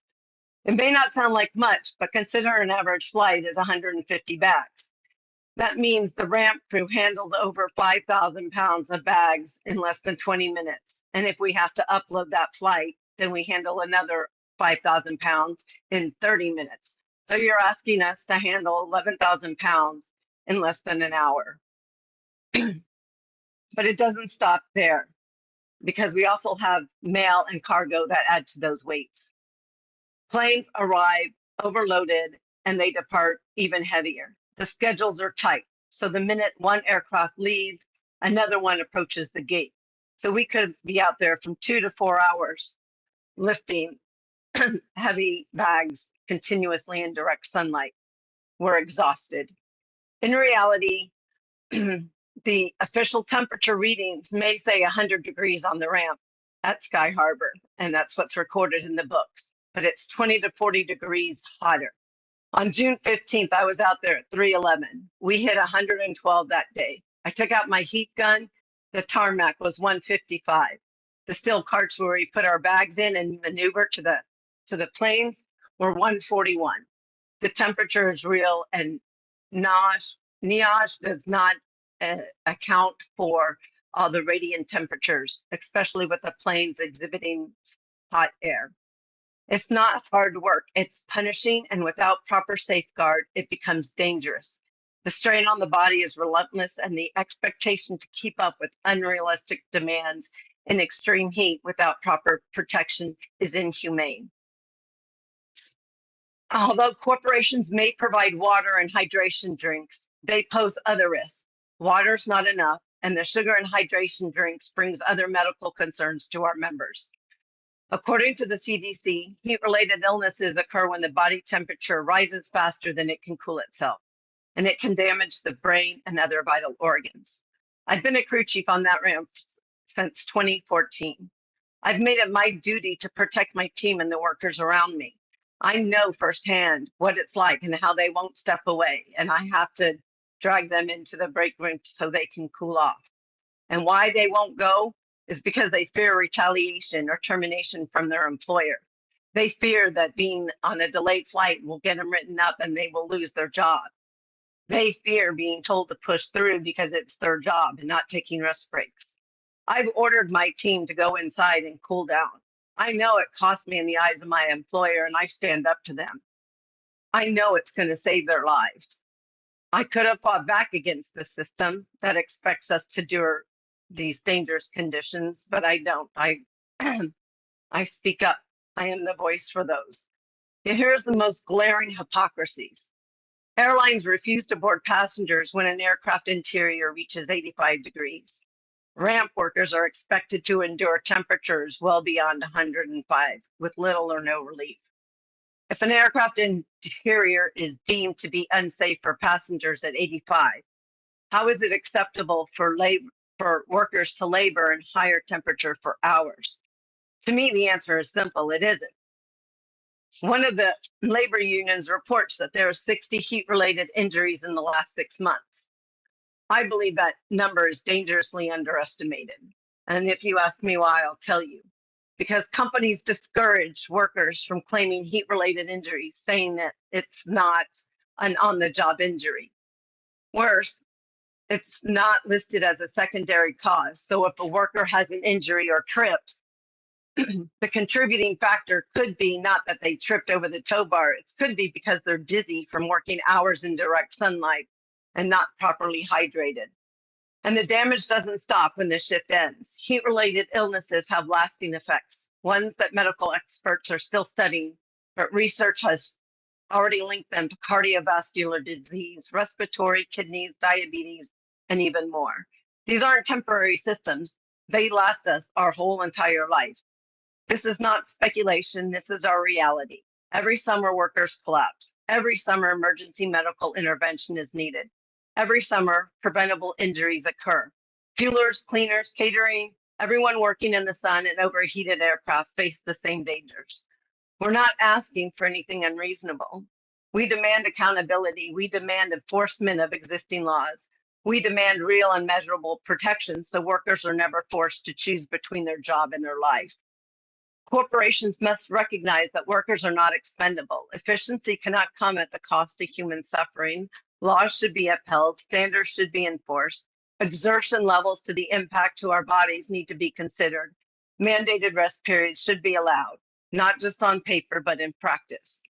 I will tell you that in Phoenix last year, we had a record-breaking 113 days, consecutive temperatures at or over 100. Started on May 27th at 102 degrees and stopped in September. You all hear that Phoenix is a dry heat. I don't know if you've ever experienced that, but imagine yourself in a convection oven. The moment you breathe in, it burns your lungs, your throat. It dries out all the muscles in your body. No amount of water or hydration is going to get that back. You need rest and cool air. We urge you as representatives of the people to act, not tomorrow, not next summer, but now, because every delay costs lives. The heat standards that we have are a good start, but they're minimum. We need to have the flexibility to go beyond the minimum, especially during heat required days. And just to reiterate, out of those 113 days that we had, 70 of those days were over 110 degrees. So that's a month and a half that we're out there. That's all I had to say. Thank you for listening and hearing my concerns. Thank you, Ms. David. If we could promote our next panelist, Ms. Moreno Dominguez. If you could identify yourself in any affiliated association, please. Good afternoon. My name is Yasmin Moreno Dominguez, Organizing Manager at Agave Community Threads and representative of the Arizona Heat Standards Coalition. Thank you for the opportunity to speak today. As I mentioned, I'm the Organizing Manager at Agave Community Threads, a nonprofit focused on environmental and economic justice. I'm also here representing the Arizona Heat Standards Coalition, a nationwide alliance of organizations in Arizona leading the charge on worker and heat protections. However, I want to be clear that today I come first and foremost as a daughter. I hope to highlight the urgency for heat protections, particularly for workers in Arizona, because my father has worked construction for the past 30 years in the state. He wakes up before the sun rises and spends his days building Arizona one roof, one wall, one pavement at a time. For my father, summer does not mean longer days and vacations. For my father, summer means battling the unforgiving furnace we call the sun. Days in which he spends up to 11 hours in temperatures that climb past 115 degrees. I ask everyone listening to take a moment to truly envision what it means to work in extreme heat, particularly in a state like Arizona. For many like my father, this isn't a case of brief discomfort you feel when walking from your car to the office or to the store, but the relentless, punishing heat endured by workers like my father for hours on end. I have a few words translated directly from my father that I hope to share with you all. Try to imagine the weight of the sun on your skin for 8 hours in 115-degree temperatures. Skin that now stings to the touch. A scalp that burns as it endures the closest proximity from the heat waves. Imagine the sun beating down like fire on your back, sweat soaking through thick, suffocating clothing meant to shield you from burns, clothing that clings to your skin as you struggle to breathe through the heat. Every step feels heavier, your hands grip scorching tools, your vision blurs, and there's no policy requiring anyone to provide you shade, water, or even a moment to pause. Now imagine doing that not just for some minutes, but for hours without a single break and no relief in sight. This is not a hypothetical situation. These are words from my father, and this has been his reality for the past 30 years in Arizona. The lack of policy has not just created a story of discomfort, it has led to a painful, deadly realities for workers like my father. And 10 years ago, that reality nearly broke my father. He came home from work almost unrecognizable, his skin yellow, his body drenched in sweat. He couldn't eat, he could barely stand. He was sick for over a week. He worked until he nearly collapsed because there was no policy in place to protect him, not then and not now. He worked under the sun for hours straight with not a single moment to rest and not enough water because the threats to meet deadlines were yelled across to the crews. To adequately protect workers in Arizona, many of whom work in labor and extreme desert temperatures, regularly surpassing 115 degrees, we urge OSHA to adopt a heat protection standard that is both enforceable and responsive to regional climate realities, protections that are tailored to the most dangerous weather in the United States, extreme heat in Arizona.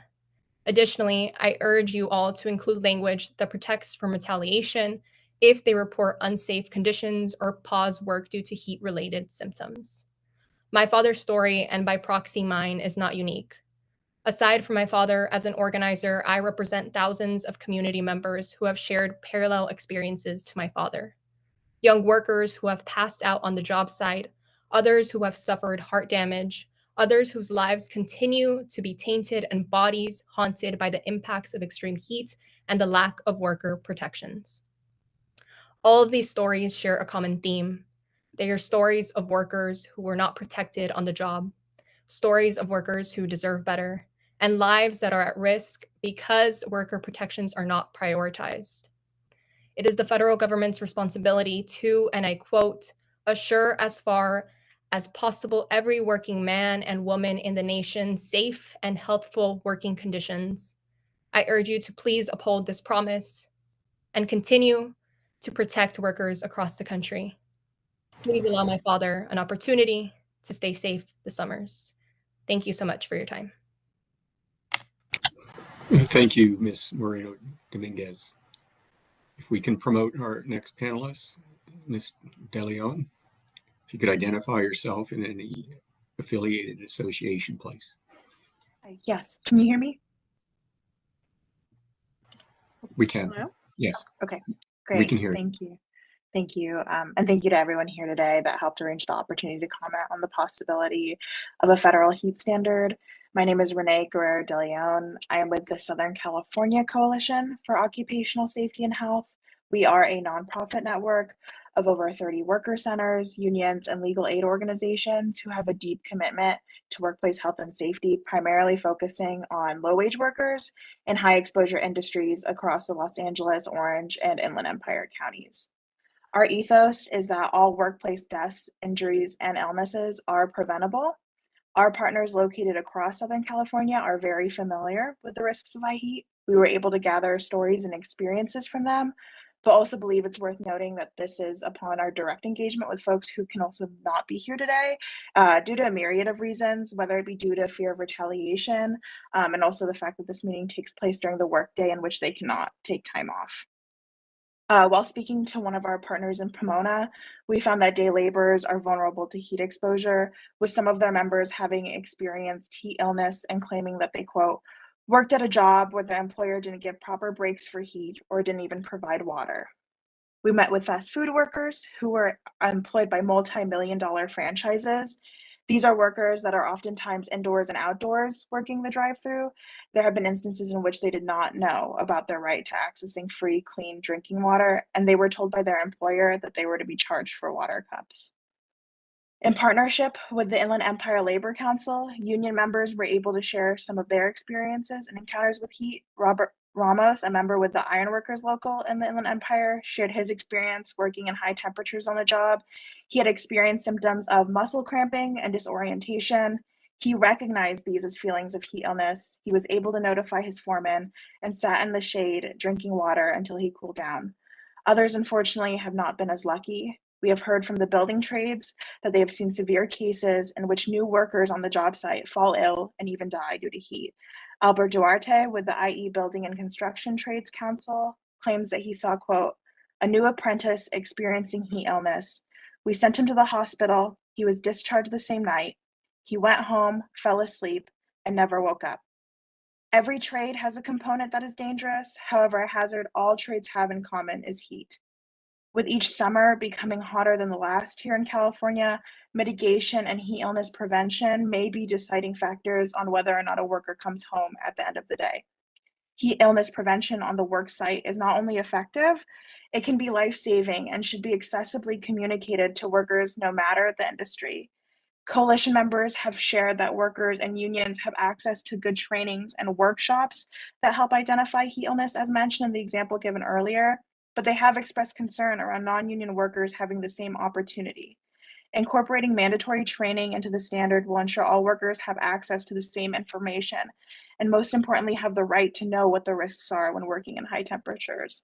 We support the need for an 80-degree heat index trigger for a federal standard to take into account how lower temperatures may feel a lot hotter than what this thermostat says. Partners working outdoors have even said that when working in the direct sun, 80 degrees can feel a lot hotter than that. Given accelerated climate change and the updated heat index work at UC Berkeley, workers are expressing what data is now starting to show. You can experience high heat at much lower temperatures than initially thought. We implore the federal standard to be crafted to also include those who work in the prison system. As of right now, incarcerated laborers do not have heat protection, nor do the staff members inside these facilities. And I want to say that most of our license plates here in California, if you drive a car with a California license plate, they're most likely made at a prison in Folsom County, which I believe produces over 50,000 a day. And so these workers don't have access to heat mitigation that the standard can provide. I think as worker advocates, the best we can ask for is an all-inclusive standard in which training is given in the most accessible language and is properly enforced. And we hope that the federal standard is based on that experience first and foremost. And thank you again to the folks that were able to pull this together today. All right, thank you very much, Ms. De Leon. If we can display the next group of panelists and promote Mr. Brown, please. Mr. Brown, if you can state your name and identify any affiliated association, please.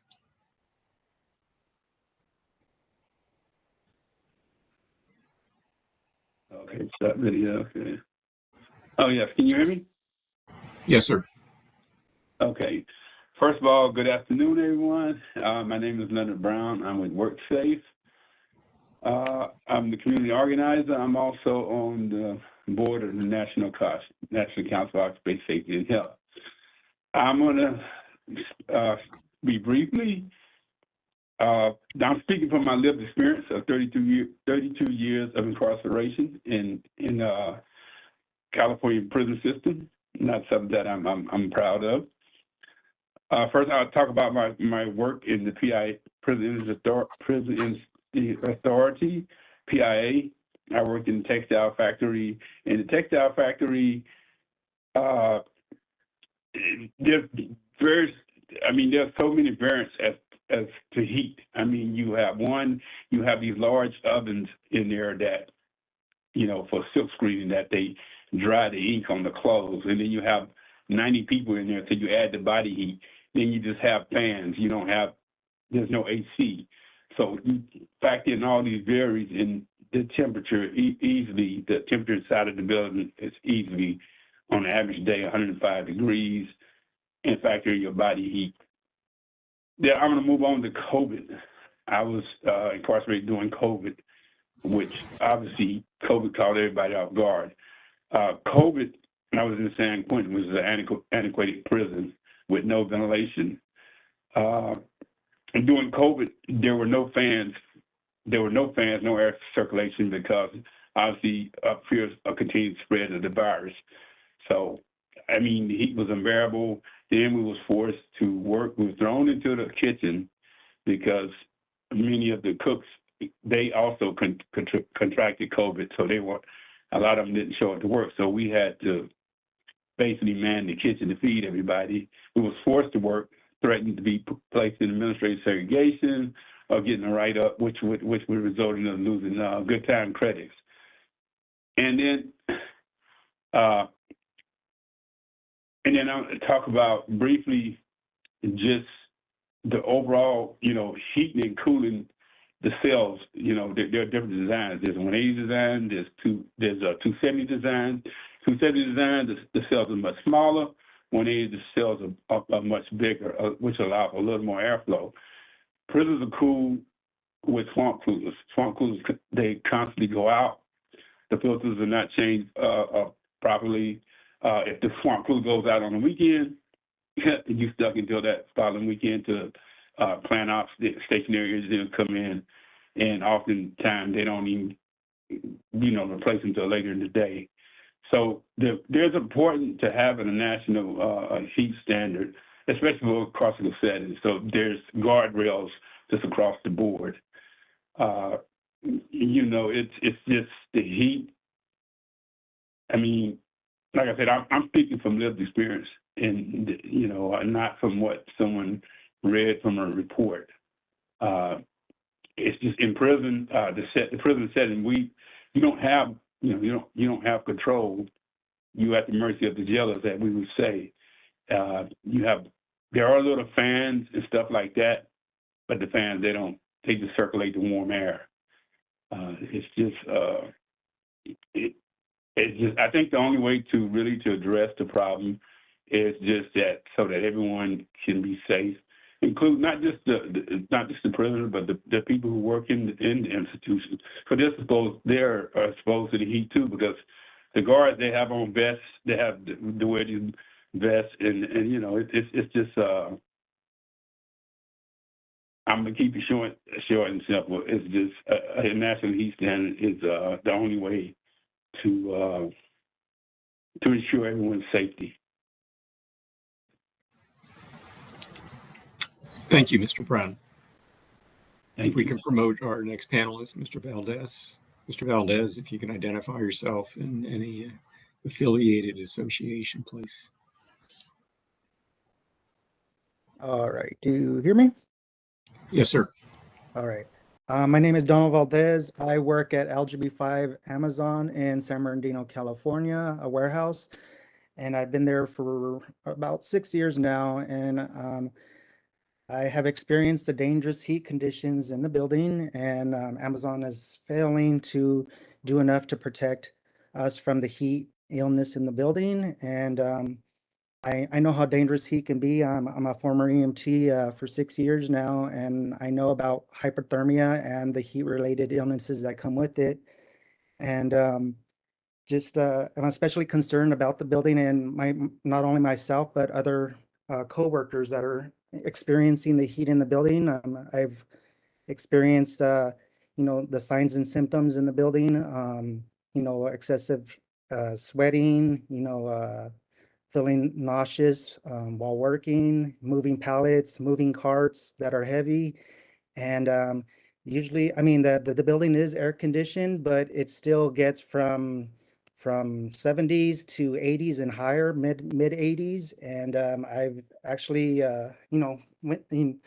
witnessed people, fainting, sitting on the floor, feeling overheated, dizzy, feeling, getting headaches and stuff like that. And it's definitely a concern. And we've addressed it to Amazon and, the leadership there. And they tell us things are going to get done, fans are going to be put on. We tell them if they can put the AAC on, and they say that they have no control of it, that headquarters has control of that. Yet, I mean, it's always the same thing going over and over again for so many years. And it's just like they ignore what we have to say when addressing, the heat in the building. But going on with that, like, it's pretty, it's concerning to me that Amazon is not taking this stuff seriously when, hypothermia is definitely a concern, and they're not doing anything to address it. We do have,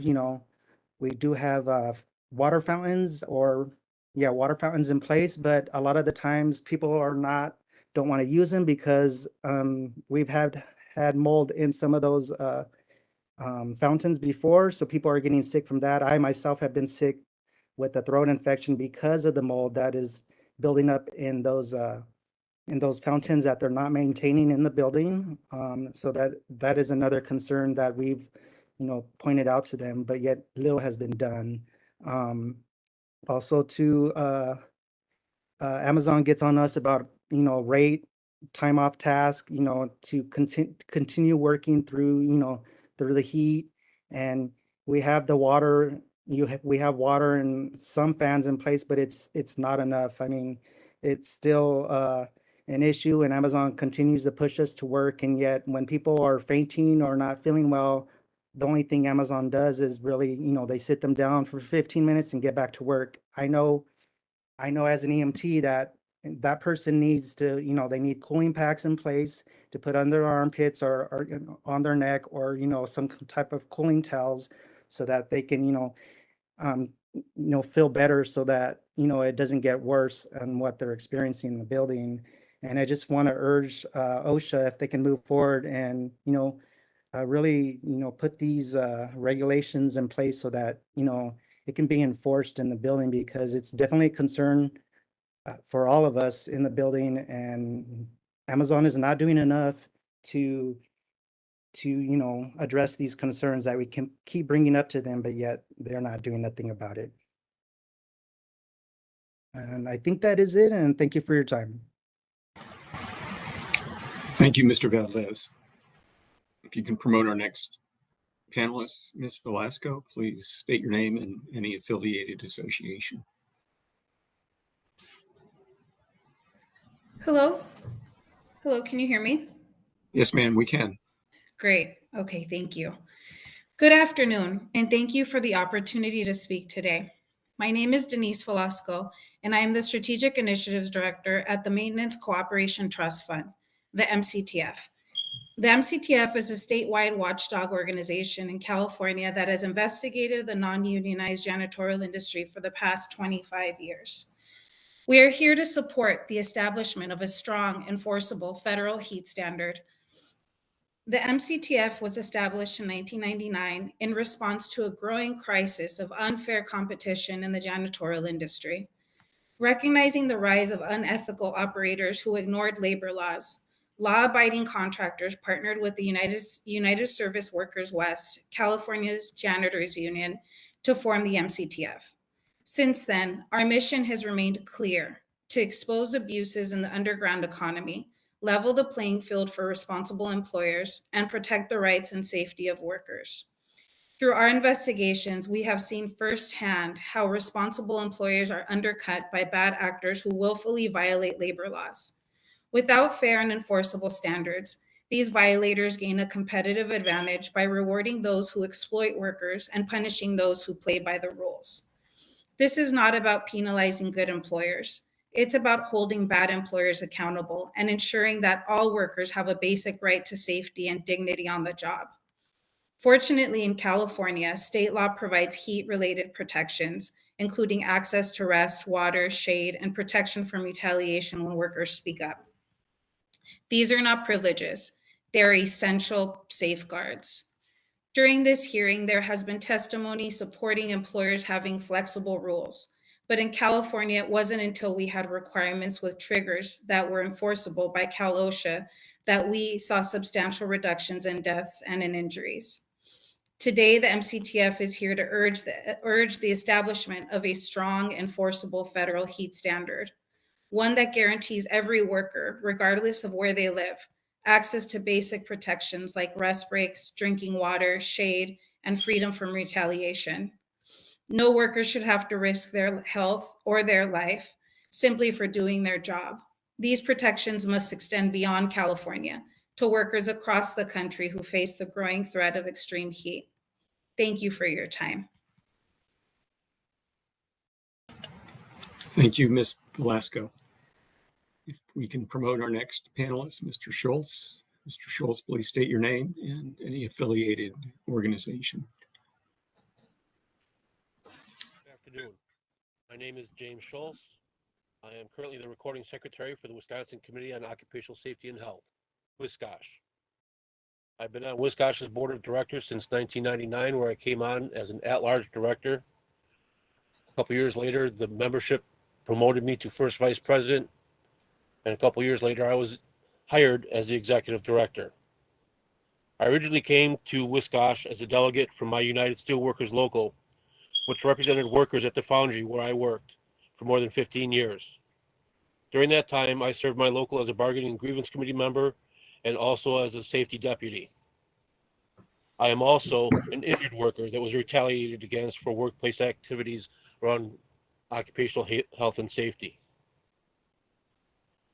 In my nearly 50 years of lived work experience in a wide variety of occupations in several different industries, I'm here to say thank you for the standard you are looking to promulgate for the protection of workers, employers, and the communities that they reside in.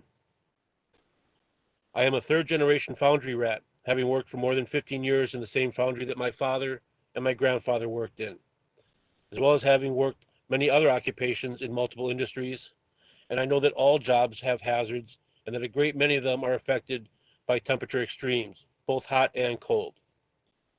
These jobs I've worked include construction and demolition, landscaping, commercial kitchens, building maintenance, machine shops, general laborers on farms and ranches, as well as a trencher working for the Milwaukee County Electrical Department.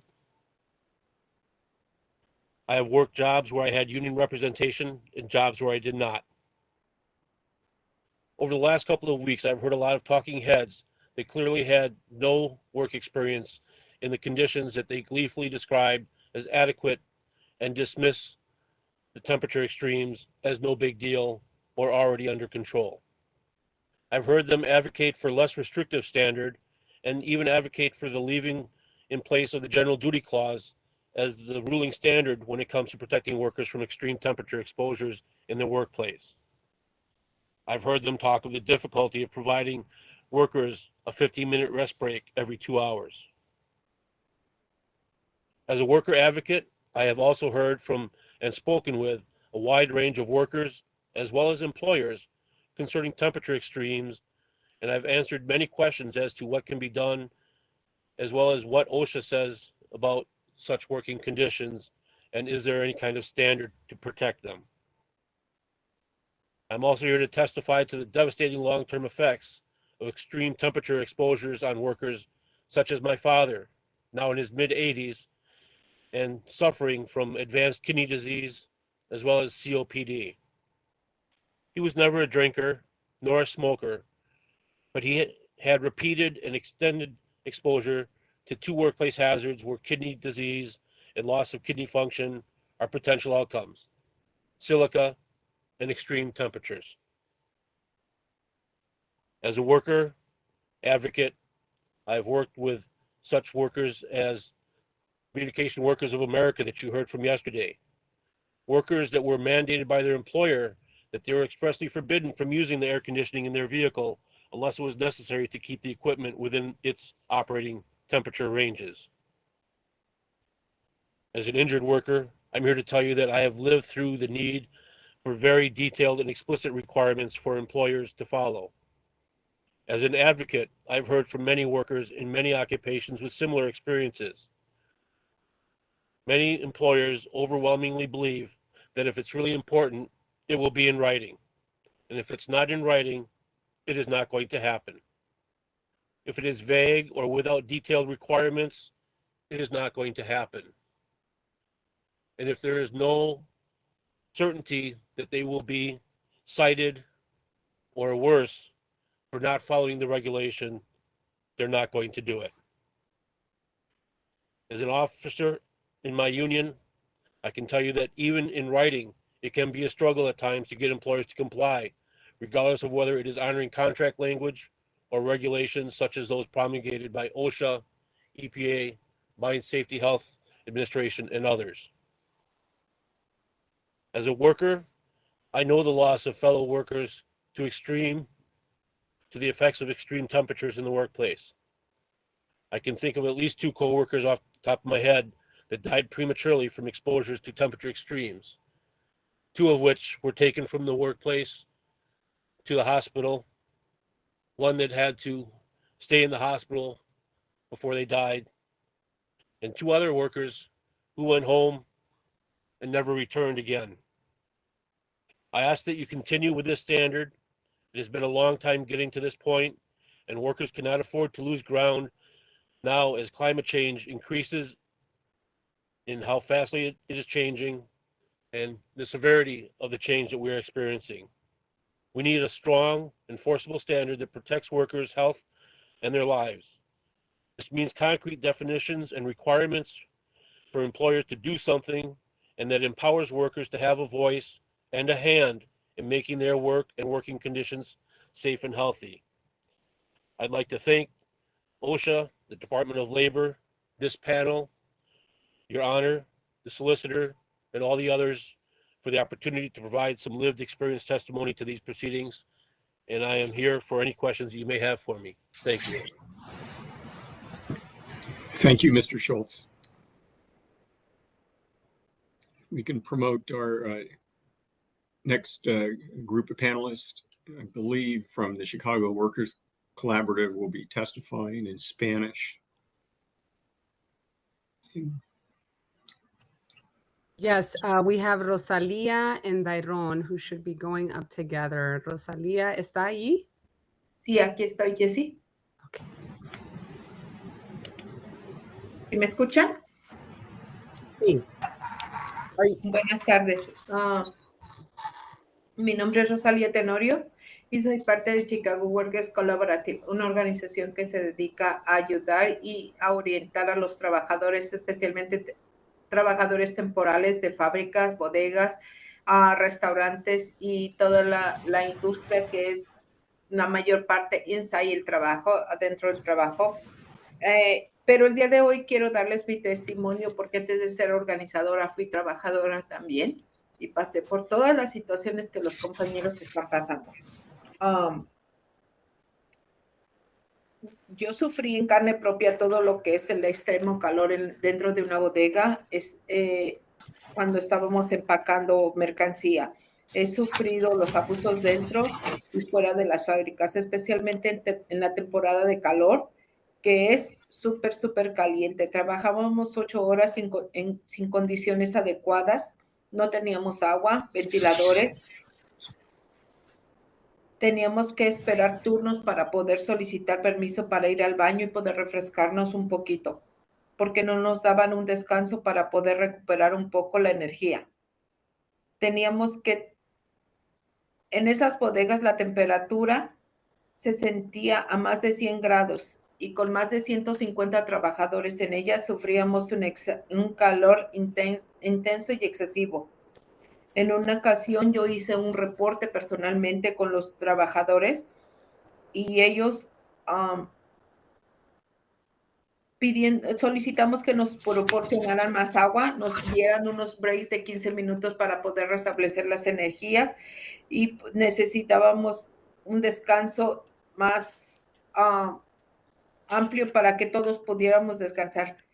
Después de que yo hice esa solicitud, empezaron a tomar represalias contra mí. El supervisor se molestó mucho y me dijo que íbamos a trabajar, no a descansar. Después de esa queja, empecé a sufrir consecuencias porque me descansaban seguido del trabajo. Después, cuando nos llamaban, me ponían en las áreas más duras para trabajar hasta que terminé dejando el trabajo.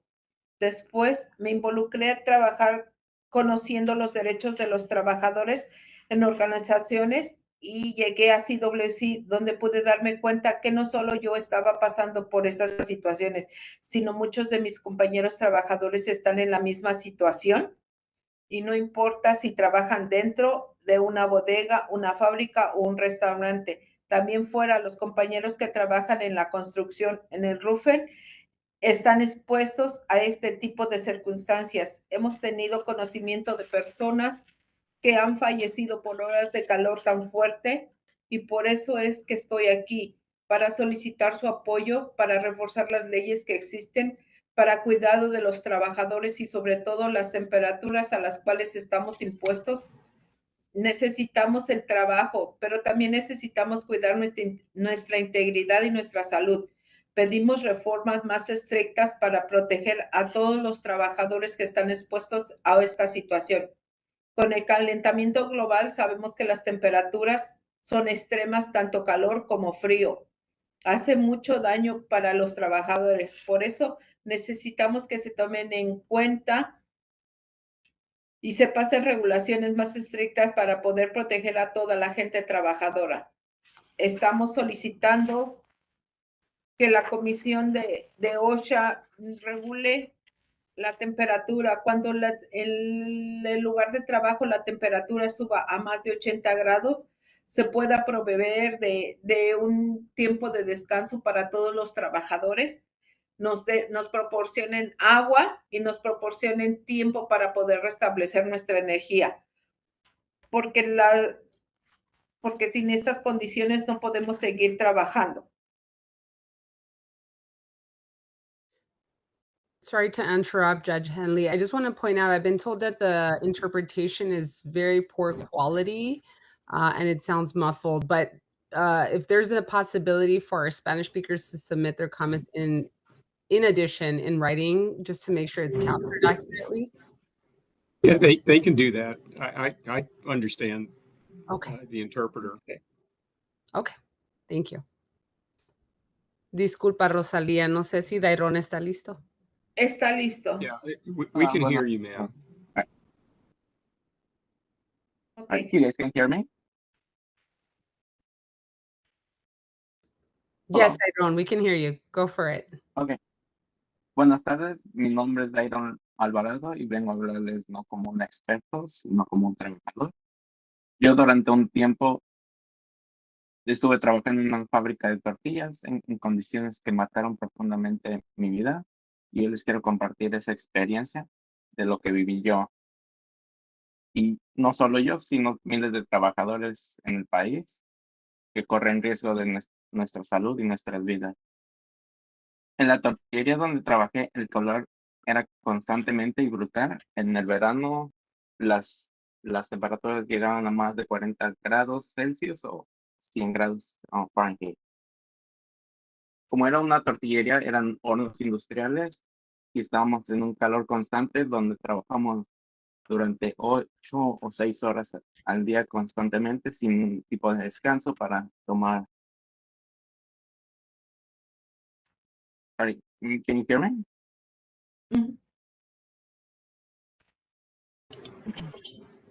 Is that it for Mr. Alvarado? No, I think my connection was not working. Sorry. Oh, sorry, sir. Yeah, we can hear you. El acceso de agua era otro problema enorme porque no tenemos acceso a tener agua o las aguas que tenían estaban calientes. No teníamos ningún tipo de acceso a un descanso para rehidratarnos. Nos descontaban el dinero, nos descontaban dinero si descansábamos por cierto tiempo, entonces teníamos miedo de perder dinero. Yo personalmente sufro de migrañas y sangrados nasales frecuentes durante los días más calurosos. Al principio pensé que era por estrés, pero me di cuenta de que era por la exposición constante al calor extremo, sin protección, sin protocolos. Nunca recibimos capacitación sobre cómo prevenir enfermedades por el calor. Recuerdo claramente que una vez un compañero se desmayó durante el trabajo, se golpeó en el suelo. Al principio nadie supo qué hacer, no había ningún botiquín, no había una persona entrenada. Tuvimos que improvisar. La empresa a partir de eso no cambió nada, no tomó ninguna medida de prevención para nosotros. Y lo más doloroso es sentir que somos invisibles, que no tenemos.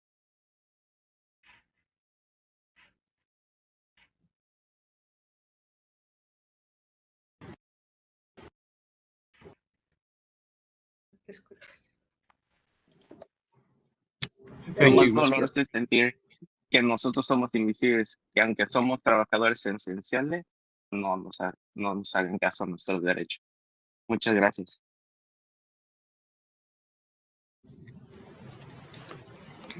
Thank you, Mr. Alvarado. Thank you, Ms. Tenorio, for your testimony. We can promote our next panelist, Ms. Jenkins. Ms. Jenkins, if you can state your name. Yes. Can you hear me? Yes, ma'am. Yes. Again, I'm Brittany Jenkins, and I serve as the Southern Regional Coordinator for National COSH. Can I start? Yes, ma'am.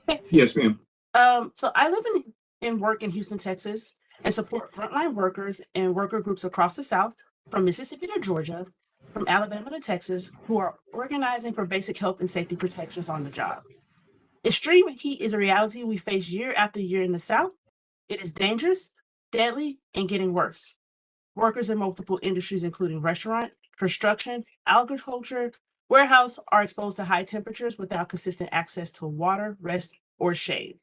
In Georgia, a worker shared how they were forced to continue landscaping work during a heat advisory with no shade breaks.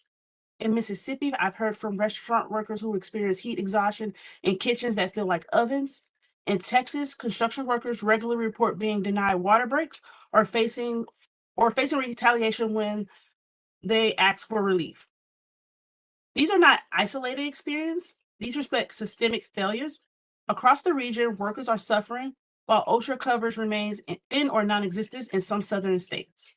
There are no local area officers for hundreds of miles. Where offices do exist, they are often understaffed and under-resourced. This means employers know they are unlikely to face consequences, and even when they are clearly endangering lives. Too many workers in the South are unprotected, especially in states that lack their own OSHA-approved plans. The lack of infrastructure makes enforcement weak and accountability rare. This is why we urgently need a strong enforcement federal heat standard. It must guarantee water, rest, shade, and cool down breaks. It must protect both indoor and outdoor workers, and it must account for the most vulnerable, including those in retail, food service, construction, and agriculture. Voluntary guidance is not enough. These employers are aware of the heat hazards workers experience and have access to the guidance, but they either don't follow it or they don't do enough to protect their workers. Workers are dying while we wait. Every delay puts a worker at risk. This is a matter of life and death, especially in the South, where political and regulatory failures have left workers most vulnerable. So I urge for you to adopt the national heat standards now, one that is strong, enforceable, and centered on protecting workers who are doing the most hardest and most essential work. Thank you.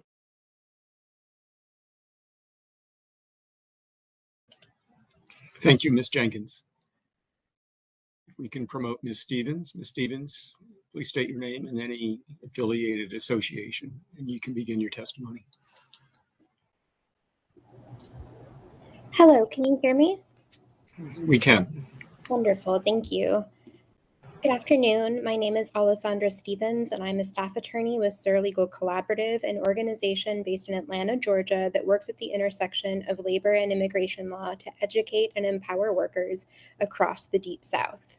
I'm so appreciative of the opportunity to speak with you all today alongside our partners, urging OSHA to move forward with adopting a strong, comprehensive, and enforceable federal heat standard to prevent occupational heat injuries and illnesses for workers in both indoor and outdoor settings.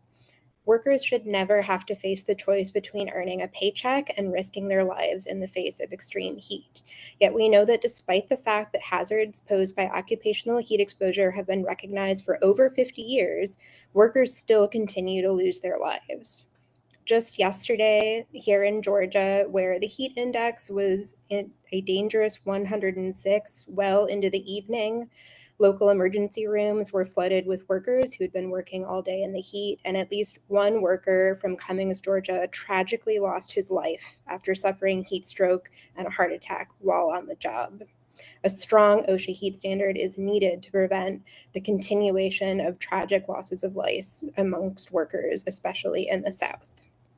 In recent years, Sir Legal Collaborative has helped to train and advise worker advocates across the country on the dangers of occupational heat exposure and best practices to seek assistance from OSHA to remedy the hazards they face through submission of strong complaints and urging OSHA to use the General Duty Clause and the current National Emphasis Program on Heat to abate the imminent dangers they're facing on the job. And while we've been proud to see some organizations succeed at securing citations, it's clear that reliance on the General Duty Clause alone is not up to the hazards that workers are facing. Since the NEP was put into place, few citations have been issued for heat hazards under the General Duty Clause. And here in Georgia, where we have nearly 5 million workers who are facing increasing heat hazards year after year, only 128 businesses have been inspected under the heat NEP, and only 36 have received associated citations. But none of those citations were specific to the heat hazards faced by workers. If employers are not given clear guidance which articulate their obligations, workers' lives will continue to be endangered. We know that under-resourced and exploited communities across the country face the greatest dangers. Risks for occupational heat injuries and death are not evenly distributed, but mirror underlying inequities in our society. We serve populations that are disproportionately impacted by the risks of occupational heat stress, including low-income workers of color and immigrant workers who are often concentrated in high-risk industries. Our organization serves a population of poultry workers in North Georgia who, due to old facilities with non-functioning AC, poor ventilation, and radiant heat exposures, report experiencing heat stress-related illnesses and injuries such as headaches, dizziness, faintings, and other injuries on the job year after year. The risk that workers face is exacerbated by other threats on the job, including fears of retaliation for voicing their needs. The poultry industry is famous for not allowing workers to take sufficient bathroom breaks, resulting in urinary tract and kidney infections, which can in turn increase workers' susceptibility to heat illness. Despite employers providing access to water during hot conditions, workers report avoiding drinking water during their shifts to avoid needing to use the restroom on the line, further increasing their risk of experiencing heat illness. The experiences of workers we serve show the importance of setting clear regulations for mandatory rest breaks and guidelines for water consumption. By outlining clear standards for employers to follow, employers will be better equipped to implement effective heat illness and injury prevention programs, workers will be better enabled to advocate for their health and safety, and OSHA will be better enabled to meet its mandate to protect worker health and safety and enforce employer obligations by bringing citations and request abatements citing specific enforceable standards. Workers can't wait another 50 years for OSHA to take action to adopt an occupational heat safety rule and firmly outline employer obligations to prevent continued unnecessary injury and illness amongst their workers. The time is now to take aggressive action, and we thank you for continuing to move this rule forward. Thank you for your time. Thank you, Ms. Stevens. Can we promote our next panelist, Ms. Kimber? Ms. Kimber, please state your name and your affiliated association. Yes, my name is Jana Kimmer. Can you hear me? We can, Ms. Kimber. You can proceed with your testimony. My name is Jana Kimber. I work for Consolidated Catfish Industry in Isola, Mississippi, and I'm affiliated with Mississippi Workers for Human Rights. I've been working at Consolidated Catfish for over 20 years now. We are affected every year by the same thing, and no changes are being done. We work in extreme heat. They bring fans and stuff in, but it's not enough. We need proper air conditioner. The ventilation system is messed up. It's a lot of mold and everything in the vents and everything. So that's causing health problems as well. And half the time when we're working on the machines and everything, they're getting overheated. So that's more heat added to the excessive heat that's already in the plant. We deal with headaches. I've had nausea, dizziness. I mean, I've been weak,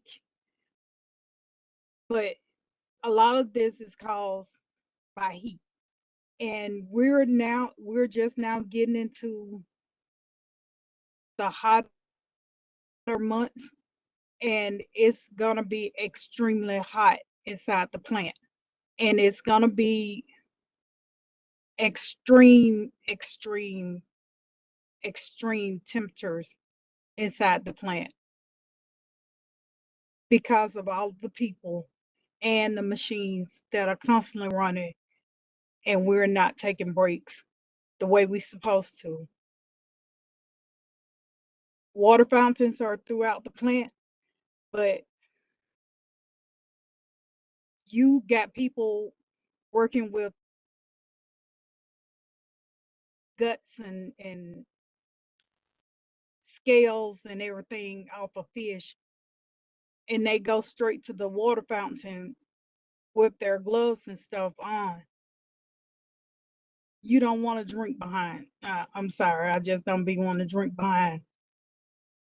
So I wait until I go on my break, go out to the car, and I have a cooler in my car. But everybody is not able to bring water and stuff. So it takes a toll on your body. And we are being affected by this every single day.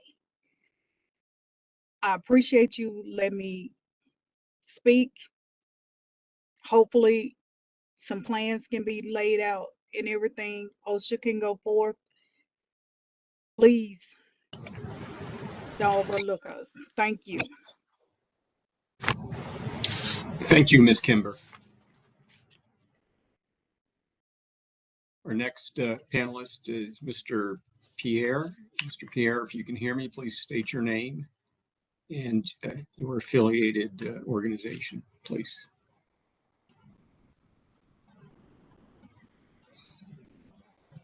Mr. Pierre? Can you see me? We can hear you. Okay. Can you see me? Yes, sir. We can see and hear you now. It's the first time I'm using it, right? I can't see anybody. Hold on, let me put this layout better.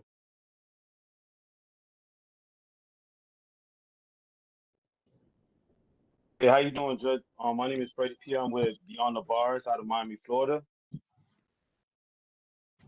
And the reason why I'm talking to you today is about the heat that's going down in Miami, Florida.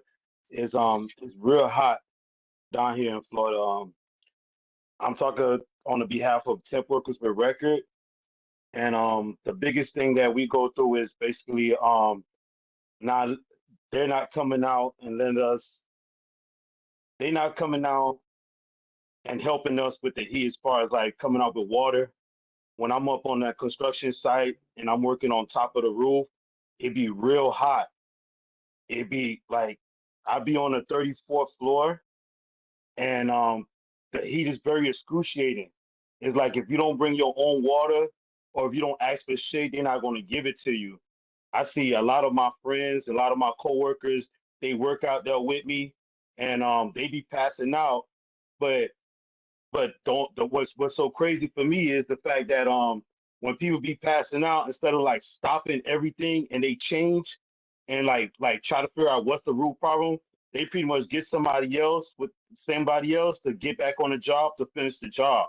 So it's like, man, humanly that's not right, because sure, if he drop out, what makes you think the next person is going to drop out?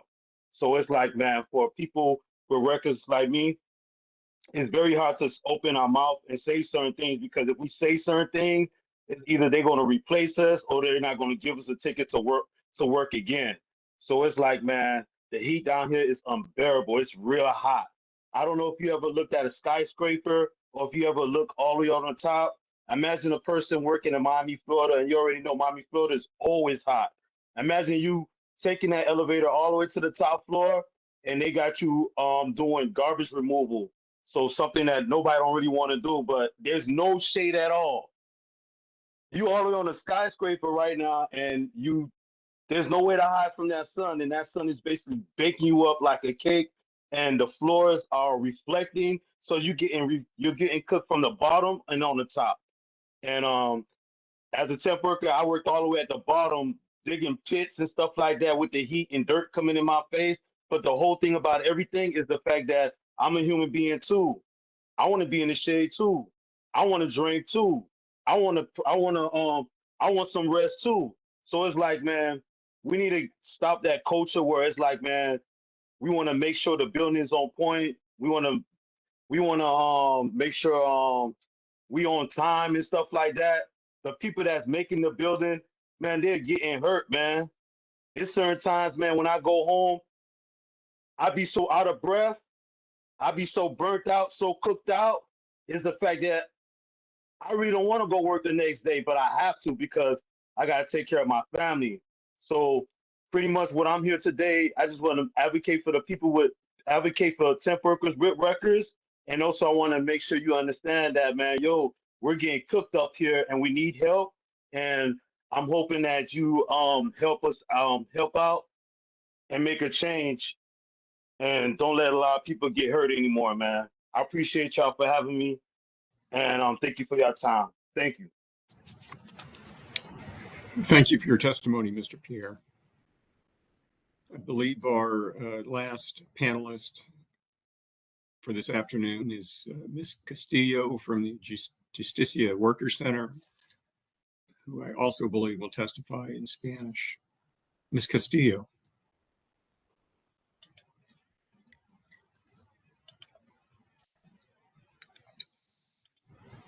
¿Me pueden oír? Sí, Olga, la escuchamos.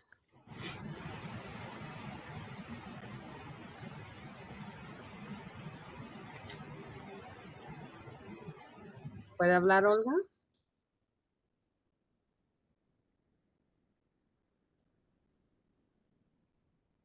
Ms. Castillo, can you hear me?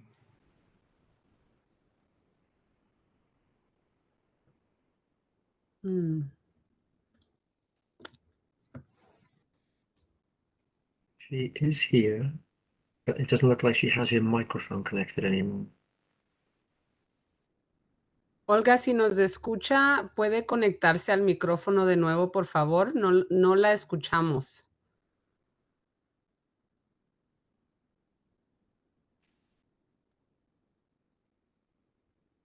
Puede quitarle el mute a su teléfono, Olga. I believe she muted herself by mistake. I just want to make sure she... Olga?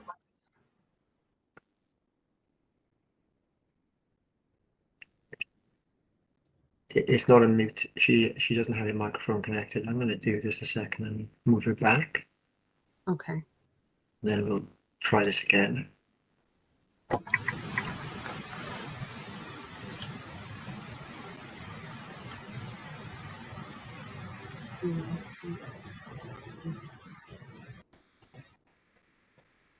not sure what device Ms. Castillo is on, but she's not joining with a with an active microphone. So if she can hear me, she can certainly submit her testimony for the record if it's, she's unable to join us for live testimony. Let me see if I can try to call. Let's try one thing, if it's okay with you all. I'm going to see if I can connect her here. So the issue my end, just so you're aware, is to help you, is she has joined, but whatever device she is joining with either doesn't have a microphone or that microphone is not connected. So she has nothing to unmute at present, and there's nothing that leads me to believe that anything's connected. Okay. Yeah, thanks, Drew. Okay, I've tried calling her. It's unfortunate I can't seem to get through. Well, we will proceed then with written testimony, Judge, for Ms. Castillo, if that's okay. It's unfortunate. I know she really wanted to, voice her experience on this call. So thank you, Jessica. If you can do that, and we might be able to, since we have other sessions set for the next several days, it might be possible for her to be rescheduled. I'll allow Drew to work with the OSHA and SOL representatives to see if she can be rescheduled, and whatever problems she's encountering can be worked through. But for purposes of today, she can just, if you can ensure she submits her testimony, and we'll include it as part of the record. Thank you. I appreciate that. Thank you, Judge. Andy, does OSHA have questions for this panel? Yes, Your Honor, we do. First of all, thank you to everybody on the panel for your testimony today. It was very helpful, and we always appreciate hearing directly from workers who are experiencing the hazards that we're working on in that particular standard. I've got a few questions to kick things off. We've heard from many employer groups about the need for flexibility, for a performance-oriented approach, and for avoiding a one-size-fits-all standard. And at the same time, we've asked all of them as well, how can we do that while also providing certain minimum criteria to assure that workers are in fact protected from heat hazards? So let me ask you the same question. If we were to go forward with something that was more flexible, what are the minimum criteria that you think need to be in a regulation in order to assure that workers have adequate protection? So thank you, Andy. This is Judge Henley. So since we have a number of panelists, in order that we are able to call on you and not talk over each other, if you could raise your hand, and then I'm going to ask Drew to call them in sequence. So if you'd like to answer the question, just raise your hand and we'll call on you. There's a raise hand button at the bottom of the screen.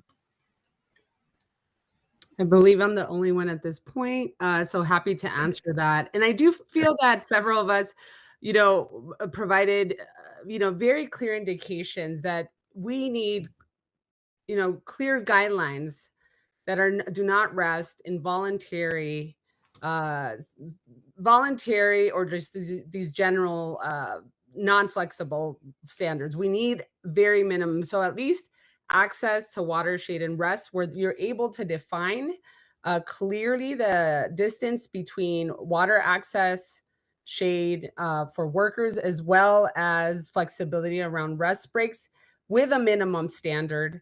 We also spoke to the clear trigger temperatures of 80, clear guidelines around acclimatization protocols, and very also ideally linguistically and culturally appropriate training in the language of the workforce, which we know is not happening across the line for a lot of workers, let alone any heat training.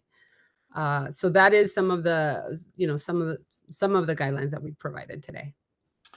Sure. And let me offer Ms. Martinez the opportunity again, either to respond both now and or in post-hearing written comments. But let me give you, for example, OSHA specified at the high heat trigger the 15-minute rest breaks every 2 hours.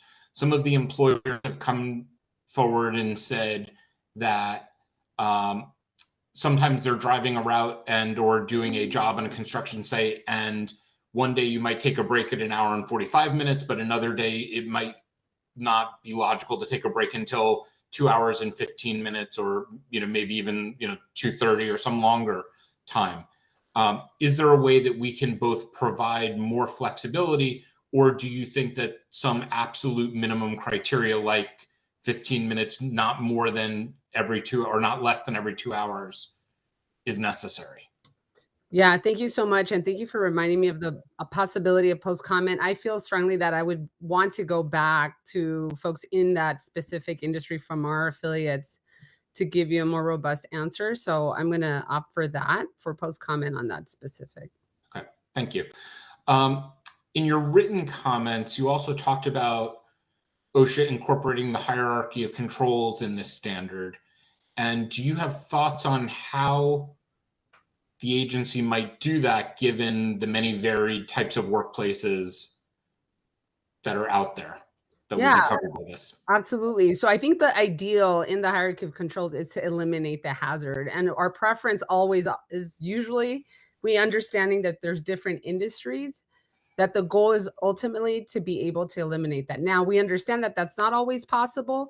The goal and the goal of the hierarchy is to minimize that. So the idea is that as we're looking into the different solutions and how to tailor it to the different industries, that there is intentional language that references a hierarchy of controls, that the goal is always, clearly to eliminate, understanding that if that's not the case, that there are administrative procedures in place, whether that, again, training, policies that allow for some relief around workload, how many workers, preferences for working at night versus day in some specific industries, and really opting to look at the bigger picture with the hierarchy of controls in mind.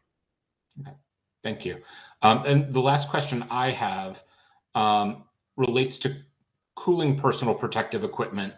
And if any of your members have experience with cooling PPE and or, for example, again, to that notion of flexibility, if employers provided cooling PPE, they might be able to adjust rest breaks because workers would be subjected to less heat. Again, either now or in post-hearing comments, any thoughts that you have on how cooling PPE might fit into a final OSHA standard would be greatly appreciated. Absolutely. And I can add, let me answer, but also would like to submit more post-comment to make sure it's comprehensive in response. But the cooling PPE, again, referencing the hierarchy of controls, would really be an option for last resort. We already know that there's limitations around training workers around heat illness. Many employers are not doing it. A lot of workers from the industries we represent are not receiving this. So let alone we have little confidence that training around proper usage of cooling PPE is going to be done. So again, we'll submit post-comment, but for now, we do think that is an option, a viable one, but should be last in terms of solution. Thank you. Your Honor, the next questions from OSHA come from Gary Orr. Can we, before we proceed, Drew, did I see a hand raised there? Yeah, sure. Mr. Brown has his hand raised. Mr. Brown, did you have a question or a comment you wanted to answer? One of Mr. Yeah, I just wanted to speak as far as like across the settings, the importance of having OSHA imposing a national standard. One would be requiring institutions to switch from swamp coolers to AC over a period of time, maybe by 2028, and to provide to allow inmates to purchase fans. Larger fans, maybe up to 18-inch fans, and this would dramatically help. All right. Thank you, sir. Mr. Orr, you had a question? Oh no, I was the next panelist. Yeah, you had. Judge Henley, I just wanted to point out that I believe Ms. Castillo was able to connect. Any chance we can invite her to speak up? Sure. Do we have her available? Olga, ¿está allí? Si puede, por favor. Sí, estoy aquí. ¿Sí me escuchan? Sí, la escuchamos, Olga. Si puede dar su testimonio, por favor. Thank you so much, Okay. Judge. Mi nombre es Olga Castillo y trabajo en el Worker Center Fe y Justicia en Houston, Texas, como organizadora. Llegué aquí a Houston en 1992, hace 33 años. Durante 30 años tengo la experiencia de haber trabajado en diferentes industrias. Voy a dar el testimonio de una fábrica de veladoras en la cual trabajé. La fábrica es de concreto y metal, donde hay tanques de cera caliente, hornos para las velas, bandas y máquinas, muchas máquinas, pero sobre todo tienes que hacer mucha producción. Aunque te abran la puerta y un abanico te dé de muy lejos, no es suficiente para el calor intenso que sientes para esas grandes cantidades de sudor que tu cuerpo desecha. Mucho trabajo, mucho calor, mucha producción. Aunque trabajes bajo techo, el calor y la deshidratación, la sensación de vómito y el dolor de cabeza te acompañan cada día y el tomar agua no es suficiente. La falta de regulaciones en favor de la clase trabajadora cada año nos señala y nos recuerda que es el tiempo de hacerlo. Cada año las estadísticas de muertes en el lugar de trabajo nos recuerdan que es necesario y obligatorio contar con tales regulaciones que deberían de ser un derecho de cada trabajador y una obligación de cada empleador, y que las instituciones velen porque se cumplan y se implementen, que no solamente sean reglas escritas en un pedazo de papel y cuelguen en las paredes de cada compañía, haciendo caso omiso de ellas, sino que sean regulaciones, reglas y deberes que se implementen en cada lugar de trabajo. Ante una inmensa ola de calor, la población de escasos recursos es quien vive de manera más drástica las consecuencias. Caminar hacia el trabajo es caminar hacia la incertidumbre, cuando las temperaturas de más de 3 dígitos te dan la bienvenida cada mañana a tu jornal de trabajo. En este verano 2025, todos los datos meteorológicos apuntan a un verano más caluroso y seco de lo normal. El pronóstico es que tendremos más de 30 días de temperaturas con los 3 dígitos. Mi pregunta ahora es, ¿cuántas personas vamos a dejar que no regresen a casa por un golpe de calor? ¿Cuántas vidas se llevará este caliente verano del 2025? ¿Cuántos empleadores harán caso omiso de las necesidades de sus empleados? ¿Cuántas denuncias no serán hechas al departamento de OSHA por miedo a represalias? En un estudio que hizo un doctor mexicano, José Luis Gallardo, sobre permanecer a altas temperaturas, el cerebro expuesto al sol, a un sol de más de 45 grados centígrados, es como una persona dentro de un auto, con las puertas y los vidrios cerrados, experimentando esa misma temperatura. La persona, y en este caso el cerebro, se comienzan a cocinar literalmente. El cerebro está cubierto de un líquido que nutre y conecta con los demás órganos del cuerpo mediante el sistema nervioso. Si ese líquido se calienta demasiado, altera las funciones de los órganos vitales como el corazón, pulmones, riñones, cerebros, lo que lleva a las personas a sentir taquicardia, náuseas, dolor de cabeza, somnolencia, calambres, pérdida del sentido y la muerte por golpe de calor. Qué triste es que exista un Workers' Memorial Day, que exista un 28 de abril, donde los trabajadores que ya no están, que ya no vuelven a su hogar, que perdieron su vida por falta de salud y seguridad en su trabajo o por un golpe de calor. Este año murieron 54 personas solamente aquí en Houston. Hoy en esta audiencia, mis compañeros y yo ya les expusimos nuestras necesidades y testimonios. Ahora les toca a ustedes resolver y decidir qué harán como institución OSHA, como institución para la que trabajan con el compromiso para nosotros los trabajadores. Esta institución fue creada para administrar la seguridad y salud ocupacional. ¿Qué harán para establecer y mejorar los estándares de seguridad y salud en el trabajo? Muchas gracias.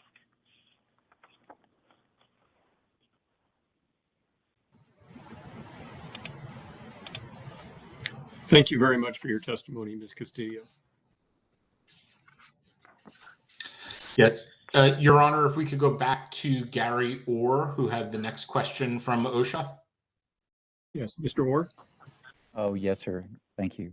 And Ms. Martinez, thank you for pulling together this panel. It's such a variety of workers, workplaces, and across the country. I really appreciate that perspective.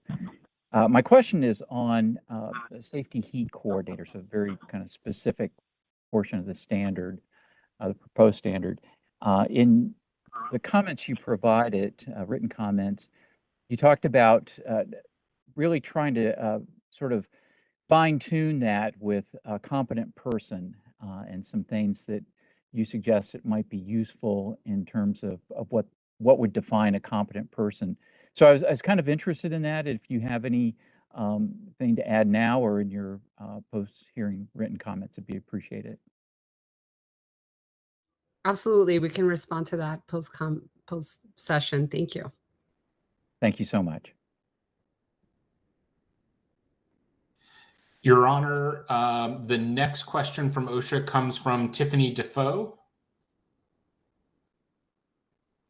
Hi, Tiffany Defoe with the Directorate of Standards and Guidance.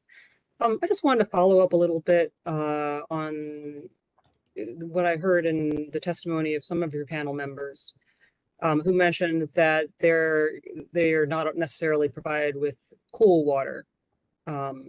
And I wonder if you could expand a little bit, either now or in post-hearing comments, on whether difficulty in accessing cool water is something that's focused in specific industries or jobs, and what are the challenges? Like, are there specific logistical challenges that need to be worked through with getting cool water to workers? And I will invite our panel to raise their hand if you feel you can respond to this at this moment. If not, you can do some comments post-hearing. Thank you for your question, Tiffany. Okay. If that's okay, we'll submit comments post-hearing. We have Jenny with your hand raised. We have a hand raised. Yeah, we have Ms. Kimber. Oh, Renee, excuse me. I missed you. Go for it, Renee. Awesome. Thank you. Yeah, I will say, like, in some of the workers that we've talked to, I know I mentioned the fast food example in my testimony. I think first and foremost, knowing that the water is there and is free and accessible in the first place is a lot of like where the miscommunication comes from. The employer doesn't notify the workers. I think even just knowing, like, I think workers, and the example I gave, like, they worked for this multi-million-dollar franchise, right? Yet they were told that, like, if they did want water, and let's say you didn't bring like a reusable water bottle, they would have to pay for cups, right? And they thought that that was like perfectly fine and legal. And we know that that's not the case. So I think first and foremost, like, having like any accessible communication to all employees that this is something that they can access in the first place would be very helpful.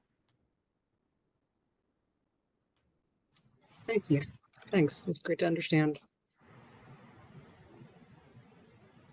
If there Kimber are has her other hand raised. comments, it's I'm sorry. I didn't mean to interrupt. Was someone starting to speak? I apologize. I was just mentioning that Miss Kimber has her hand raised. Yes. Ms. Kim? Can you hear me? Yeah, we can. Ms. Kimber, did you want to add something? You can speak. Yes. There are Yeah, several, there are several water fountains in our plant, but we only have 15-minute breaks like every three to 4 hours.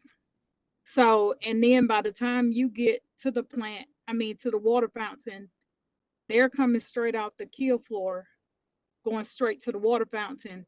So you do not want, because they're covered in guts and blood and all this stuff. So, and it's kind of hard for you to drink behind them by the time you make it over there. So I have I'm thankful enough to have water in my car. But at the same point in time, we're not getting breaks the way we're supposed to. And we're around all this heat. So, and it's very hard for us to concentrate, even though we have water fountains throughout the plant. But the water is not sanitary either. So that's all I have to say. Thank you, Ms. Kimber. Any other questions raised? Your Honor, it looks like Mr. Brown has his hand raised as well. Mr. Brown? Yeah, I just wanted to say briefly, in carceral settings, if you locked in your cell, you're not going to really have any access to cool water. There's water in the sink in your cell, but when you're locked in and the temperatures in the housing unit, reach 90 degrees and 95 degrees, as off the time they do, it goes back to, again, you're at the mercy of your jailer. And so it should be a protocol to where it's, they're supposed to provide ice, but that really doesn't, ice, we very seldom would get ice. We very seldom would get ice because the kitchen would say the ice machine is broke or they need it for the evening meal. There's always all these different excuses. So I think it should be a dedicated ice machine just for the purpose of, for heat. Thank you, Mr. Brown. Mr. Pierre, did I see your hand raised? Hey, how you doing, family? I just wanted to say this, right? Just like how we have protection for firefighters that working in fire and the heat get real hot. I feel like there shouldn't be no question for us to even at least have a standard to start off with for people that's working out in the heat. I feel like that's just basically that's being human. Just to make sure we have something, a base that we could start off on, so we could understand how we can navigate through all the other industries. But just to let you know, it's hot. It's hot. It be hot. It be hot. It be real hot. And the fact that we don't have at least a standard is very hard for people to understand. Like, man, they give it to firefighters, they give it to people that's out in the government, but they won't do nothing for people that's working, that's helping putting these buildings up, that's cutting the grass, that's basically making sure everybody looks good out, but they don't have nothing to protect nobody that has a record or that's working out that's working out there. So just want to let you know, Judge, I know I'm just going over and over, but man, it's serious. It's really hot down here in Miami, Florida. And just the fact that we don't have at least a standard that protects people that's out there working, it's a big thing, We wouldn't do it to our firefighters. Why y'all gonna do it to a worker? Why would y'all gonna do it to a worker? That don't make any sense. And another thing I wanted to say, if all of us would go and take a field trip all the way to the top floor of a building and take all the heat, we wouldn't be having this conversation right now. It don't make any sense for us to be talking about protection for heat. That don't make no sense, bro. No disrespect to anybody that's here, but I've been out there in the heat. I've been there in the sun. I've been baked like a cake. And it's hard for me to understand, like, we're trying to negotiate what kind of standard we need. That don't make no sense. We need water. We need to let the people that's giving us work understand, like, man, yo, understand that, man, hey, this person's fatigued. This person need help. Like, we need to make sure we have that in the play. It doesn't make no sense for us to be having this conversation and we don't have, we're talking about standards when we could be talking about how we can help. Sorry about that. Thank you for your time. Thank you, Mr. Pierre. Your Honor, the next questions from OSHA come from Patty Downs. Hi, everyone. Patty Downs with the Directorate of Standards and Guidance. Several of the panelists today mentioned how some of their workplaces get, and thinking specifically about the discussion of the work on the airport tarmac, it seems that at times the workplaces can be significantly hotter than local weather reports may indicate. And I'm curious if you can discuss the use or testing of any weather reporting apps by the National COSH, and if you found them to be accurate compared to like actual conditions in the workplace. So our experience, and I'm going to also invite Trina to speak to the airports in particularly, but I can tell you from our experience, several of the workers are not using these apps. One, they're not user friendly, and are really depending on other sources for information. So that is just like a general sort of statement for several of the workers. In addition, that they are not in the language of the workers for many of the industries that we work with. And again, these are high hazard, low wage workers in many cases that speak English as a second language. So it's really challenging to use that in this particular case. But Trina, are you available to speak specifically to airport? I am. My camera froze, so I don't know how to reset it, but I am on the call. But yeah, I can tell you a little bit about that. So I myself personally use the NEOSH app and the heat index that's on there. However, because I use that when I go and discuss with management about how like we need breaks, because look, this is the recommendation from NEOSH and we're not even getting these breaks. So but the biggest challenge is that heat index and that temperature is only based on what's recorded at Sky Harbor. So it does not include all the radiant heat from the tarmac, from the engines, from the jet blast, from all the metal and steel that's being reflected and retaining heat. So, you know, not to mention the bag rooms with no ventilation and all this other stuff. So there's a lot more contributing to that temperature that's not listed on that app. That helps.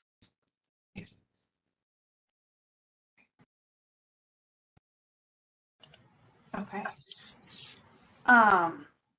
Patty Downs again. How, and Ms. Peters, I'm going to direct this question at you. How do the employers that National COSH deals with currently monitor for heat in the workplace?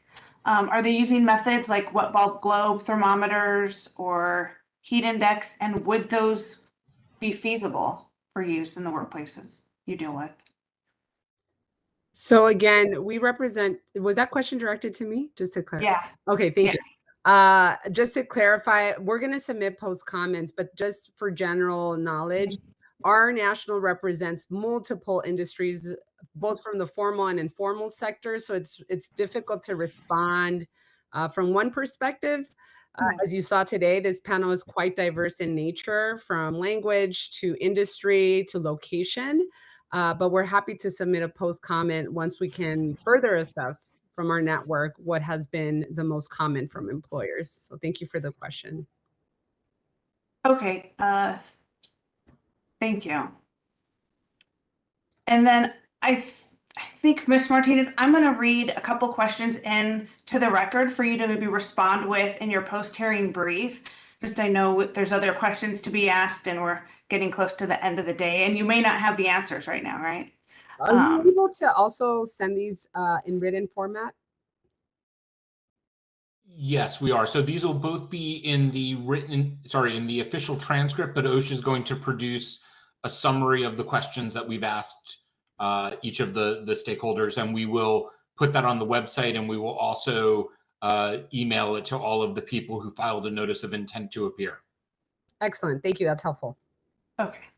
Perfect. Patty Downs again. The first question is, we've heard from several speakers about situations where the air conditioning breaks or fails and it's not able to be immediately repaired. Are you aware of any employers that have instituted a policy for how long employees may continue to work if the air conditioning breaks down? And if they continue to work, do they have any contingency plans in place to prevent heat-related illness? The second is, what control technologies, if any, should be included as an alternative to air conditioning and fans? And I think that's it for me. Thank you so much. Appreciate all of your answers. Thank you. Your Honor, the last question from the OSHA panel comes from Rachel Kars.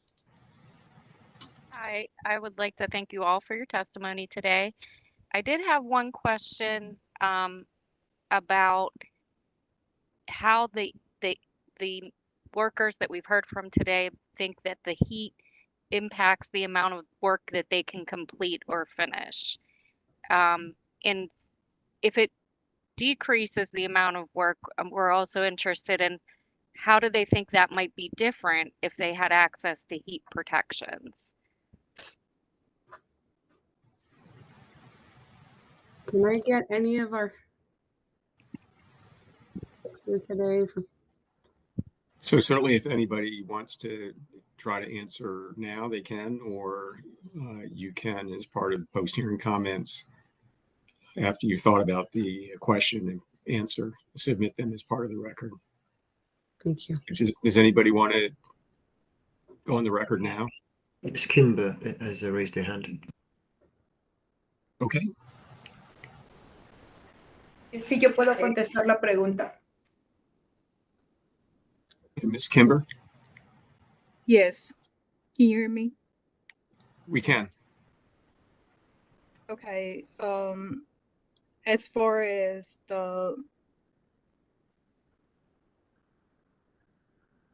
could she ask a question again for me? Sure, yes.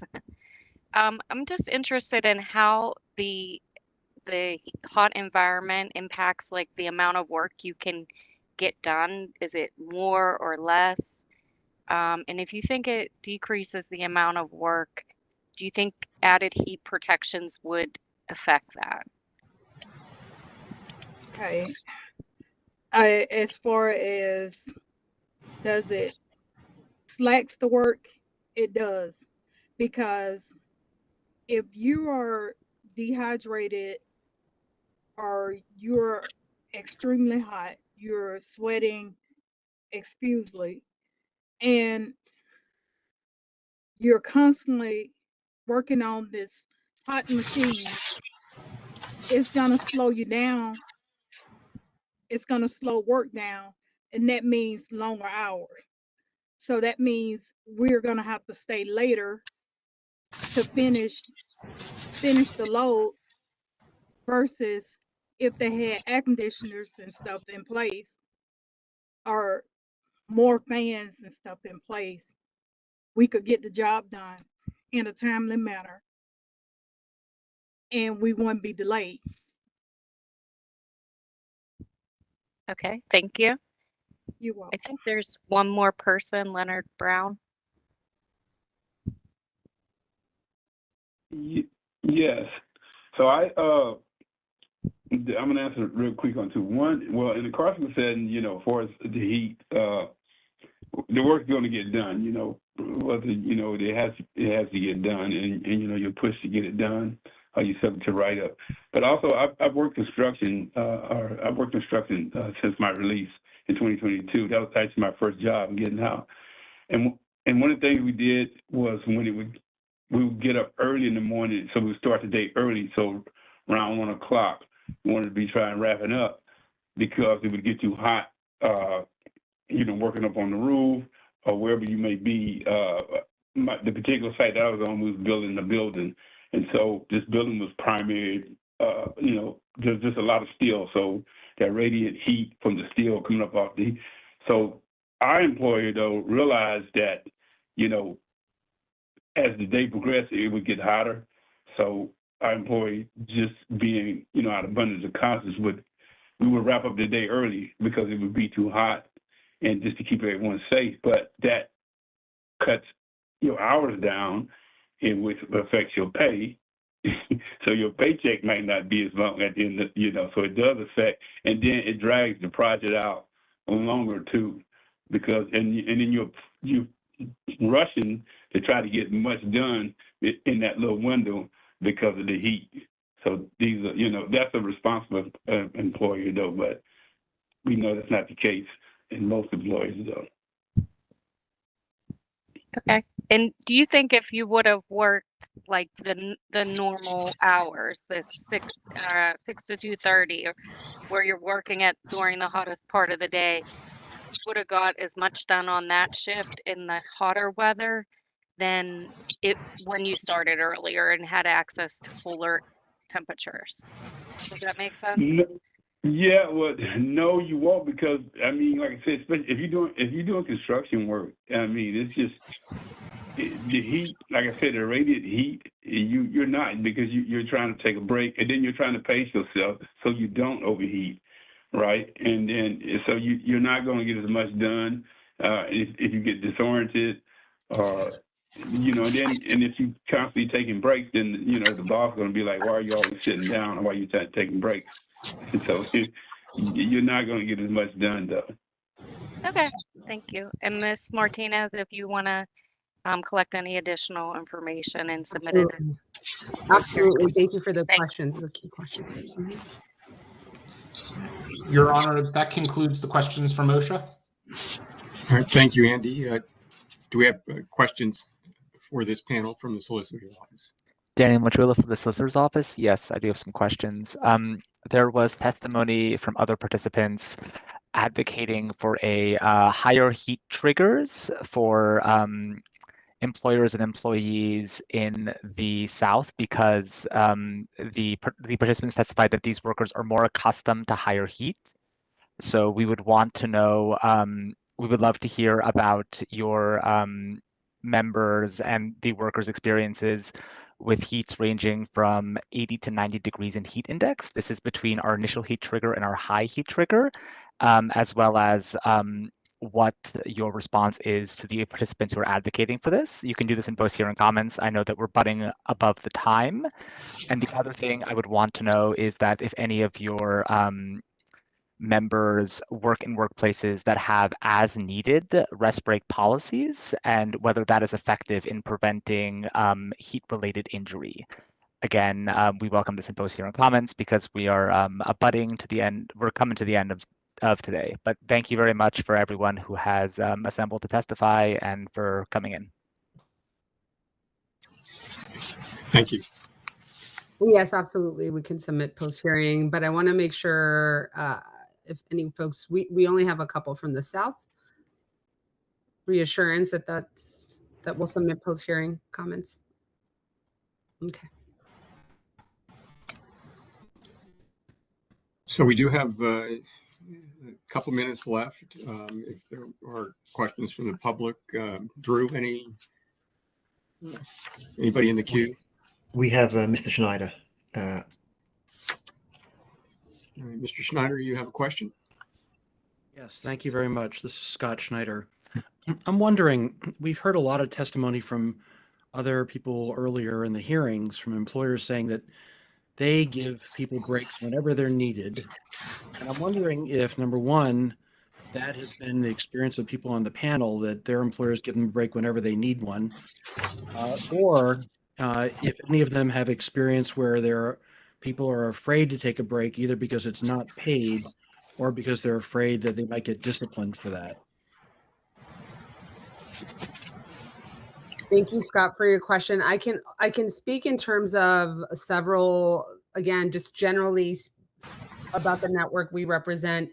I can tell you that 95% of the workers that call us, talk to our local COSH groups, are seeking extra support precisely because of the fear of retaliation, or because they're not getting some of the most minimal protections, rest included, water and shade. And sometimes we're talking about potable water as well, which is a key to mention in the access for water. So it does vary.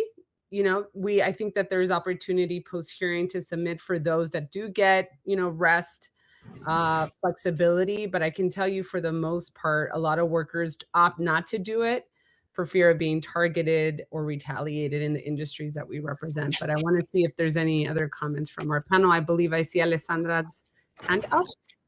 Yeah, and I'm also happy to follow up on this more in post-hearing comment. I know that our time is short, but just highlighting what I already mentioned in my testimony and what Jessica shared is that a lot of the workers that we represent are really fearful of retaliation and experience a lot of pressure to not take breaks, especially if workers are not allowed to take sufficient bathroom breaks, which are already mandated by OSHA standards. We're really not convinced that they are in a position to take as needed rest breaks when the heat is high, or they're experiencing the impacts of heat stress. And so that's really why we think that mandated rest breaks triggered by these specific temperatures is needed in these industries where we already know that workers don't feel that they have the power to request the breaks that they need and other abatements to keep themselves safe. But again, happy to expand on this in post-hearing comments.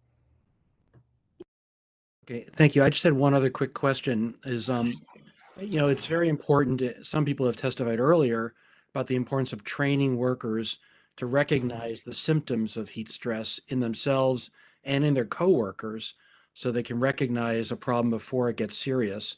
And I'm wondering what kind of training people on the panel have gotten about heat stress in terms of, recognizing the symptoms, for example, and signs.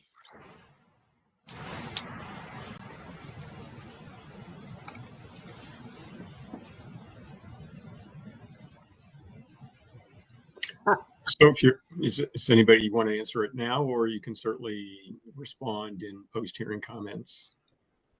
We'll definitely respond in post-hearing comments. One thing I will say, though, is that, National COSH, along with our local COSH affiliates, are doing a lot of the training that employers are not doing, which also puts a big capacity issue for our local organizations.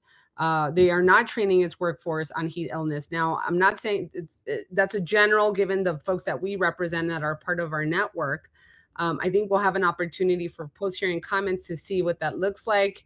We are aware that some employers do provide heat illness prevention. Some it's limited to like a video. Some it's very sort of in a language that workers may not necessarily understand at times. So even when the employer is provided, there is a lot of room for improvement on that front. But wanted to see if anyone else from our panel, it's kind of hard to see in this platform. I think, Leonard, you wanted to say something else? Yeah, I just wanted the previous question to that real quick. So in most states, prisoners are not considered as workers. So so much for standards for that. But so it's kind of hard to, like, how do we get there? Yet although prisoners are not considered in most states as workers, yet the IRS requires anyone that does any type of labor, regardless of the amount of what they're paid, they're required by law to file a tax return. So I'm just trying to figure out how does OSHA navigate that in, putting some type of standard together that's, nationally, that applies to people in a carceral setting when it comes to heat. Thank you, Mr. Brown. Okay, thank you. So did OSHA or the solicitor have any closing remarks or administrative details, anything to close out this afternoon? OSHA? No, Your Honor. SOL? Nothing from us. So I'd like to thank all of our panelists from the National COSH Network for their testimony this afternoon. We are now at the end of all scheduled witnesses for today. I would like to remind the hearing participants that they may submit additional evidence or statements relevant to the proceeding within 90 days of the end of the hearing, which again is September 30th, 2025. At that point, the record for this rulemaking will close. On behalf of the Department of Labor, I wish to publicly thank all those who gave of their time and testimony to contribute to today's session. To all participants, again, thank you for your interest in this very important matter. This hearing is hereby adjourned for today and will reconvene at 9:30 a.m. tomorrow Eastern Time. Have a good evening, everybody. Stay safe. Goodbye.